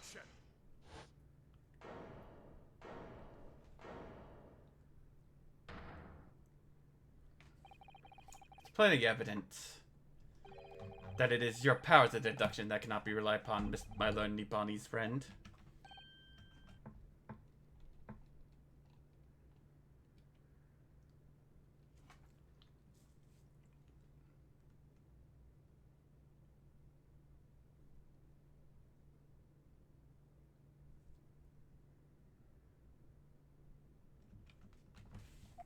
What? What cannot be denied is that these two witnesses saw the accused running from the scene. The fact that you know very well you have no hope of disproving. To avert attention from that by some inconsequential discrepancies. He sees right through me. But your plan has somewhat recoiled against you. What are you talking about? It's quite simple. Let me explain with a toast. To the policeman's wife and her entirely accurate testimony in every respect. You see, the matter is not up for debate. At the scene on Briar Road, a total of 4 books were most definitely found. But what about the photographic print? Shows 3 books. Quite right. Only 3 can be seen in that print. That print? You mean to say... Allow me to present another, one that shows the victim's hand. Why is she holding it?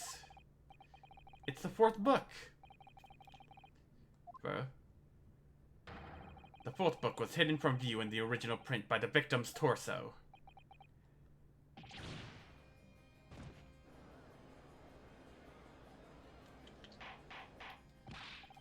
Order! Order!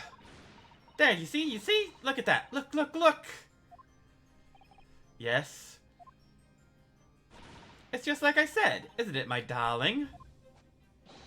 Yes, sir. Patricia's always right, sir. Let us study the receipt for the books purchased by the accused on the day in question.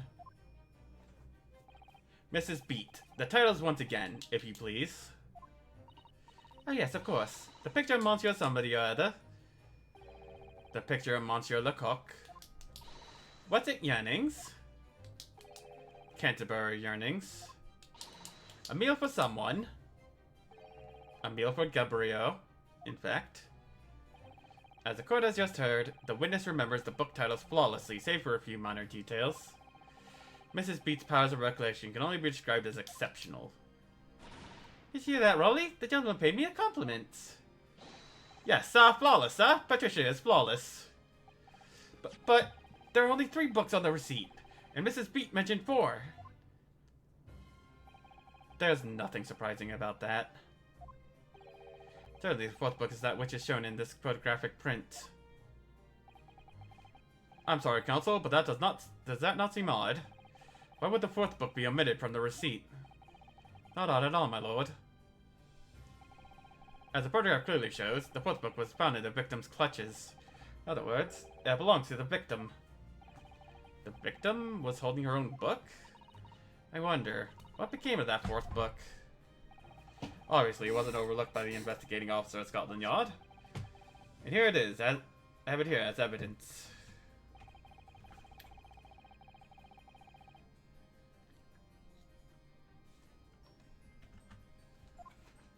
Counsel? My pleasure, my lord.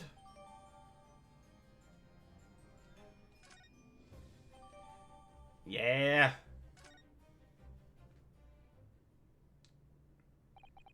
The prosecution rests.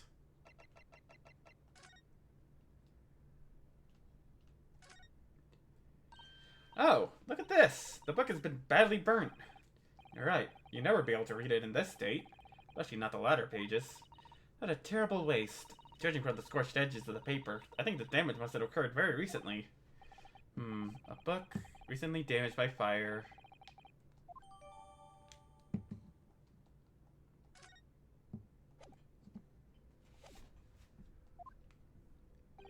I have nothing further to add. What? You seem surprised, my learned friend. But your resistance up until now has been in vain. Entertaining, yes, but futile. The spurious longer route to the accused lodgings that you tried to establish in your summation examination and the attempted discrediting of the witness's powers of recollection in your cross-examination. Futile? I walked right into this, didn't I? You see, everything we said is true. Isn't that right, my darling? Yes, Pat. Marry me, Pat. So perhaps the ladies and gentlemen of the jury would like to reconsider the positions. Should the court waste any more time on this Nipponese travesty? Or is the decision you have to make all too apparent already? You have heard all the witnesses and seen all the evidence. This trial has run its course. Naruhodo, I'm afraid we are in a terrible, precarious position. Back in the wrong way now, I could very well just make matters worse. Okay, think. What do you do now? Objection! Objection! I'm not done yet! No, my learned friend. It's over. That last cross-examination was your final chance to establish a credible defense, and you failed. The die has been cast. There is no more room for debate. Well, it might be over as far as you're concerned, but... I can't think of what to say. If I may, Lord Van Zykes. It seems somewhat boorish to close down the debate at this point. Your insignificant little Eastern Isle must be a lawless hole indeed. For a lowly judicial citizen to have the audacity to intervene at a moment like this. Oh? I am, to my shame, still a very inexperienced lawyer. So you will have to forgive me, but I consider my assistant's advice essential and your opinions invaluable. Naruhodo. One of this land's great guiding principles is tolerance. So, the court will hear you, madam. Go ahead, Mr. Sato. Please. Very well. Pray, what insight can you give us? What have we all overlooked in this matter that you see fit to pursue further? Well, the court has been presented with new evidence, but only after the last cross-examination finished. I see. And you believe that this new evidence warrants further examination, do you? Mr. Naruhodo, what do you think? It's just possible that this new evidence might be the decisive proof we've been waiting for. The judge is sure to ask the members of the jury to announce their leanings in a moment. And of course, he's sure to ask you to explain what the crucial piece of evidence is and why. So I must take this opportunity to examine the newly presented evidence as thoroughly as possible. Thank you, Mrs. Sato. Want us one last chance here. Can't let it go to waste. The defense wishes to present evidence, my lord. Very well. The defense may present one further piece of evidence. Apparently offers a profound insight into this case, and has hitherto been overlooked. Take that! The evidence in question is what we can see from the newly presented photograph I printed at the crime scene. The fourth book, found in the victim's hand. Objection! We have already discussed the fourth book at length. Other than it being in the victim's grasp at the time of the incident, no significance has been attached to it. Pursuing the matter further would be a flagrant waste of the court's time, as you well know. Yes, I'm afraid, counsel, I must concur with the prosecution on this matter. When I afforded you this opportunity, you led the court to believe that the evidence in question contained a hitherto undiscovered clue. So I must insist that you elaborate, counsel. You will identify this clue at once. Do I make myself clear? Yes, my lord. It's, Naruhodo. I believe the prosecution is trying to avoid a thorough examination of the evidence, which means you may very well be on the right track. Might be right. So, counsel, precisely where is the vital clue to this case, which this fourth book conceals?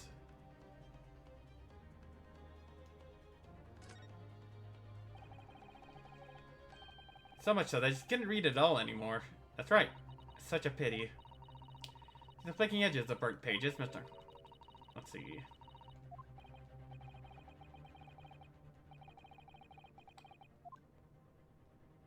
Got it! I would ask the court to observe the back of the book in the question. The back? What Good gracious! It's been burnt to a crisp. So we have to ask ourselves, why was the victim clutching what is clearly an unreadable book? It is undeniably an extremely unnatural thing for her to have been doing. Oh, they're connected. Unnatural, you say? And what of it, my neat bunny's friend? Oh? Were I to concede the point, if it bears no relation to the case, there is nothing to discuss. So, should you wish to assert that this fire damage is some veiled clue as to what happened that day? Pray, do enlighten us all. What truth does this charred book hide? A charred book. There's just one possibility here, which I can't quite bring myself to rule out. Chance, certainly, but worth a try. Alright, I'll explain my theory. Don't keep us waiting any longer then, Counsel. Explain this theory of yours. Why are you suggesting that you can ascertain from the fire damage that Sorry Thomas suffered?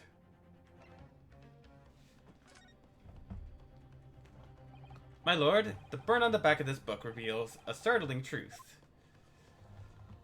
About the book's owner. I beg your pardon? But we already know who the book belongs to. The victim was gripping it in her hand as she fell to the floor after all. It's obviously hers.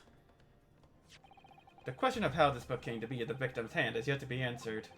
However, as to the questions of who the book really belongs to and where it originated, the defense has very credible answers. Good gracious, how can you possibly? Very well, I'll play along with this futile attempt to delay your inevitable demise. But do remember, the members of the jury may well burn you if your little gamble goes awry. Counsel, the defense's response here is very likely to influence the final outcome of this trial. So tell the court, who do you claim is the owner of this burnt book?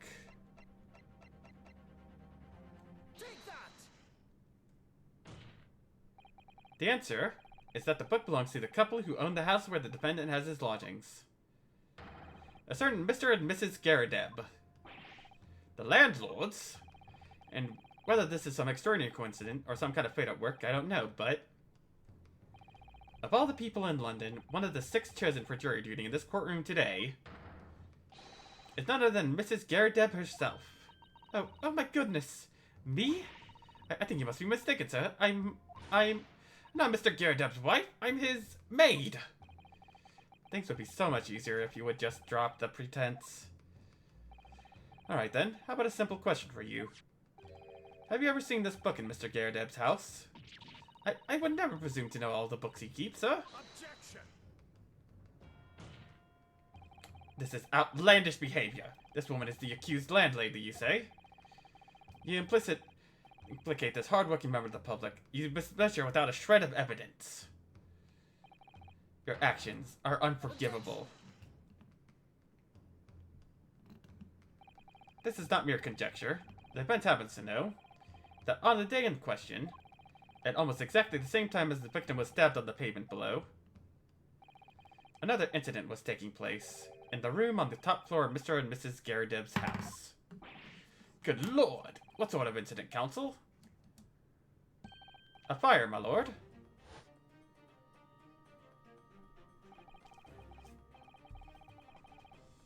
The fire!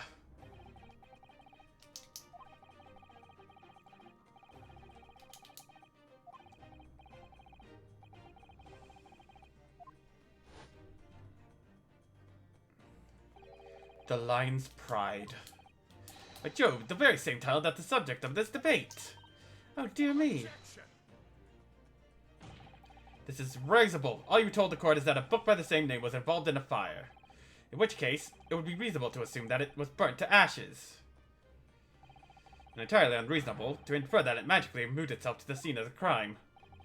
Perhaps it would make more sense if I told you that the cause of the fire was marital discord. Without going into details, it appears that Mrs. Garadeb was considerably enraged. Apparently, she continued to attack Mr. Garadeb even amid the flames. Oh, how awful! I can't even imagine being so horrid to the one you love.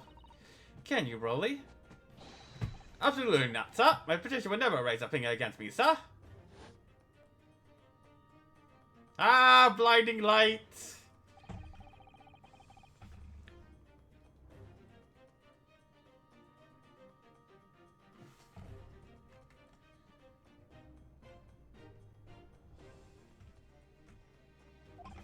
But as soon as the fire got hold of them, that was it. Whoosh!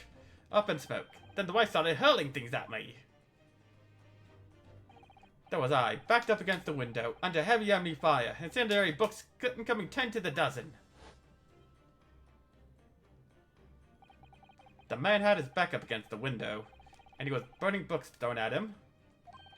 Goodness gracious, are you suggesting that the book was thrown through a window and landed coincidentally at the scene of the crime? Objection! No. A thorough investigation of the surrounding area was conducted the very evening of the incident. There's no report of the Garadeb's window pane being broken. That's quite true. We also saw no sign of broken glass when we visited the Garadeb household. But is it not conceivable that the window was open at the time and... Not even remotely. Let's not forget the season, and the chilling weather that accompanies it. No Londoner would ever leave a window open in the middle of the winter. What about smoke? Does the defense postulate this scenario in all seriousness, counsel? You earnestly claim that the book found at the scene was a flaming projectile thrown by Mr. Garadeb's wife. I believe it's a possibility, my lord. That's quite enough.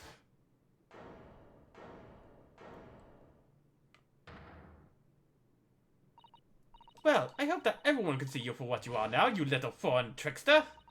You call yourself a lawyer, but you're just a coward. A mean coward. Really? Claiming that a little tip set the whole neighborhood alight? Honestly. Claiming that I'm merely posing as a maid for appearance's sake? How could you? Nothing to do with this beastly case, not any of it. All you've done is sully our family name. No, I assure you, that was never my intention. Dragging an upstanding citizen's name through the mud, simply to divert attention from your failing defense. I should box your ears, that's what I should do. It's utterly unforgivable. Too right. Here we go. How long have we sat here now, listening to this Nippon spouting out this fancy foreign theories? But, think about it. At the end of the day, the only person who could possibly have stabbed the victim is that little hunchback with the mustache. And he ran away from the scene, too. I do declare you're right. It's true. Yes, what did I tell you? Makes sense to me. Sorry. What's that? Well, it would appear that the ladies and gentlemen of the jury are once again in full agreement. What is your position, Lord Van Zykes?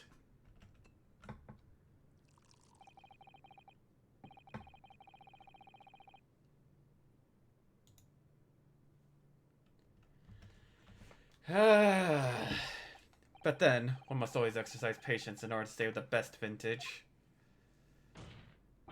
No, wait! The mystery of the fourth book still hasn't been... If books are your predilection, my learned friend, study them on your own time.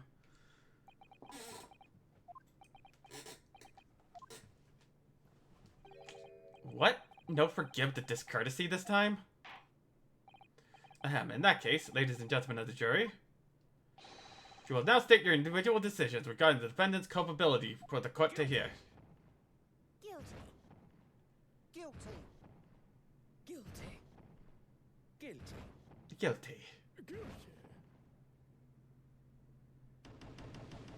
God fucking damn it!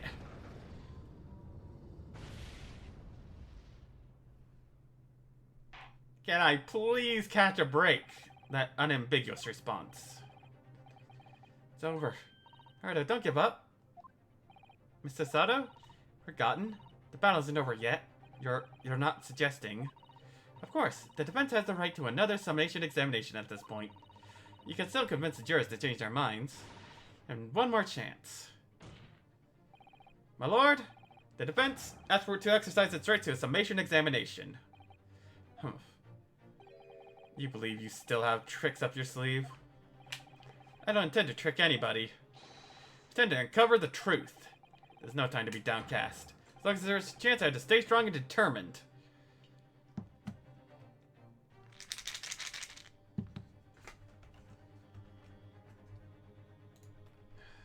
Good. I feel so bad that Yang's not here. Rat.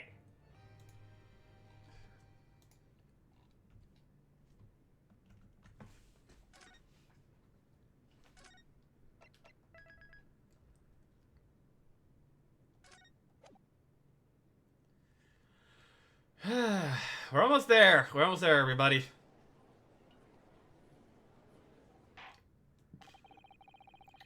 Also, request for a further summation examination of the jury. And I have determined that the court must uphold the defense's judicial right to this procedure. So, counsel, you will now proceed with your second summation examination. Mr. Foreman? Here, my lord. Very good. In that case, I must ask each of you now to state clearly and concisely for the court.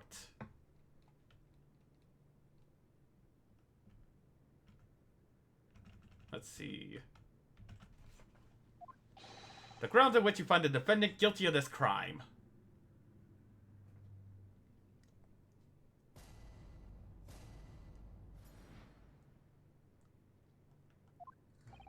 The accused left behind evidence at the scene, didn't he? Those 3 books of his. There was some novel alternative explanation about how the victim was stabbed. How might we consider? The woman was storing books. It can't be related to this crime if the window was closed, can it? It was only a little book. Hardly life-threatening, even with a direct hit. Look, I just want to get this over with. If I don't bring home some pay tonight, I'll be in a tiny bit of trouble. Come to think of it, we had a fire at home a while ago. It gave me the sneezes.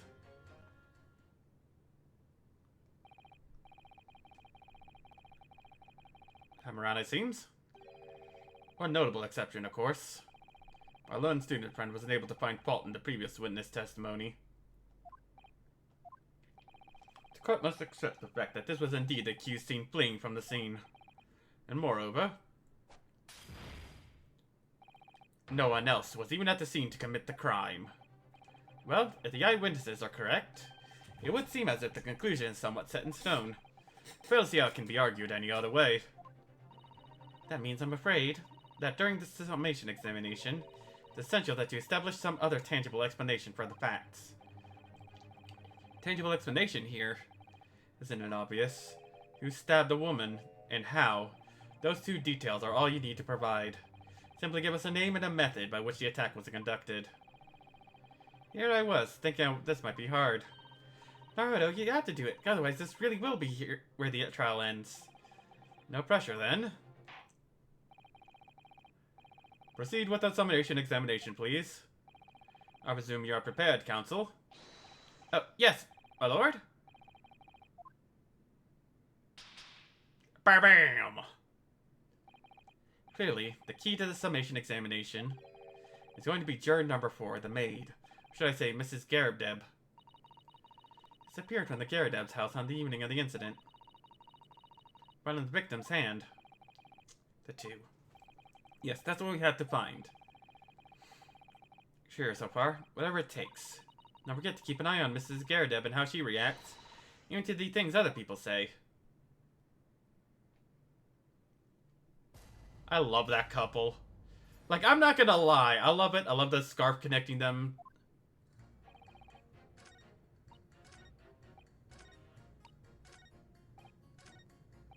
Hold it! Does that have anything to do with your decision about the defendant's culpability in this case? Sorry, what's that? You'll have to speak up, lad. Could you tell us more about that fire? It was last winter. My grandchildren baked me a lovely cake on my birthday. It had 75 candles on the top, it did. What a sight to behold it was. You put candles on a cake? Was it some kind of devil worship? Of course not. It was an angel cake, celebrating my birthday, obviously. Seems that it's a common custom here in Great Britain, Mr. Naruhodo.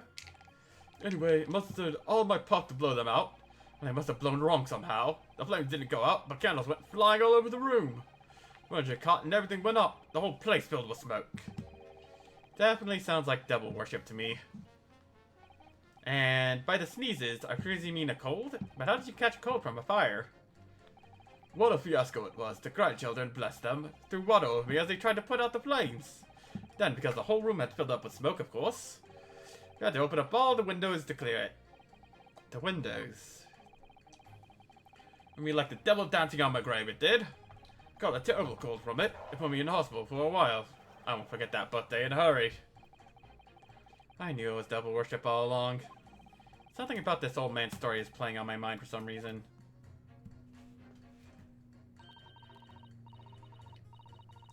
attack the young woman on the street, as well as how he or she could have done it.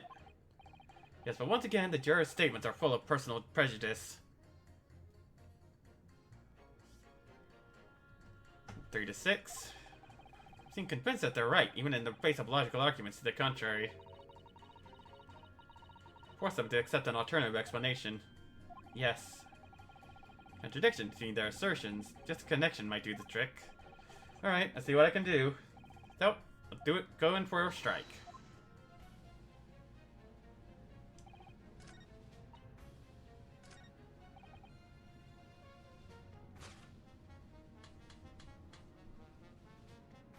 Objection. These two juror statements clearly contradict one another. They do? How exactly, counsel? Don't point at me again, I told you it wasn't me. Oh, what's that you say? Speak up, lad. Speak up. Juror number 3, do you see? Oh, me? See what, sir? Did you hear juror number 6's account of his birthday celebration last year? It seems, despite being a Londoner, he once opened his windows in the middle of winter. Well, yes, of course, because there was an emergency. I mean, obviously, if the room was filled with smoke from a fire, then you had not to open the... Oh! Exactly. On the day in question, at the time of the incident, there was a fire in the Garadeb household, and Mr. Garadeb had the following to say about it. The whole place filled with smoke. Oh, my. Excuse me. Juror number 4, do you have something to say about that?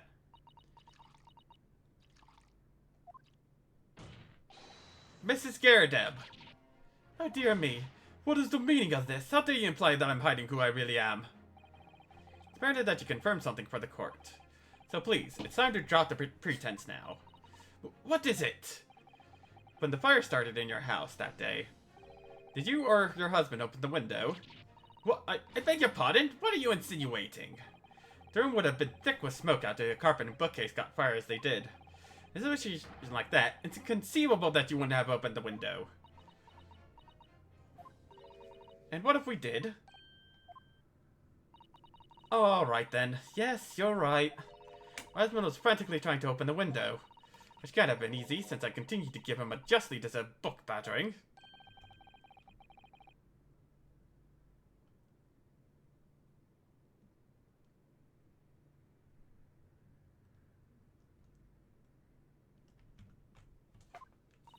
Oh, you never stop throwing until the anger subsides. It would be terribly bad for the nerves to do otherwise.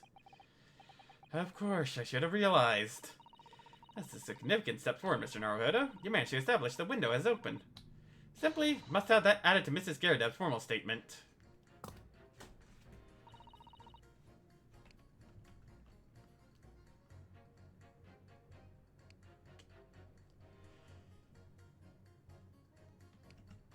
Now, press this. Hold it. But contained at the scene of the crime shows very obvious signs of fire damage. And the title of the book is The Lion's Pride. The same title, in fact, as the book that Mr. Garadeb told us he had been reading. Well, I really couldn't say. On the day in question, did you or did you not throw it at your husband the copy of The Lion's Pride that he had been reading? I did. It was the first thing I could lay my hands on, so I hurled it straight at him. Now you come to mention it, yes. He was rather enjoying reading it, you're right. Why did you not reveal this information to the court from the outset? So couldn't you, insolent little man? I didn't remember! Times like that, you pick up and throw whatever you can lay your hands on as well as you know. I really don't. I noticed I was throwing a book, much less the title of it. Excuse me. What is it, juror number 5? You know something? I remembered what it was. That memory I'd blocked out. Ah? I was listening to what this granny was saying. Brought it all blood back. Who are you calling a granny, you cheeky devil? I'm Mrs. Garadeb, or the maid, I'll have you know. The man doesn't even flinch. Please tell me that's not because he's so used to being hit all the time. It was about 2 weeks ago now. I just got back home after work, like. I put my hand in my pocket for the wages I just earned that day, and I nearly died. There was a hole. Every last penny had dropped out. Oh dear, what a disaster. You haven't heard the half of it, boy. Oh? The wife was cutting up some chicken at the time. It's out, but I told her straight. I've lost the day's wages, love. Next thing I knew, the blade was whistling past my ear, stuck into the wall next to me, it did. About an inch deep. No words, just terror. I could smell it then, you know? That god-awful stench of the Thames. I'm sure I was going to end up face down in the muddy banks that night, I can tell you. Now, that's a real disaster, isn't it? I'll never use the words lightly again. Anyway, the point I'm trying to make is this. When women lose their rag, they'll throw anything at you. Knives, hatchets, hammers, you name it. I don't, you mustn't think that all women are so short-tempered and unrefined. No, I wasn't thinking that. Like household objects to people is, well, it's so uncivilized. At least attack with honor. Using a bow or the like. What? Attack? Who are you going to attack? Never mind. Anyway, this man's words. Could be rather significant, I think. Declare, if I dare.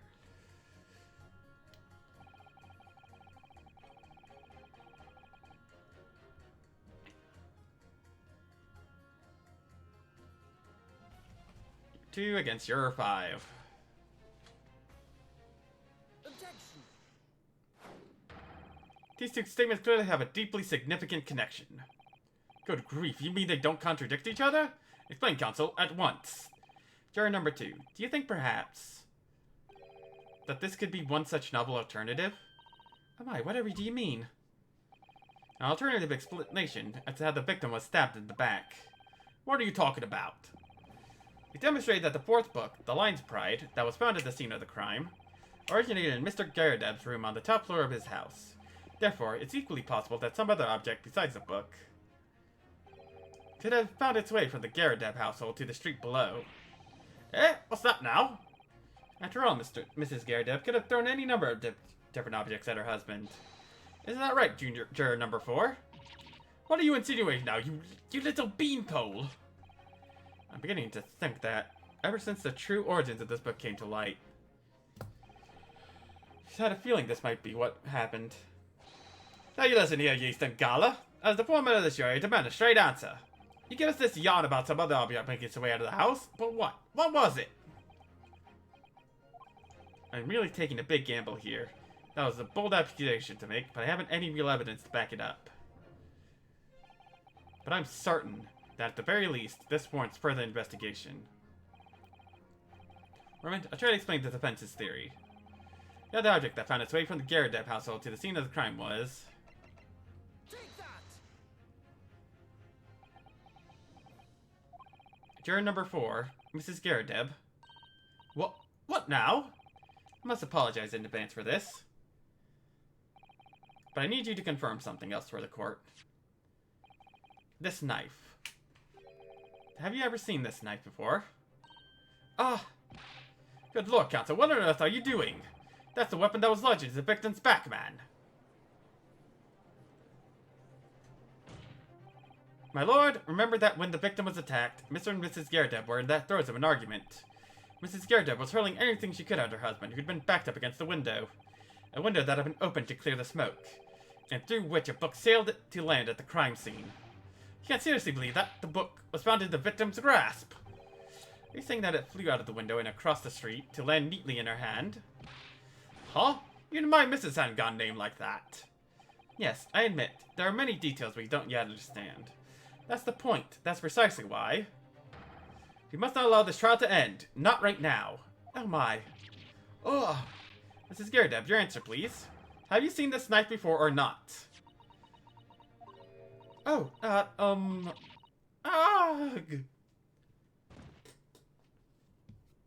Ah, shit. My lord! I wish to change my decision. I'm a woman of my word, after all. Thank you, madam. Yes, I agree. Certainly didn't see this coming, but... I just don't think it would be right for this trial to come to an end now with so many unanswered questions. Mr. Foreman. I'd have to agree. Not that I think the granny did it, mind.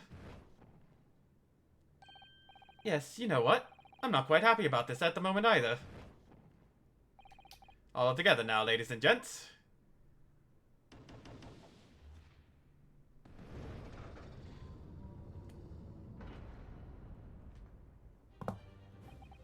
We did it. Oh, congratulations, Mr. Naruhodo.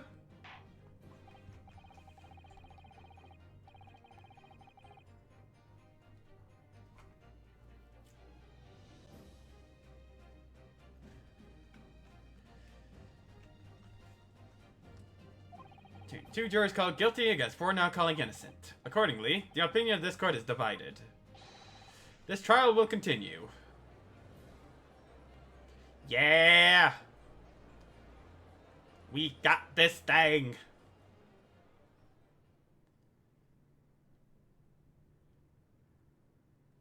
God dang, I cannot imagine how long the last one's gonna be. How does the prosecution wish to proceed?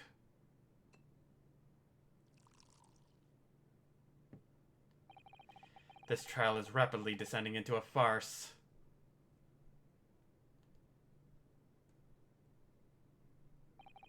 Like a corked wine, the first few sips are bitter enough. But what follows is so repugnant it's good for nothing save the gutter. If I'm a Lord Van Zykes, the defense has just put forward a credible alternative explanation for what happened. Credible? Is that your considered opinion, Mr. Foreman? The defense's argument is a joke to which I barely know how to respond, but let me start by insisting that you must all familiarize yourselves better with the relative positions of the places being discussed. What do you mean by that? What's this angle this time? Apparent that between the crime scene and the Gerdev household runs a rather wide street, Briar Road. Which means that the distance from the Gerdev's house to the scene is some, yes, 15 yards. Let me see, 15 yards... That's around 14 meters. 14 meters? Oh, that's a little farther than I imagined. And, as you ladies and gentlemen of the jury rightly noticed as having portentous significance, the fourth book was found in the victim's clutches.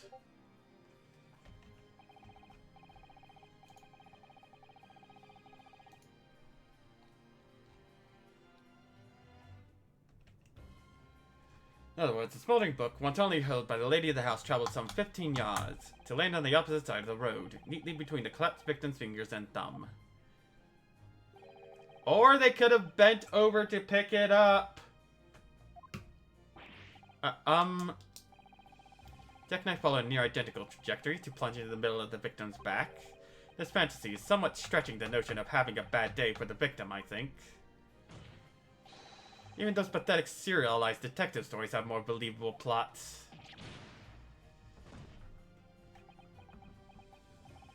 There's nothing I can say to that.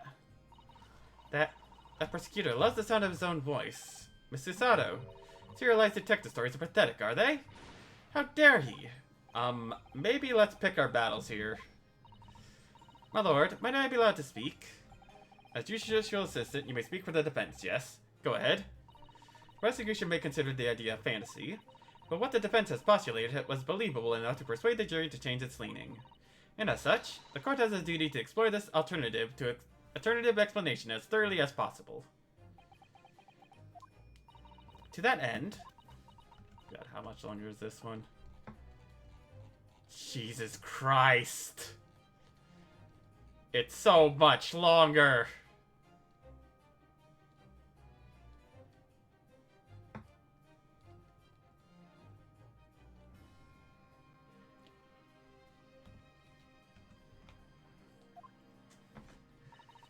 Juror number 4, Mrs. Joan Gerdev, must be called to testify and submit to cross-examination. Saints alive! Examination of the juror. Order, order, order! Well, this is highly irregular. It is unprecedented for a member of the jury to be summoned to the witness stand. Objection.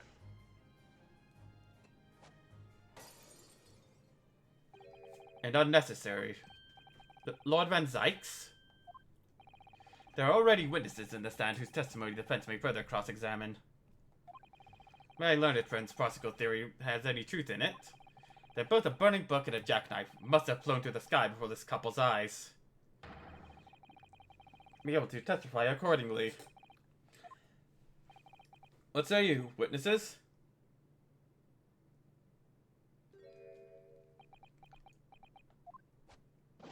Yes, sir. Constable Rowley Beat reporting for duty, sir. Well? Good morning, officer. Sorry for dozing until now, sir.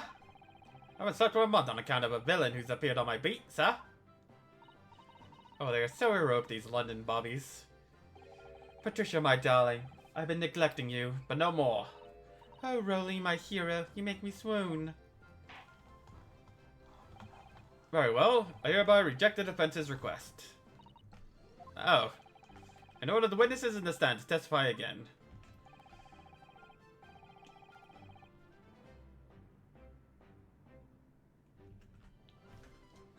State forthwith before the court any details pertaining to the defense's alternative explanation of events. Yes, sir!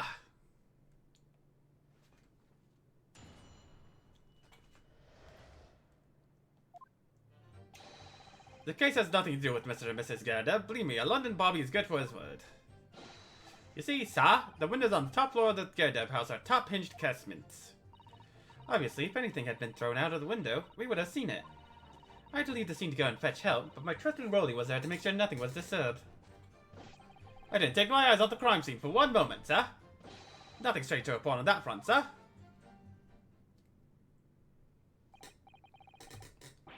Top hinged casement windows. That detail was not in the police report, Constable. Ah, yes, sorry about that. I must have been a little drowsy. Ahem. Can excuse your sins with drowsiness every time, Constable. No, sir. Sorry, but what exactly is a top-hinged casement window? And you cannot excuse your ignorance with such trite remarks, my learned friend. Of course, sorry. I found it, Mr. Naruhodo. Cast your mind back to the windows in Mr. and Mrs. Gyarados' room. Alright, I'll try. So the window opens the door to allow air to circulate inside the house. This is the top hinge casement window. It swings open along the upper edge, you see. I'm glad you rectified your ignorance. A casement window's most prominent feature is its stay, a metal bar which prevents the window from being opened by beyond a certain amount. Is all news to me. Correct, sir. Otherwise, if a book or knife were to have been thrown through the open window, it would have clattered against the pane and fallen straight down to the pavement below. No. You see the problem, then? Good. Your education in windows is complete.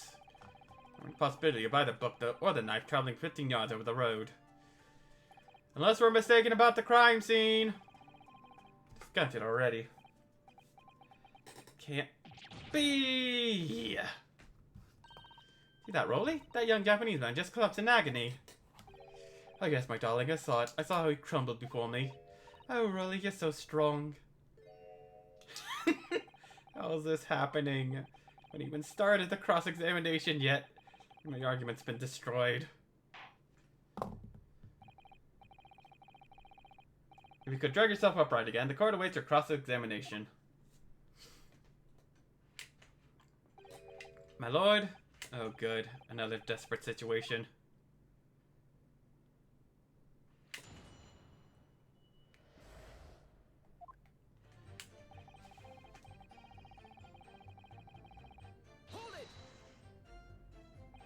How can you say that for certain? Very good question, sir. And the answer is this. As a noble nation principle, the force is written on as a reminder to all his policemen of our sworn duty. Before, didn't he? I can't say I remember.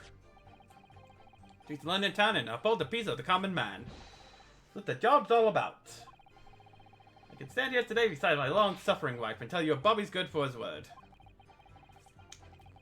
Hard eyes, admittedly. Sir? Oh, you're so manly. Of course I am, my darling Patricia.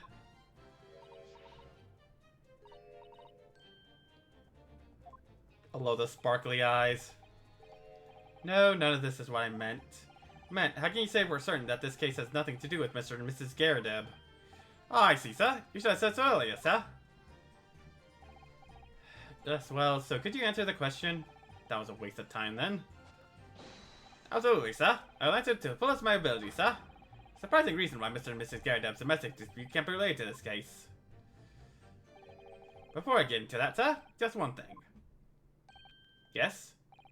I'd very much like you and all your countrymen to understand the great British institution of Scotland Yard.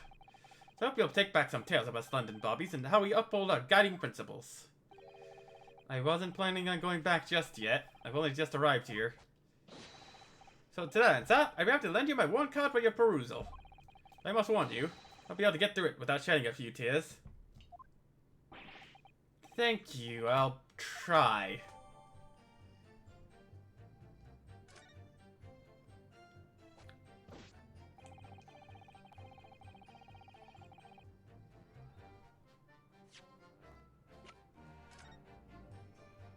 Please must try to preserve the peace within its allotted beat. A patrolling officer expected to walk 20 miles around its beat every day for the furtherance of community relations.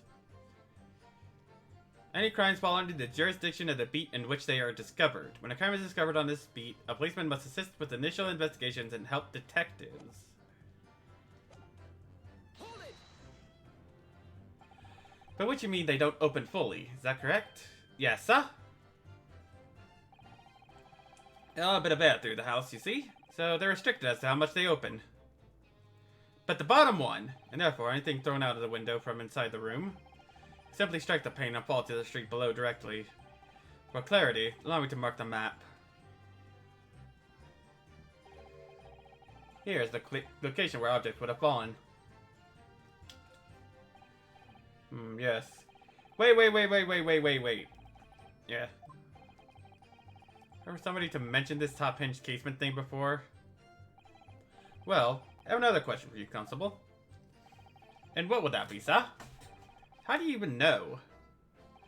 Why would you have any idea what sort of windows Mr. and Mrs. Garrideb's house is furnished with? Ah, well, sir, that's very simple. You see, I helped with the investigation yesterday. Excuse me. You have something to add, Mrs. Beat? Sorry. You look, well, delighted. Is there some particular reason for that? Oh, I was just remembering. That's all. We really were so lucky. Lucky? What do you mean? Well, of course I feel terrible for the poor woman who was attacked. Don't misunderstand me, please. We were just so lucky it didn't happen on Rolly's beat. It was so close, you see.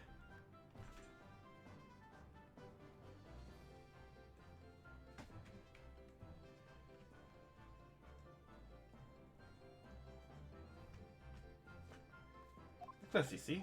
Oh, I hadn't realized. Oh yes, that street, Briar Road. That's the boundary between Rolly's beat and the next one. Isn't that right, my love?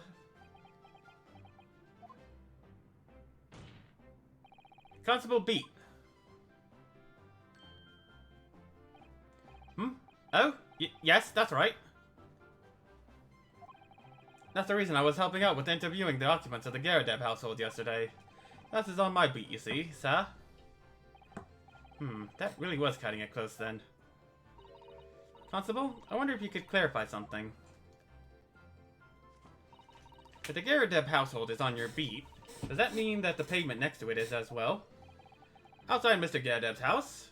Yes, ma'am. The pavement on that side of the road is part of my beat. I see. I was unaware of that. Just think, if the woman had been attacked just on the other side of Briar Road, you would never have been able to go for that meal to celebrate a wedding anniversary. But that's the life of a bobby, after all. Our people are bobbies, tirelessly working for the benefit of all Londoners. You know what I think? I think it was the good Lord's way of rewarding my Rolly for all his hard work. Don't you think so, my darling? That must be it, Pat, my love. That must be it. Perhaps we should make sure we have that information officially on record. Leave it to me, Mr. Naruhodo. I'll take care of it immediately.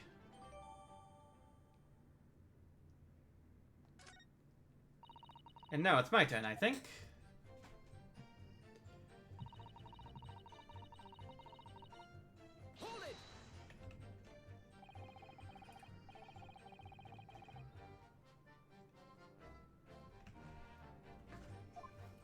dark. Oh, but Rolly and I were strolling along, gazing at the night sky and looking for a lucky star. Sorry? The star that will guide us to eternal happiness. Can it guide you to answer the question? Flaming bucket cut across the sky in front of us. It lit up like a shooting star. See, seen a shooting star would have made a wish upon it. Let's really be an inspector, I would have said. 3 times at least. Of course, well, with the smog and everything, we couldn't actually see any stars. In short, are you trying to say that neither a book nor a knife crossed the sky before you? Yes, sir, that is correct, sir. As sure as the night sky in London is starless, sir. Telling the truth. And we saw the poor woman fall to the ground, so we ran straight over to help her. We seemed to go and fetch help, but my trusty Rolly was there to make sure nothing was disturbed. Yes, he said that you went to a nearby police box to fetch another officer. Is that right? That's right, yes. If it had been on Rolly's beat, I would have known exactly where it was going, of course. Don't feel bad, my love. You can't be expected to know the location of every police box on every beat. Tell me the way. Only, I sort of got a little lost on the way. Patricia, my darling, that's why I love you. Your terrible sense of direction is bewitching, dude. Oh my god.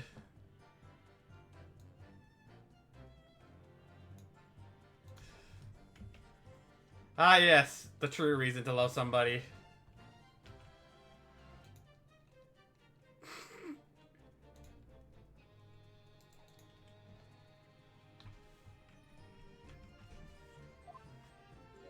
Oh. Oh, please. This has gone for about 15 minutes. But like I said, my Rolly was at the scene the whole time, making sure nothing was disturbed. Off duty at the time, of course, but true Bobby is never really off duty, sir. Take my eye off the crime scene for one moment, sir. Nothing strange up on that front, sir.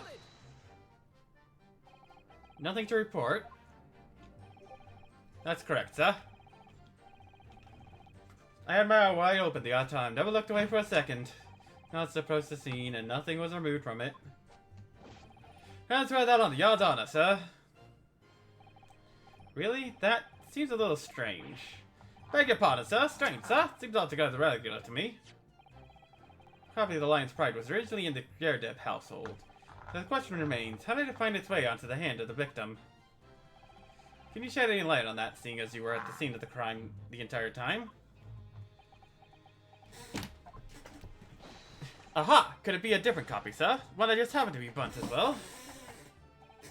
If that were possible, why would the victim have been gripping a book like that in their hand? See from this photographic print, she had a bag over her shoulder. Well, sir, that book was in Lay's hand from the moment we arrived at the scene. Big stretch, big stretch. Something about this statement that's not sitting right with me. Two mysteries of how that knife ended up in her back and how that book ended up in her hand.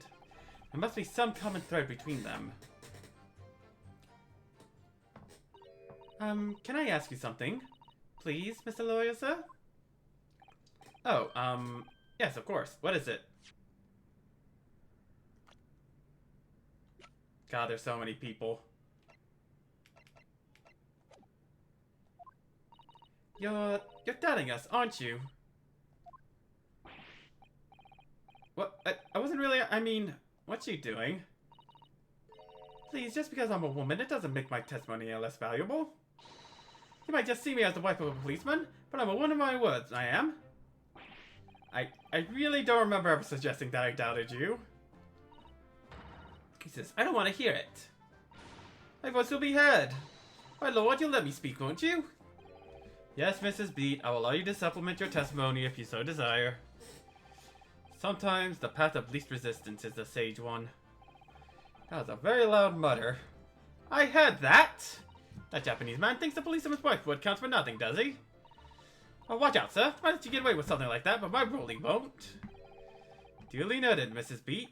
Please, I humbly ask you to continue. What could she possibly be about to say, I wonder?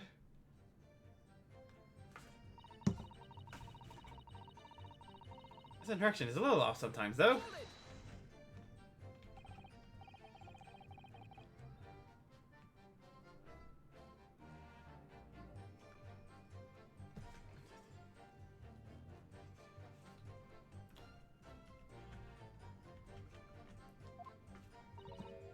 okay, I'm here. Yeah, welcome, Yang. You missed the mystery. But I made sure to share pictures of these two, Patricia and Rolly. Vice attorney. Hey, what up? Oh, base attorney. But yeah, so far these two are definitely cute. But yeah, so far to keep you up with the case, a woman was stabbed in the back while she was walking home in a fog night. Supposedly these two saw her. And our witness, not our witness, our suspect, Soseki Natsume. A man that looks to have seen every single horror. Be break basement attorney Chronicles. That little Eastern man with the whiskers and the funny curved back slinking away from the scene. What? And I know what I didn't see as well. Didn't see any flaming books or knives flying through the sky. All very clear. Horror. Yeah, horror. Every spook. Oh. Yeah, I think that man would have a different look in his eyes if he saw that. Oh, yes, well, that's a little embarrassing, really. I was ending up at the wrong place when I made arrangements to meet Rolly. He gets ever so cross. Nah, I'd be the same 100%. I thought he was a puppet. Constable Beat, is there a problem? I mean, he as well be a puppet to his wife. Huh? No, sir. No problem, sir. Did your wife's remark just now bring something to mind, perhaps? Oh, well, in a way, sir. Yes, sir. I was just remembering that the same thing happened that evening is all. You mean Mrs. Beat lost her way on the night of the incident? Well, you see, I sent her off to find a police box in the Beat over next to mine. But she was gone a fair bit longer than what I was expecting. Thought she'd be back inside 10 minutes. But my darling was gone a good 15. Oh, Rolly, you're such a tease. But the reason I was so long is because of the bouquet, silly. The bouquet? Sorry, what bouquet are you talking about? Oh, it's a present for our wedding anniversary. Probably so romantic. Stayed up for it with farthings and halfpennies he found in the gut while doing his rounds. Boy's shoe stimming on his helmet. Oh yeah, he is. Oh, actually, you're right. You're absolutely right, Anaphylactic. Like, they are connected by one long scarf. You'll be able to see it if we ever get a long shot. But yeah, they are connected by that scarf. I forgot all about it until just now. Had you, my darling? Ah! Yeah, they are.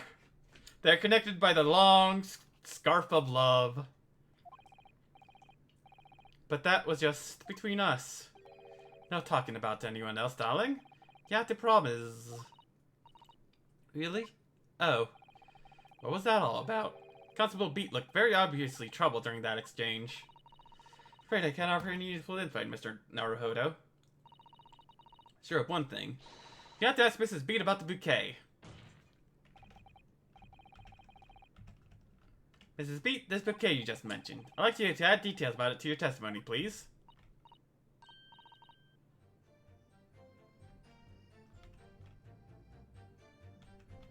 Oh, really? Yes, I'd love to.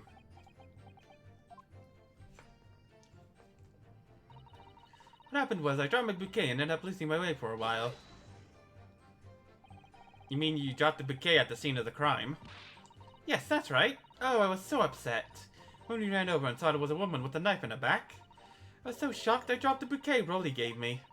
I was in a dark spot where the streetlights weren't casting any light, so I didn't notice it at first. And then you went to the police box to report it to the policeman whose beat was on. Yes, and I came back to the scene together with the other constable, you see? That's when I spotted my big bouquet again. The other thing was, when I went to pick it up, it was nowhere near the victim's body at all. Guess you need reminding, Mrs. Beat. The victim is not deceased. I was all flustered for a moment before I heard a voice calling me from the other side of the road. Your husband, presumably. That's right, silly me. I got over the wrong side of the street. Although, I'm going to blame the bouquet this time. I can't think of how it got there. I really can't. Alright. I definitely think I see what's going on. So the bouquet somehow moved from one side of the Briar Road to the opposite. Curious indeed. Isn't it? But the worst of it is I forgot to pick up the bouquet up again when we left the scene. That beautiful rose really bought me with that change from the gutter you spent so long collecting. By bouquet, do you perhaps mean this solitary rose? Oh, yes, that's it. That's the bouquet Rolly bought me for our anniversary with all bits of change he found in the gutter. Maybe just call it a rose. Listen, when you have to buy a rose with gutter change, you're able to call it a bouquet, alright? So, Van Zyx, where'd you come by the flower? According to the report by the police officer in charge of the crime scene investigation, more like a bucket. It was found on the edge of the pavement in front of the Garabed household. In front of the Garabed's house? No, it's until the morning, as it lay where the street lamps cast no light. It was believed to be of no relevance to the case, and so it was found on the opposite side of the thoroughfare. Oh, thank you, sir, thank you. Can I have it back now, please? No, I think for a good measure, this rose should be added to the court record as evidence. Oh. This case has been entered into the court record. But it's a symbol of our love. I want it back after the trial. Do you hear me? I want it back. Good grief. Rest assured that I should do my very best not to forget, Mrs. Beat. I didn't take my eyes off the crime scene for one moment, sir. Nothing's changed upon that front, sir.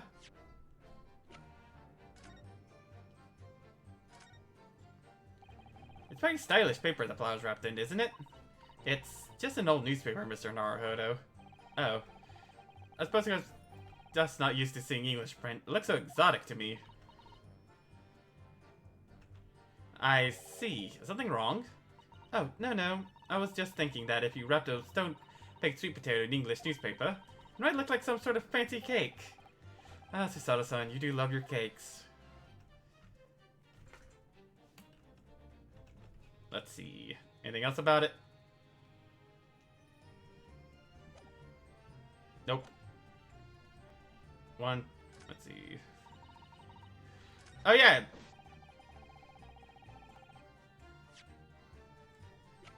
That would be strange. You claim, Constable Bate, that there was nothing to report in the 15 or so minutes you were guarding the scene. That cannot be. What do you mean to say? In your testimony, just now, Mrs. Beat, you explained to the court that when you arrived back at the scene of the crime, with the policeman assigned to that beat, the bouquet you had dropped at the victim's side was no longer anywhere nearby. Yes, on the outside of Briar Road to where the victim was attacked. Besides of that meager bouquet, if a single sorry bloom can be described, no doubt it was blown in the wind across the street, back into the gutter where it belongs. Damn! Van Zyke needs to chill. Mika? But if that were the case, why did Constable Beat not testify to the fact? No one else approached the scene, and nothing was removed from it. Constable Beat swore to that on Scotland Yard's honor. The bouquet belonged to me. It has nothing to do with the case. That's why Rolly didn't mention it, I'm sure. No, because sadly, it's not only your bouquet we are talking about here. More than one thing in this case is mysteriously the wrong way around. What are you talking about? Think about it. Besides Mrs. Beat Bouquet, there's Mr. Garabed's book. A copy of The Lion's Pride, which was thrown out the window by his wife, would have struck the pane of the casement window and landed here on the west side of the street. And yet, it was actually found here, on the opposite side of the road, in the victim's hand. Meanwhile, according to the testimony we've heard, Mrs. Beat's bouquet should have been dropped here at the scene of the crime, on the east side of the street, but in fact, It was actually found here, on the opposite side of the road, in front of Mr. and Mrs. Garrideb's house. No logical explanation for those things. Unless somebody deliberately moved them. What are you trying to say? The way you're talking, it sounds like you think my Rolly's done something wrong. Did you listen to what that scrawny lawyer says? Withering on about books and bouquets. Why should we care? It's nitpicking, that's what it is. Oh good, Mrs. Garrideb's come around. You might call it nitpicking, Mrs. Garrideb. But deliberate meddling with the scene of a crime is a criminal offense. It's called, tampering, Mr. Naruhodo. But the person responsible for this tampering cannot admit to it, for a very subtle but compelling reason. Objection! Tampering? You've barely heard the term before. Tell us why, learned friend. Who would possibly have had cause to carry out such an elaborate deception? Tampering was seen at the crime that evening. All the evidence and the testimony points to that one particular person. Counsel, I must demand that you substantiate this conjecture. Who are you saying is responsible for tampering with the scene of the crime? Take that! Man didn't want to work. Person it could have been. Constable Raleigh Beat, it was you. What? A policeman? A member of Scotland Yard? What nonsense, why would my Raleigh do something like that? There's no one straighter than my husband. No Bobby's worked more tirelessly for the people of London. Mrs. Beat, you said in your testimony that your husband asked you to go to a nearby police box to fetch the officer on duty. The 15 minutes that you were absent from the scene is the only opportunity anyone had to tamper with it. You're making it up. It's all nonsense. It's all lies. What about the Japanese man with the whiskers? I bet it was him. He did it. That was true. Constable Beat would have seen him do it. Oh. And forgive me for pointing it out, but when you dropped your bouquet, Mrs. Beat, it was after the defendant had fled the scene. Well... Objection! First you make accusations about the landlord and his wife, and now you incriminate a policeman as well. But your accusations lack one very important thing. You claim the crime scene was tampered with. But there is only one reason anyone would commit such a reckless crime. To hide something. That's right, he's right. But my husband and I just happened to be there, that's all. Would you have anything to hide? It doesn't make sense. You have no motive for this alleged tampering. Until you do, your accusations are nothing but empty threats. Constable Beat had a very good reason for wanting to tamper with the scene of the crime. That's the key to this entire affair. Have you managed to solve this mystery? Counsel, you have made a very serious accusation against a London police officer.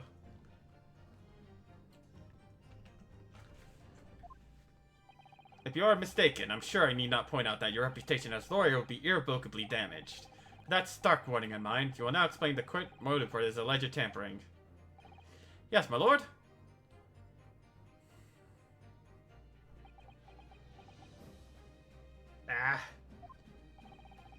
Beat's motive for tampering with the crime scene was to hide where the victim fell. Where the victim fell to the ground. That is what Bobby had to cover up, at all costs. What? Where the victim fell? You mean where she was attacked? What are you talking about? We told you at the very start, didn't we? On the pier on the Briar Road. We saw it happen, remember? Yeah, it was right here, as if anyone didn't already know. That's certainly what everybody has been led to believe. But in fact, that isn't where the victim was stabbed at all. What? What?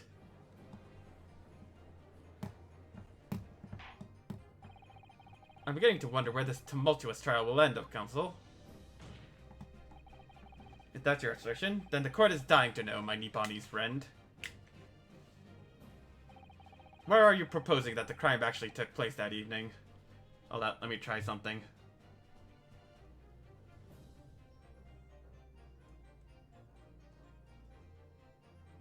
Alright. I wasn't sure if chat was updating or anything like that. For some reason, the phone app can be kind of wonky. And right here. Take that! Woo! But that's on the opposite side of the road. I don't understand. Whew. On the evening in question, Mr. Garadeb's book fell directly down from the open window above. And your bouquet, Mrs. Beat, never moved at all. What did move was the scene of the crime itself. I just got lost in the trial and forgot to type lol. Super fair. Good gracious! God. Yeah, see? They're both connected. Perhaps you haven't been listening to the ample testimony the court has heard. But these witnesses both saw the moment the attack took place. Yeah. That's right. I saw it with my own eyes. It was 5 o'clock in the evening and already dark. There was the typical London fog on the ground. Where you saw the incident unfold and ran to the victim's aid. That was actually on the west side of Briar Road. No, that's not true. It can't have been. Constable Beat then arranged for you to be absent for a while by sending you for help. And during the 15 minutes you were away, he transplanted the crime scene. He moved all the things shown in this print. The victim herself, the 4 books. He moved everything, in fact, to the pavement on the east side of Briar Road. Extraordinary. The constable overlooked one thing. What? What did he overlook? The bouquet, I presume. Exactly. The prosecution told the court just a few minutes ago about the discovery of the rose bouquet. Lord Van Zyck said it wasn't noticed until the morning, as it lay where the street lamps cast no light. Yes, it couldn't be seen in the dark, obviously. Which is why it was only the bouquet that was found in its original position, on the pavement on the west side of Briar Road. And that is the defense's theory about what really happened that evening. How do you respond, Constable Raleigh Beat?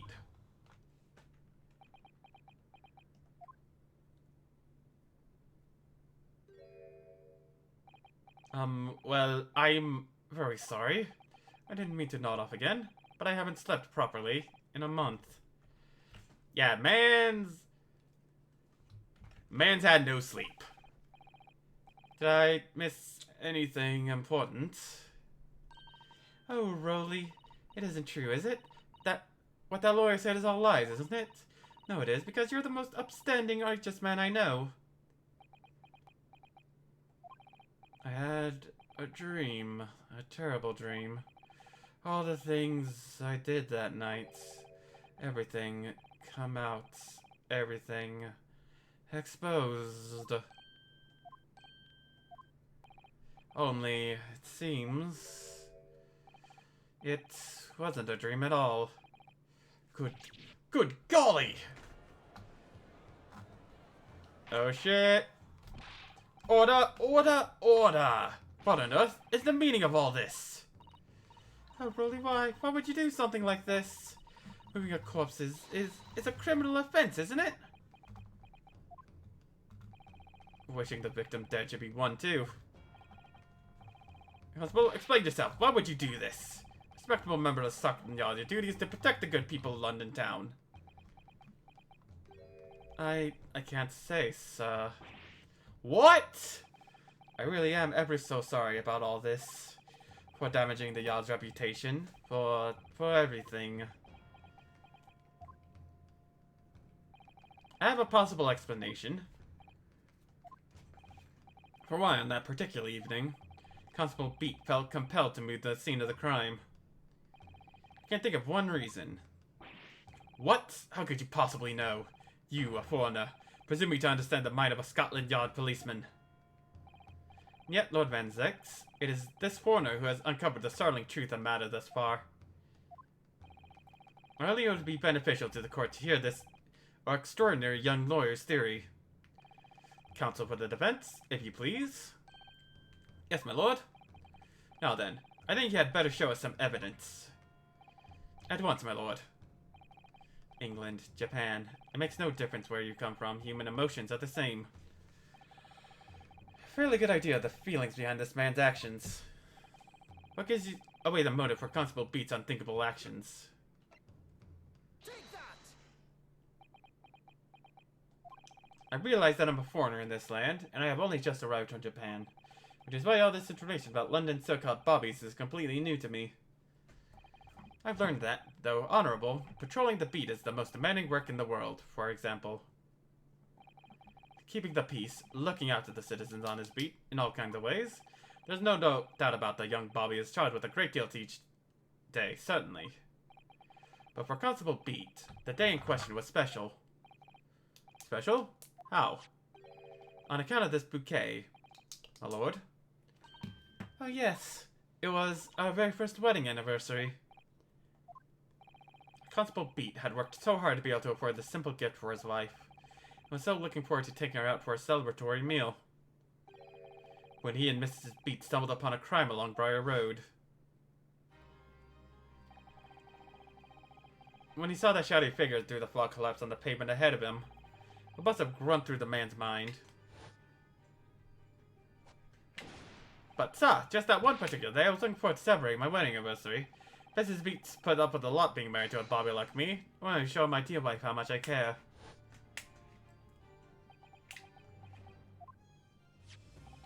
This is a warrant card that Constable Beat offered to lend to me earlier.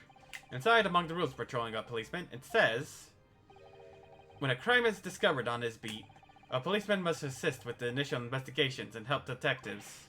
Aha! Constable Beat. Is that, or is that not, the reason why you moved the whole scene of the crime that day? Yes. Everything you said, it's all right. So that's it. It was all to do with the boundary of your beat. Oh. Exactly. To summarize, the incident actually occurred on Constable Beat's beat. Good gracious! Constable, do you realize the gravity of what you have done? It was the first time since I became a copper that I'd ever cursed God. Stay close to me, Pat. The criminal could still be lurking somewhere. As we ran over to the scene, I had every intention of doing my duty as a police officer. We got to report this to the station as quickly as possible. But then, it dawned on me. I realized where we were, where the victim was lying, and what that meant for me. When a crime is discovered on his beat, a policeman must assist with initial investigations and help detectives. Why here? Why did this have to happen here? Why tonight? Of all nights? Why?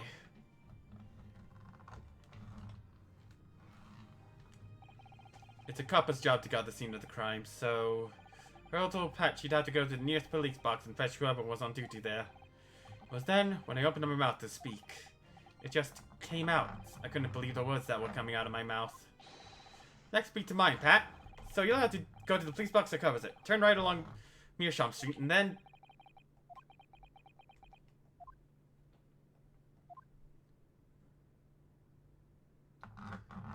Dang. The truth.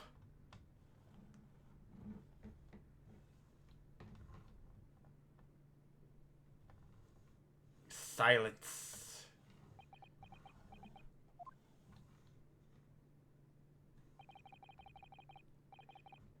Sads. I'm sorry.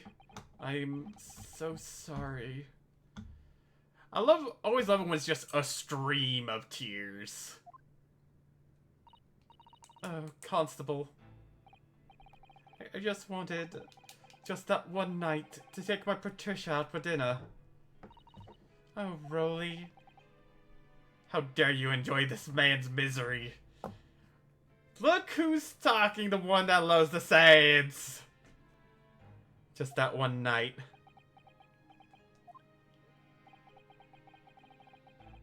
You know that if the incident was on your beat, your evening of celebration would be ruined. Not other people's Saiyans! Sure. So you decided to move this entire crime scene outside your jurisdiction.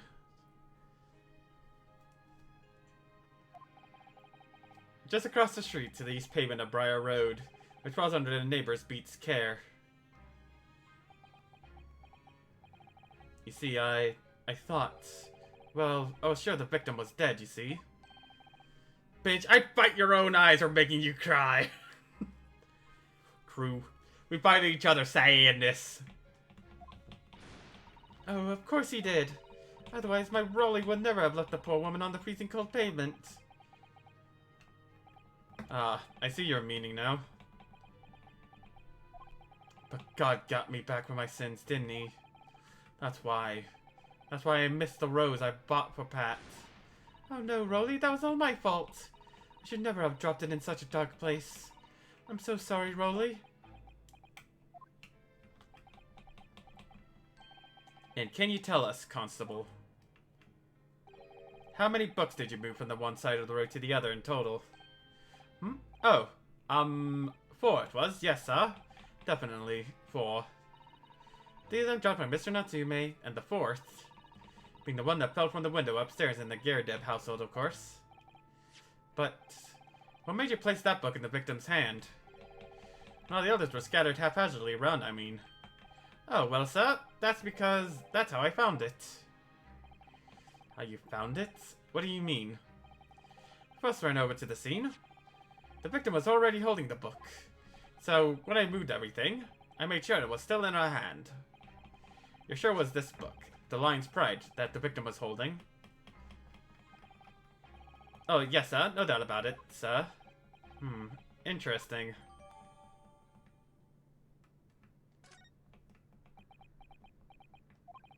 I thought it was an open and shut case at the time, you know? There were only 2 people at the scene, and Pat and me both saw it happen. However, which way you looked at it, it had to be the fellow who ran off who done it, I thought. I couldn't see the harm, really. I didn't think moving it all over the road would make a jot of difference. I suppose this is it for me now. I've had it. My lord?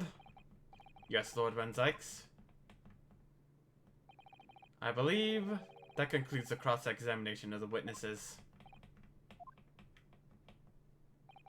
Constable, you may withdraw. So, yes, sir. Mr. Prosecutor, sir? What will become of my Rolly? What will happen to him?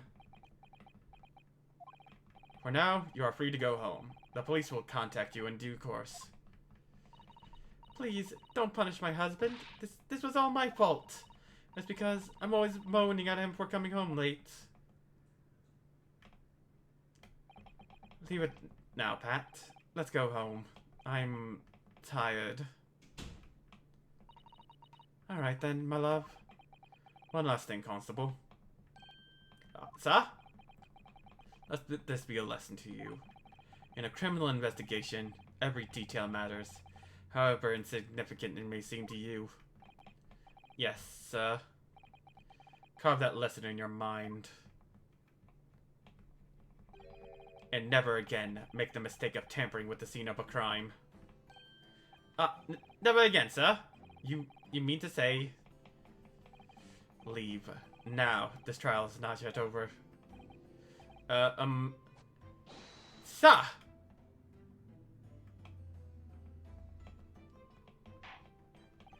Well, quite a startling revelation, I must say.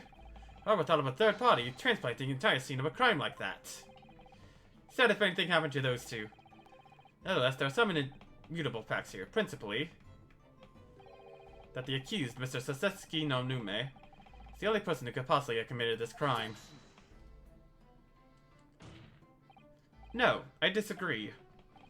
Now that we know the true scene of the incident, there is somebody else. The other person who could be responsible for the knife in the victim's back. Forgive me for being presumptuous, but I believe the prosecution is probably well aware of this possibility already. Lord Van Zykes, is this true? Very well. Name the person if you will, and if further investigation is warranted, the prosecution has no objection to the trial continuing. This other person who could have perpetuated the crime. Take that! The defense would once again like to request a cross-examination of a new witness, my lord. Once again? My assistant made the same request earlier, in order to finally reveal the truth about this case. Pray that we cross-examine juror number 4, Mrs. Joan Garadeb. Me? Oh dear me. That request has already been denied. But the situation is very different now. Mrs. Garadeb, answer me this. What do you want now, you little toad? At the time of the incident, you were engaged in a violent argument with your husband, Mr. John Garadeb. In the course of the argument, a minor house fire was ignited, and to clear the smoke from the room, your husband opened a window that looked out over Briar Road. Well, what of it? You threw this book at your husband when he was cornered with his back against the window. Upon striking the pane of the open-top hinged casement window, the book plummeted directly down, finding its way to what we now know to be the true scene of the incident. Yes, and as I said, what of it? During the argument, you were beside yourself with rage. As such, you threw not just books, but anything you could lay your hands on. So, let me ask you one more time, Mrs. Garadeb. This knife, the one removed from the victim's back. Have you really never laid your eyes on it before? Ah.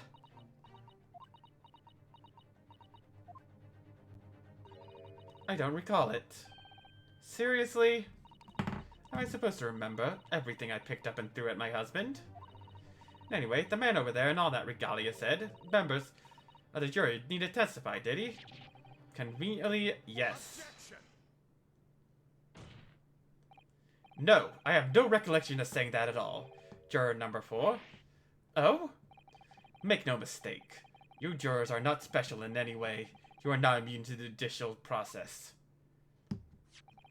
If you know something about this knife, madam, let the truth come out. But that's just a common or garden knife. It could have come from anywhere. We have several like that at home. If one went missing, how would you expect me to know? What's that? Are you joking? What are you saying, please, Mrs. Garadeb? Yeah, she just said... Now you listen to me. I refuse to believe all this nonsense. I couldn't bear the thought that I'd injured someone. Do you hear? I couldn't bear it. Oh, the poor woman. So, yes, I want evidence. I want to see hard evidence if you're going to insist on this being my fault. Let's see, I believe I have it right.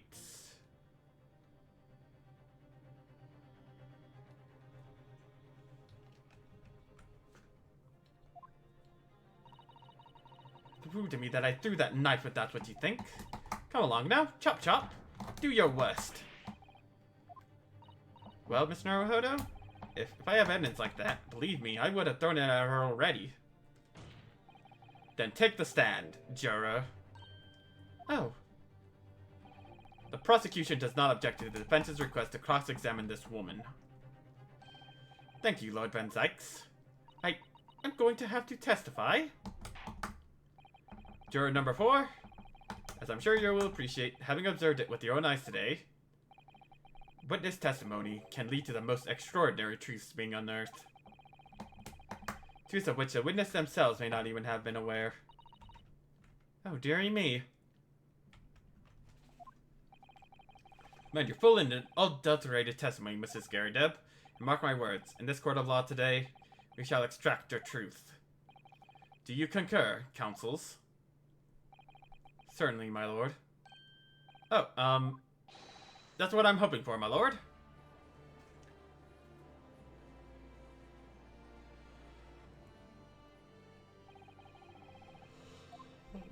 For the first time since arriving in this country, it actually feels real.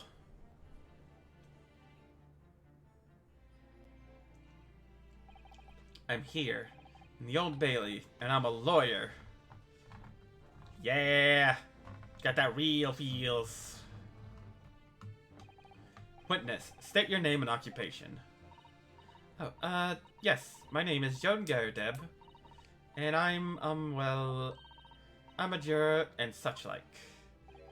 It sounds like even she doesn't know if she's a housewife or a maid or what anymore.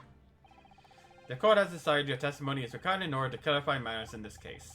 Do you understand, madam? Oh, yes, my lord. You will tell the court everything that took place in your household on the evening in question.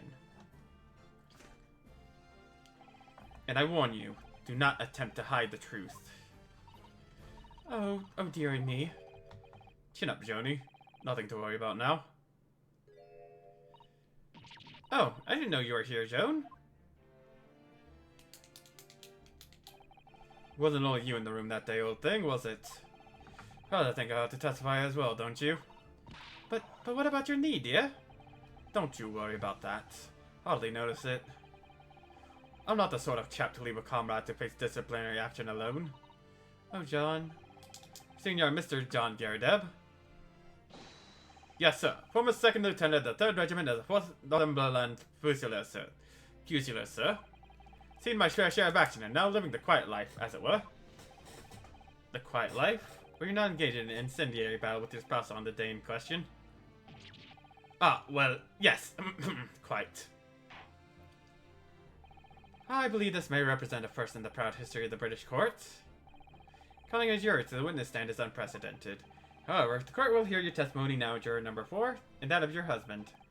Your account clearly and concisely the events in your home at the time of the incident in question. Sir, at once.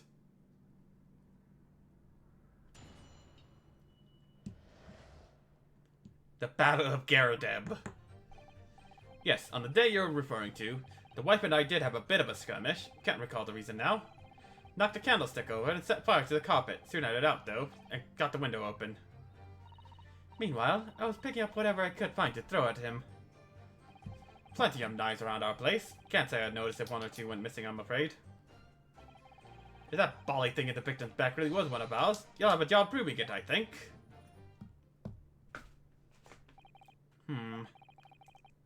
Though it was quite the battlefield in your household that evening. Although, an entirely one-sided assault, it seems. The enemy caught us on the hop, sir. We had no choice but to dig in and take defensive measures. To be honest, if the enemy had kept shelling us for another minute, we'd have been toast. Of course, a veteran such as myself. It was only too aware that on every battlefield, you're just a gnat's whisker from death at any moment. Are we still talking about a marital quarrel here? Well, I must say, I'm dubious that this testimony will shed any light on the origin of this jackknife. In combat, one's focus narrows such that surroundings are barely noticed. These witnesses may not be able to offer anything more than they have testified already. This may be a dead end.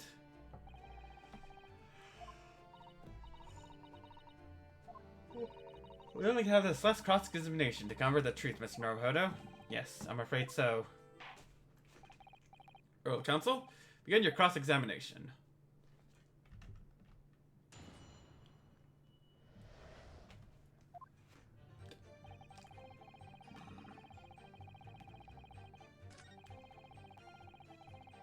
Let's see. Hold it! Even though the room was on fire? As far as I was concerned at the time, it was more important to extinguish my anger than the flames. When a woman wants to throw, she must throw.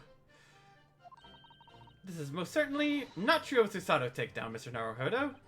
How did you know I was thinking that? So, please cast your mind back and try to remember. Was the knife among the items you threw at your husband that day? In all honesty, I don't recall. I feel I must point out that I'm no monster. Let me see. Some bread, a cabbage, garlic, a towel, and a sponge. A napkin? Excuse me.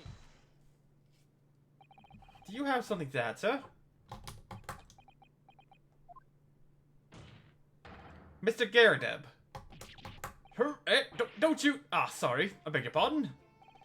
Did your wife's remark just now bring something to mind? Nothing of any significance, no. Just that the barrage of projectiles the old thing launched in my direction are somewhat more solid than she implies. Books, bricks, and a fire poker, I seem to recall. Ouch.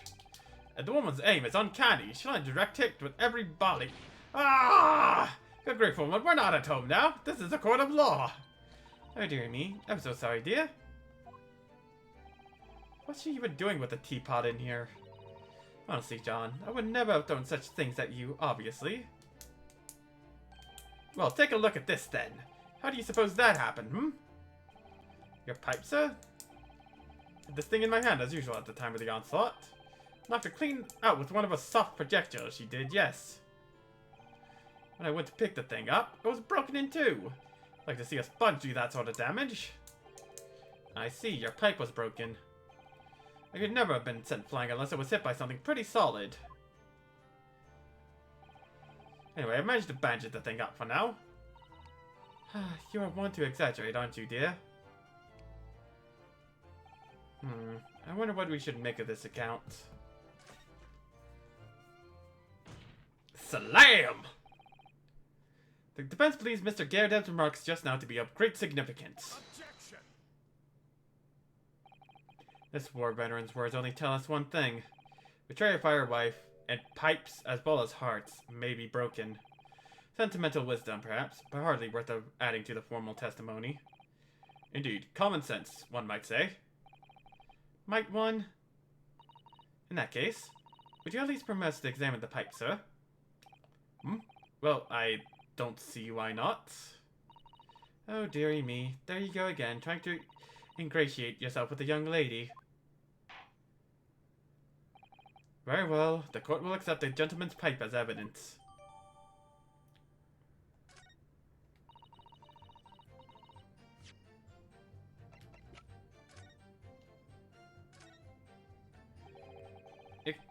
With that bandage around it, doesn't it? For some reason, it feels slightly ominous to me, like it's trying to shout out a warning. It's the same blue as Mr. Gyardeb's dressing gown. Considerable sentimental value to Mr. Gyardeb, given that he's going to the trouble of repairing it like this. Either that, or he can't afford to replace it.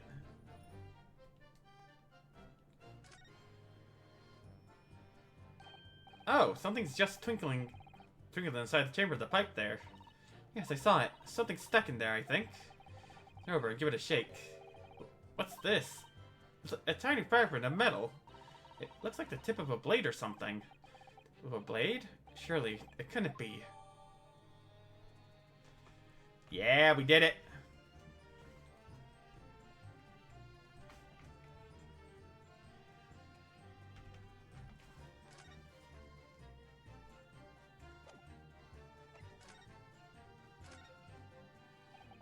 This is a tiny piece of metal we found in his chamber of Mr. Gyardeb's pipe. It looks like the tip of a blade or something. Blade? Is something wrong, Mr. Naruhodo? I don't really know. It's just something niggling at me. But I can't quite put my finger on what it is. In that case, it would be wise to examine some of the other pieces of evidence again.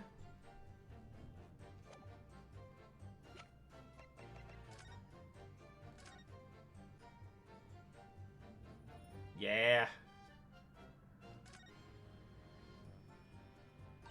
Oh, look here, Mr. Naruhodo, just at the tip. A small piece of the blade appears to be missing. Wait, part of it's missing? You're wrong, but I've just got a feeling. Remember this? Ah, that's the tiny fragment of metal that we found inside the Mr. Gyardeb's pipe. Just maybe. Oh my, it's a perfect fit. Somehow, I just knew it.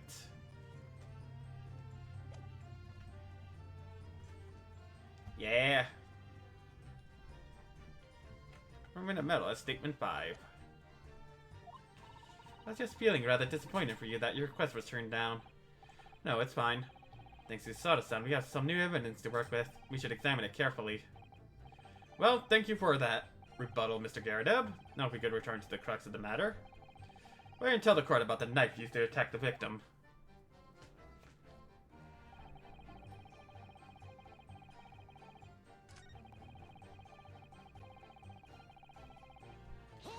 Wait, wrong button. Shoot. You're a knife. Unless we can produce proof. Even though there's no other credible possibility that Mr. Natsume is innocent.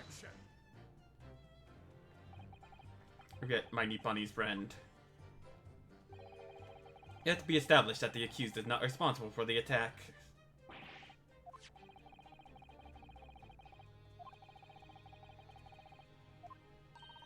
Perhaps you're thinking of fingerprinting, Mr. Naruhodo. Dream? That's where wizardry really exists? Whenever people touch anything, they leave behind a unique pattern from the skin, or so they say. See, anything.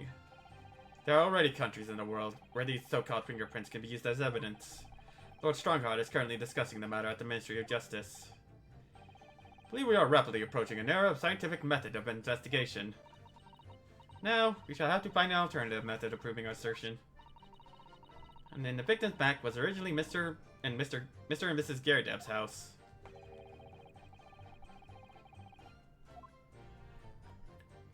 Yeah.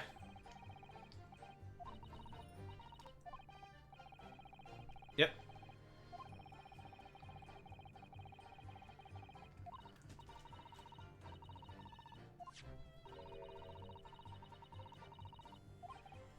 God dang. Gonna be a tiny bit late. So that tells me that when I play the next episode, it's gonna be long. In fact, a knife belonging to one of them that caused the victim's injury.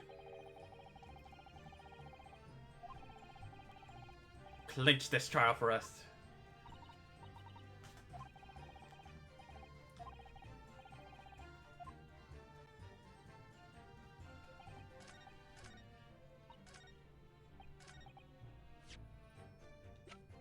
Objection! Slam! Mr. Garrideb, can I ask you to take a good look at this, please? You can ask, but I can't see a bally thing. You can't? She used to call me Deadeye Deb back in their regiment, of course. But that was some time ago now. Even when I'm trying to enjoy a large print book by the fire these days. I struggle to tell a B from a D and a P from a Q, to be honest.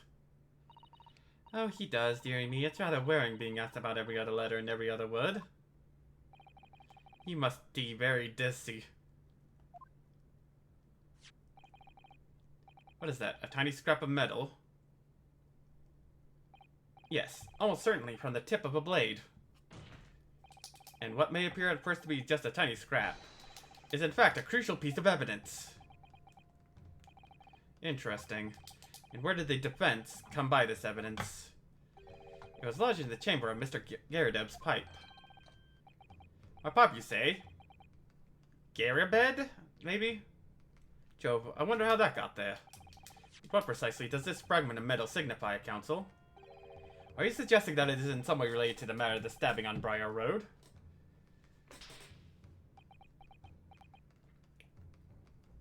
I am. What?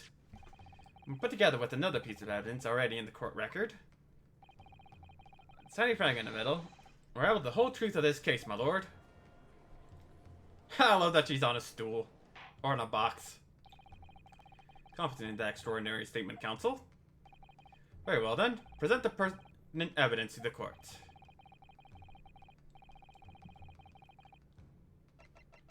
Take that!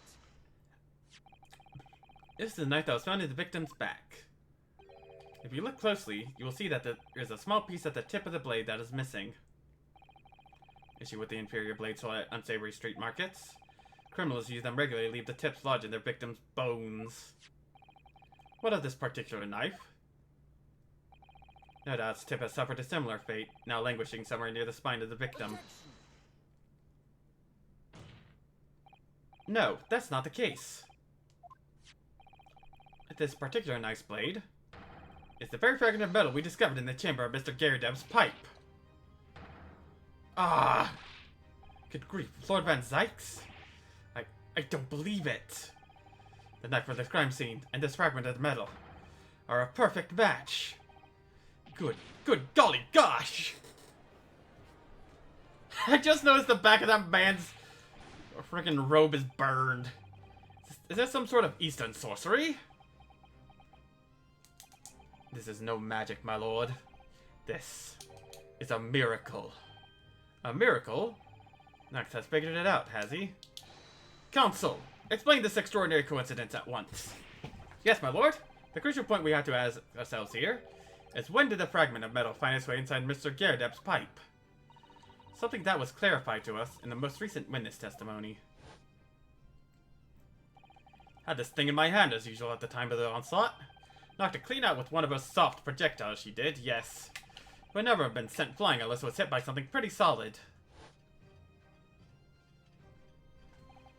Oh, dearie me. During the argument between these two that occurred, just as the victim was on the pavement below, Mrs. Garrideb flung this knife at her husband. However, the knife missed Mr. Garrideb instead of striking the pipe in his hand at the time. which caused the tip to break off, of course. Good lord! Yes, and that is when the tiny tip of the blade found its way inside Mr. Garredeb's pipe. The chances of that are 1,000,000 to 1! And yet, there's no other credible explanation for how the tip of the blade ended up in your pipe. Then, after losing its tip, the knife ricocheted off the pipe and flew out of the open window. In short, this knife, which fell from the window of the Garredeb's house, is the very same knife that struck the victim in the middle of the back on the street below. Gosh, oh dear. Oh. No! Objection! What objection do you have, my dude?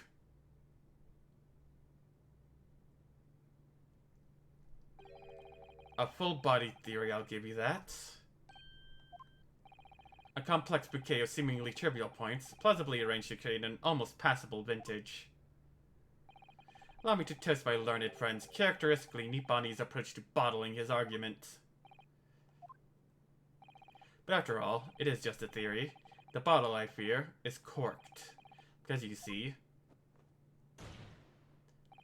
it's spoilt by an insurmountable inconsistency. What? My god! Let me win! What is this consistency that you claim to have identified? Consistency of the simplest nature, my lord. The victim was found with the knife planted in the middle of her back. She bent down to pick up the burning book. That's right, you silly little man. Now's your own thing. What are you getting so excited about? Let's consider the basic facts of the case once more.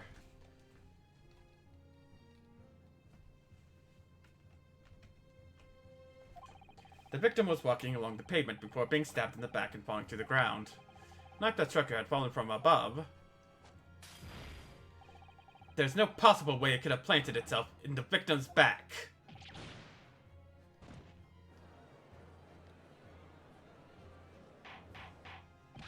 Order, order! Quite right, you see? That's exactly right. If the knife had fallen on her from above, it would have struck her on the top of her head. Well, he's lost for words, look. I knew it. I never liked his theory in the first place. I don't know, though. What really did happen? It would appear the defense has made a rather spectacular blunder. Theory has ever one inconsistency it cannot stand. Your theory, my learned friend, is history. We were so close. I could see the truth. I was so sure we were on the right track. But now the way has been blocked completely by just one simple inconsistency. Or in other words, we simply need to eliminate that one inconsistency, and the theory will stand. You mustn't worry, Mr. Naruhodo. You were just caught off guard, that's all, and your mind went blank. But if the path you were on is indeed correct, then a way will present itself. You can use this in the court record, I'm sure. All the information you need is there. Seems you have nothing to say, my Nipponese friend. Well, your silence speaks volumes. Tacit acceptance that your theory is fatally flawed. Objection! Why's the goblin on my side? This inconsistency doesn't mean I was on the wrong track. It means that I need to sharpen my mind and dig deeper for the truth. It's a test. Yes. If the knife fell on the victim from above, there's no way that it could have hit her in the middle of the back. Under normal circumstances, that is. What are you implying? Counsel, there's a piece of evidence in the court record that can explain this inconsistency, and explain how the knife fell from above could have pierced the victim's back. We already have the answer. Goodness. Utter madness. Counsel, present the evidence of which you speak. This is the last inconsistency. The final piece in the puzzle. Madness! This is Britain! Then just kick someone off Big Ben. The evidence that explains how the falling knife became lodged in the victim's back is... Take that! This, the fourth book found at the scene. This is the final piece of evidence the defense will present. The burnt book? It's not Mr. Garrideb's book. Yes, and to understand its significance, we have to consider how it came to be at the scene in the first place. The photograph print clearly shows the book in question, and the victim holding it in her hand. But as we all know now, it was the police constable that put the book between her fingers like that. Quite so, as part of his wholesale transplanting of the crime scene to the opposite side of the road. That's true. However, as part of his testimony, Constable Beat made an extremely enlightening statement on that point.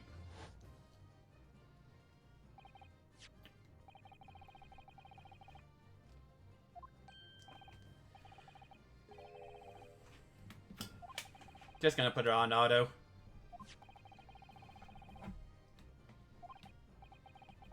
And we don't really read the past sections. In other words, the victim had already picked the book up of her own volition. And clearly, that must have been before she suffered the knife wound. Well, I should say so. After being attacked with a knife, I don't imagine she'd have been doing much of anything. So the question becomes, why did the victim have that book in her hand? By Jingo! I think I'm beginning to see what may have happened now. Oh dearie me. We know that the book fell from the top floor of the Garrideb household onto the pavement below, at precisely the moment that the victim was walking past. Yes, exactly that moment. The young woman was walking along the street in the light fog, when all of a sudden, a book fell right in front of her. The book I threw. Yes, Mrs. Garrideb, and what do you think the woman did? What would you do if you were walking along and suddenly a book landed in front of you on the pavement? Well, I really can't imagine it, but I suppose she might have reached down and picked the book up. Yes, that is exactly what the woman in fact did. She picked up the book. Oh heavens! And when the woman reached down to pick the fallen book up, what position would her back have been in? That's right, facing the sky, completely and utterly defenseless. Then, in the very next moment, while the woman was still bent over picking up the book, dead! Well, not dead, just comatose. Fell from the room above, the jackknife straight into the middle of her back. And at the same time, walking by chance directly behind Mrs. Green, was the defendant, Mr. Soseki Natsume. Well, I never! It appeared to Mr. Natsume that the woman simply collapsed on the floor. In the dark and the fog, he didn't see the knife falling on her from above. Ah! And from the other direction, the constable and his wife saw no one but the victim and her apparent attacker. So there never was a real culprit to run from the scene in the first place. No. It's nothing more than a series of unlikely events that culminated in an unfortunate accident. And that is the real truth behind this case.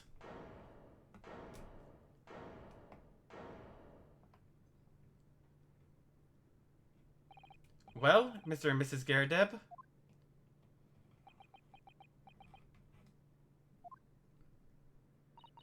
The very first time you showed me that knife, I had my suspicions. I wondered if perhaps it might have been something like that. There, old bean. Poor Mrs. Garrideb. Of course, I never meant for anything of the sort to happen, but it was all my fault, wasn't it?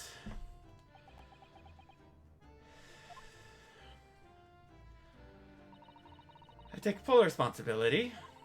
I let my anger get the better of me. I threw that book. And I threw the knife as well.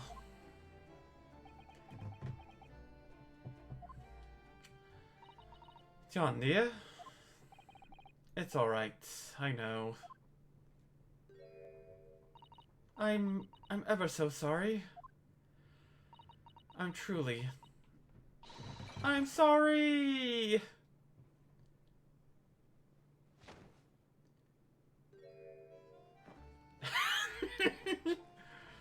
Man trying! I give the respect this man's deserves. Put her and her jizzle physics cheats in the slammer. Give the jiggle physics to the clown lady. Sex. She's been taken to the infirmary. It would appear that today's events had left her in an especially flustered state. However, Alicia will recover in due course. There's no cause for concern. Yes, unbeknownst to themselves, they caused what could easily have been a terrible tragedy. They shall have to be prepared themselves for the consequences of their actions. There is some good news, however, my lord. I have just had word from the hospital where the victim is being treated. The condition is improving steadily, and the doctor believes she will regain consciousness soon. It's strange. We've been talking about the victim all this time, but we've never once met her. How wonderful. The woman is out of danger, it seems. Yes, that is good news. So, Mr. Soseki Natsume? Yes? On behalf of my fellow countrymen, I would like to take this opportunity to beg your pardon, sir. You came from your distant eastern homeland to study our great British culture, and have been repaid with immeasurable unkindness. Please accept our heartfelt apologies.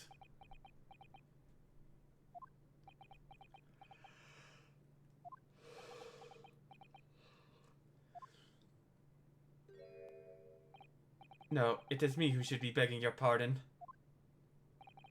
Oh no, Mr. Natsume. That evening, when the young woman just collapsed on the pavement before my eyes, I jumped to the wrong conclusion again in my confusion.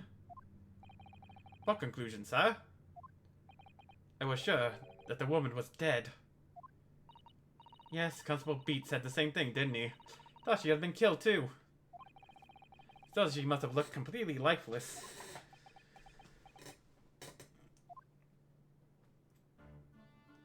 It's been about a year since I arrived in Great Britain now, but I still can't get used to life here. I can't relax. I'm sure there are evil spirits lurking in the fog, like they're haunting me. Poor Soseki-san. His imagination really has got the better of him. Yes, poor man.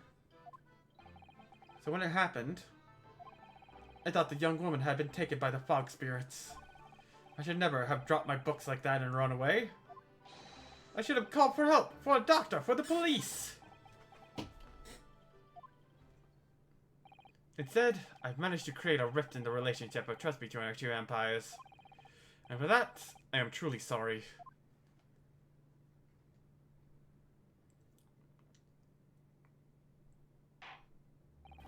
One could indeed say that some sort of mischievous spirit has been working here, I think. One that created a chain of unfortunate mishaps. You are befooled by the spirit and led to false conclusions. But thanks to Lord Van Zykes and our young lawyer here from the east, that chain has now been broken and the spirit exorcised. I heartily commend you both. Oh.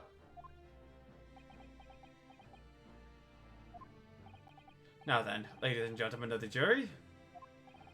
My lord, in concluding this trial, I must ask one last time for your decision regarding the defendant's culpability.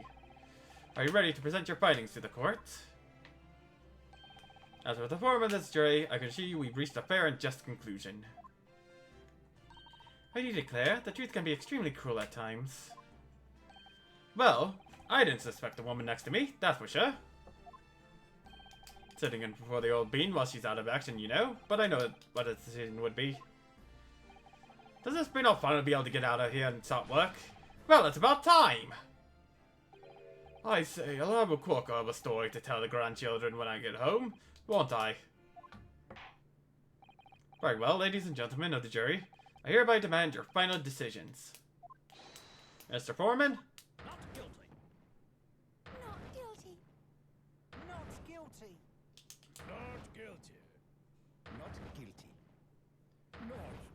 cruelty. Fire!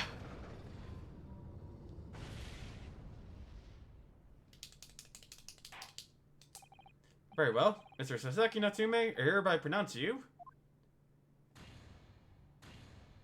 Yeah!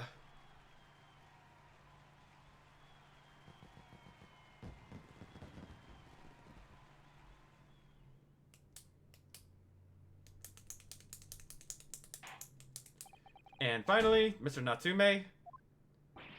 Oh, yes, Lotsa? You are now a free man once more. It's my hope that you will continue to further your education in British culture. And may you never again be brought before me. Oh yes, sir, of course. On my life, I swear I'll never stand in a courtroom again. I'm transported to tears. Oh yeah, this man's got like Sentai poses.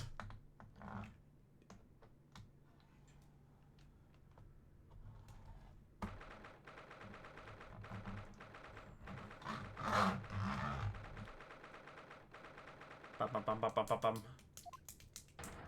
Oh, Locum. Wait, you mean me? Of course! Is there any other Locum here? Is there even one? Compared to the original Locum student, Mr. Naruhodo, Esquire, your name has become rather short, hasn't it? What's wrong with using my actual name? Oh, at last. I'm free, I'm free! Joyful, joyous, jubilation! Heady, hearty, happiness, hurrah! Oh, I am pleased. Mr. Natsume is delighted. Would it be so hard just to say that, then? Locum, you did it! You saved me from the brink! Well, what happened to the poor woman was in no way your fault, after all. Miss God, everyone can see that now. No, no, no, not that! Lovely, loyal, Locum, lawyer! Yes? I mean, as I said before, I have just never got used to life here in Great Britain. Every time I look over my shoulder, I see foreigners, I see towering brick buildings. And from high up windows, I see them looking down on me, laughing. Look at that little hunchback. Oh dear, I'm sure it's all in your head, Mr. Natsume. But, today, you Locum lawyer gave my gloomy boom the boot. He stood firm behind that baronia bench. Before all these, he baffled to the bitter end, laying here the baffling truth. Held the blinding fireworks among the beams of the Bailey's roof. I bellowed, "Behold the best barrister ever born!" Oh, that's very flattering, and we're very pleased for you. This has given me a wonderful anecdote to recount to my old friends back in Japan. An anecdote? Is that what's to become of all my hard work? Ah, there you are, my dear fellows. I apologize for keeping you waiting. I was late this morning. Ah, Mr. Sholmes, what a pleasure to see you. I see I am not here at a moment too soon. A disaster has been averted, I'm glad to say. Oh? The trial shall begin presently, Mr. Naruhodo, and I wish you the very best of luck. It's just finished. What? No, now my haste was in vain. Ah, it's you, Herlock Sholmes. Oh, have we met, sir? This is Mr. Natsume, the man you had arrested, Mr. Sholmes? Ah, I see. I failed to recognize you at first. Our previous encounters have taken place in the gloom, either of your bleak lodgings or that prison cell. So I couldn't place that curious face. In the light. Charming. This is all your fault, Herlock Sholmes. You're the reason I had to go through this terrible ordeal. I'm going to give you a piece of my mind. My apologies, sir, but I assure you, I have placed you now. You're the fellow who abandoned that poor young lady and ran off, are you not? Ah. Had she been taken to hospital more urgently? I feel perhaps she would have regained consciousness by now. Oh. But it was unavoidable, I'm sure. We are but human after all. Anyone would have been shaken by such an experience.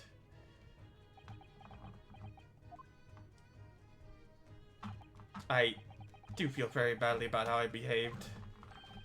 Well, never mind. Now then. What was it that you wanted to say to me, sir? Nothing. Priceless. Oh, I am sorry, really. But that was quite priceless. Poor Soseki-san. Still, on the bright side, you've had an extremely entertaining experience without paying a penny. And, would seem, you're not even found guilty.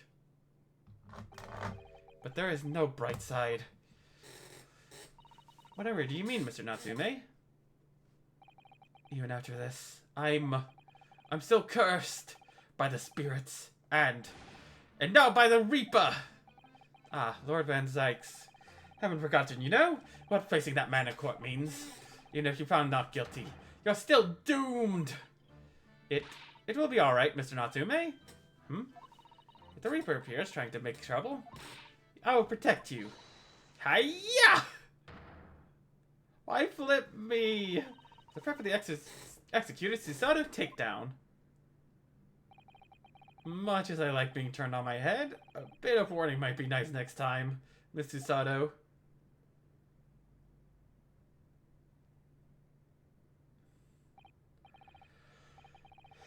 So, Mr. Natsume, what do you intend to do now? You mentioned something about recounting your experience to your friends back in Japan.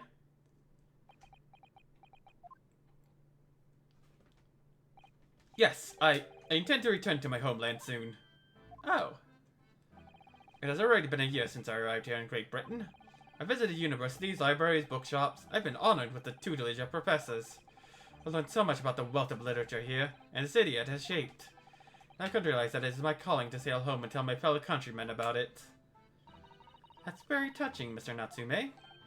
Or in perhaps less pale terms, you wish to withdraw halfway around the world to escape the terror of the Reaper's curse. That's not it at all! The more I learn of literature, the more this strange feeling claws at my insides. I feel compelled to return to my roots and attempt to pen a work of my own. Oh, I see. Literature by Soseki-san. Could it be an interesting read? What about Miss Susato and yourself, Mr. Naruhodo? Sorry, what about us? Will you return to Japan alongside your mustache compatriot? Why would we? A week has not yet passed since we arrived in London. And only now does it feel as though we finally found our feet. And you're accommodated in a hotel at present, are you not? That's right, but we need to find lodging before it bankrupts us. Actually, we can only afford another 10 nights before our entire budget is exhausted. Well then, you can take my lodgings. Oh, the windowless room? Ah, but what it lacks in windows, it more than makes up for with a floor, a ceiling, and walls. Great. And of course, if you have to leave behind the accursed evil spirit. An evil spirit? Oh yes. It tries to suffocate you while you sleep.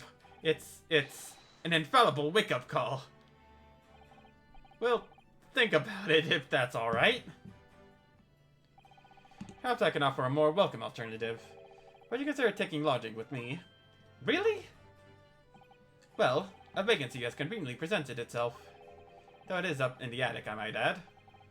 Are you sure it isn't just a storage loft?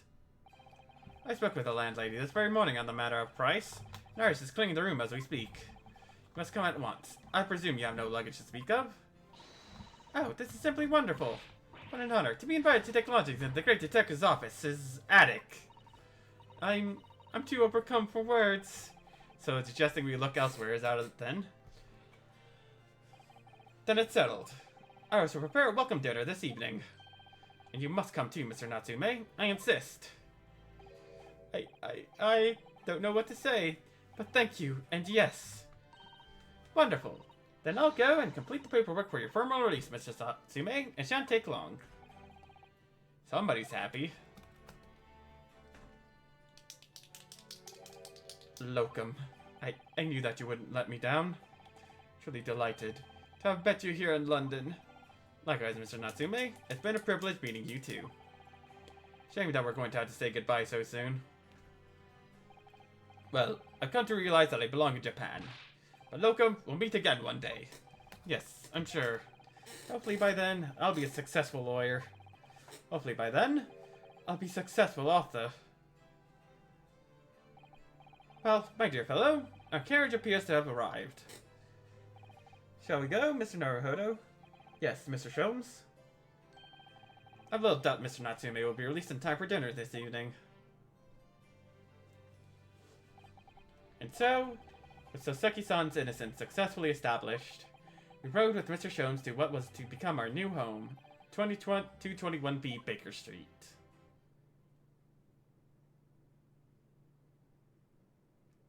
The attic.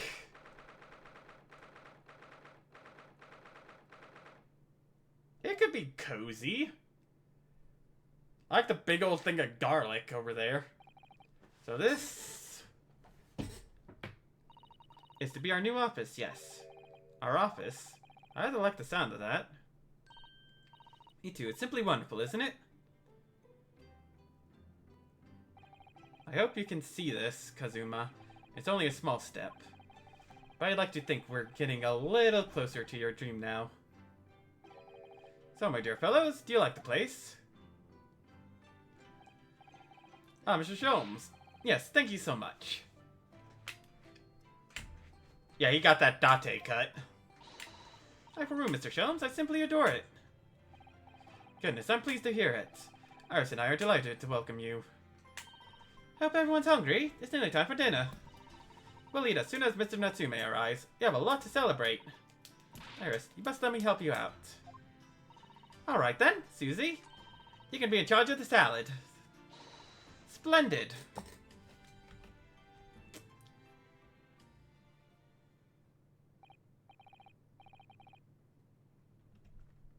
So, Mr. Naruhodo, how does it feel to have your own office in the capital? It's very exciting, actually. Can't help wondering what adventures await us. Ha ha ha ha!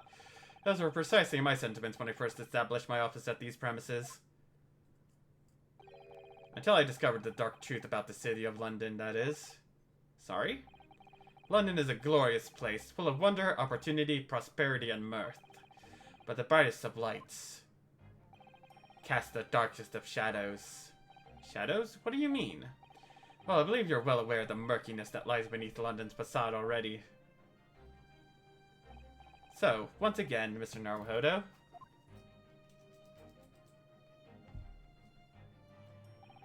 Welcome to London. Please tell me this is the end. Of course, at the time, I had no idea the significance of those words Mr. Sholmes so casually spoke. It was long before my turn came to lift the facade and see the true depth of the murk that lay behind it. Oh my god, thank you.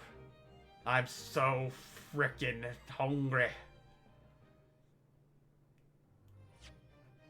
Yes, please save.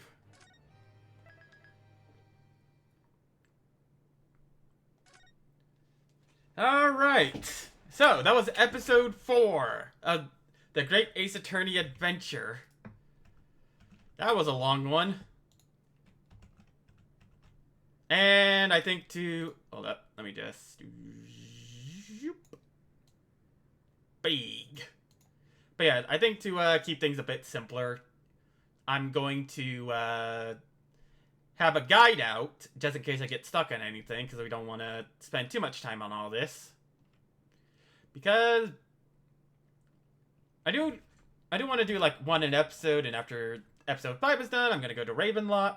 Dear God, she's coming right for us. But anyways, I shall see you all tomorrow, where I am very excited to announce that, well, I would have bought it anyways, but I got a free copy of Dread XP's latest game, Hand of Doom. A game where you're playing an FMV wizard against FMV creatures.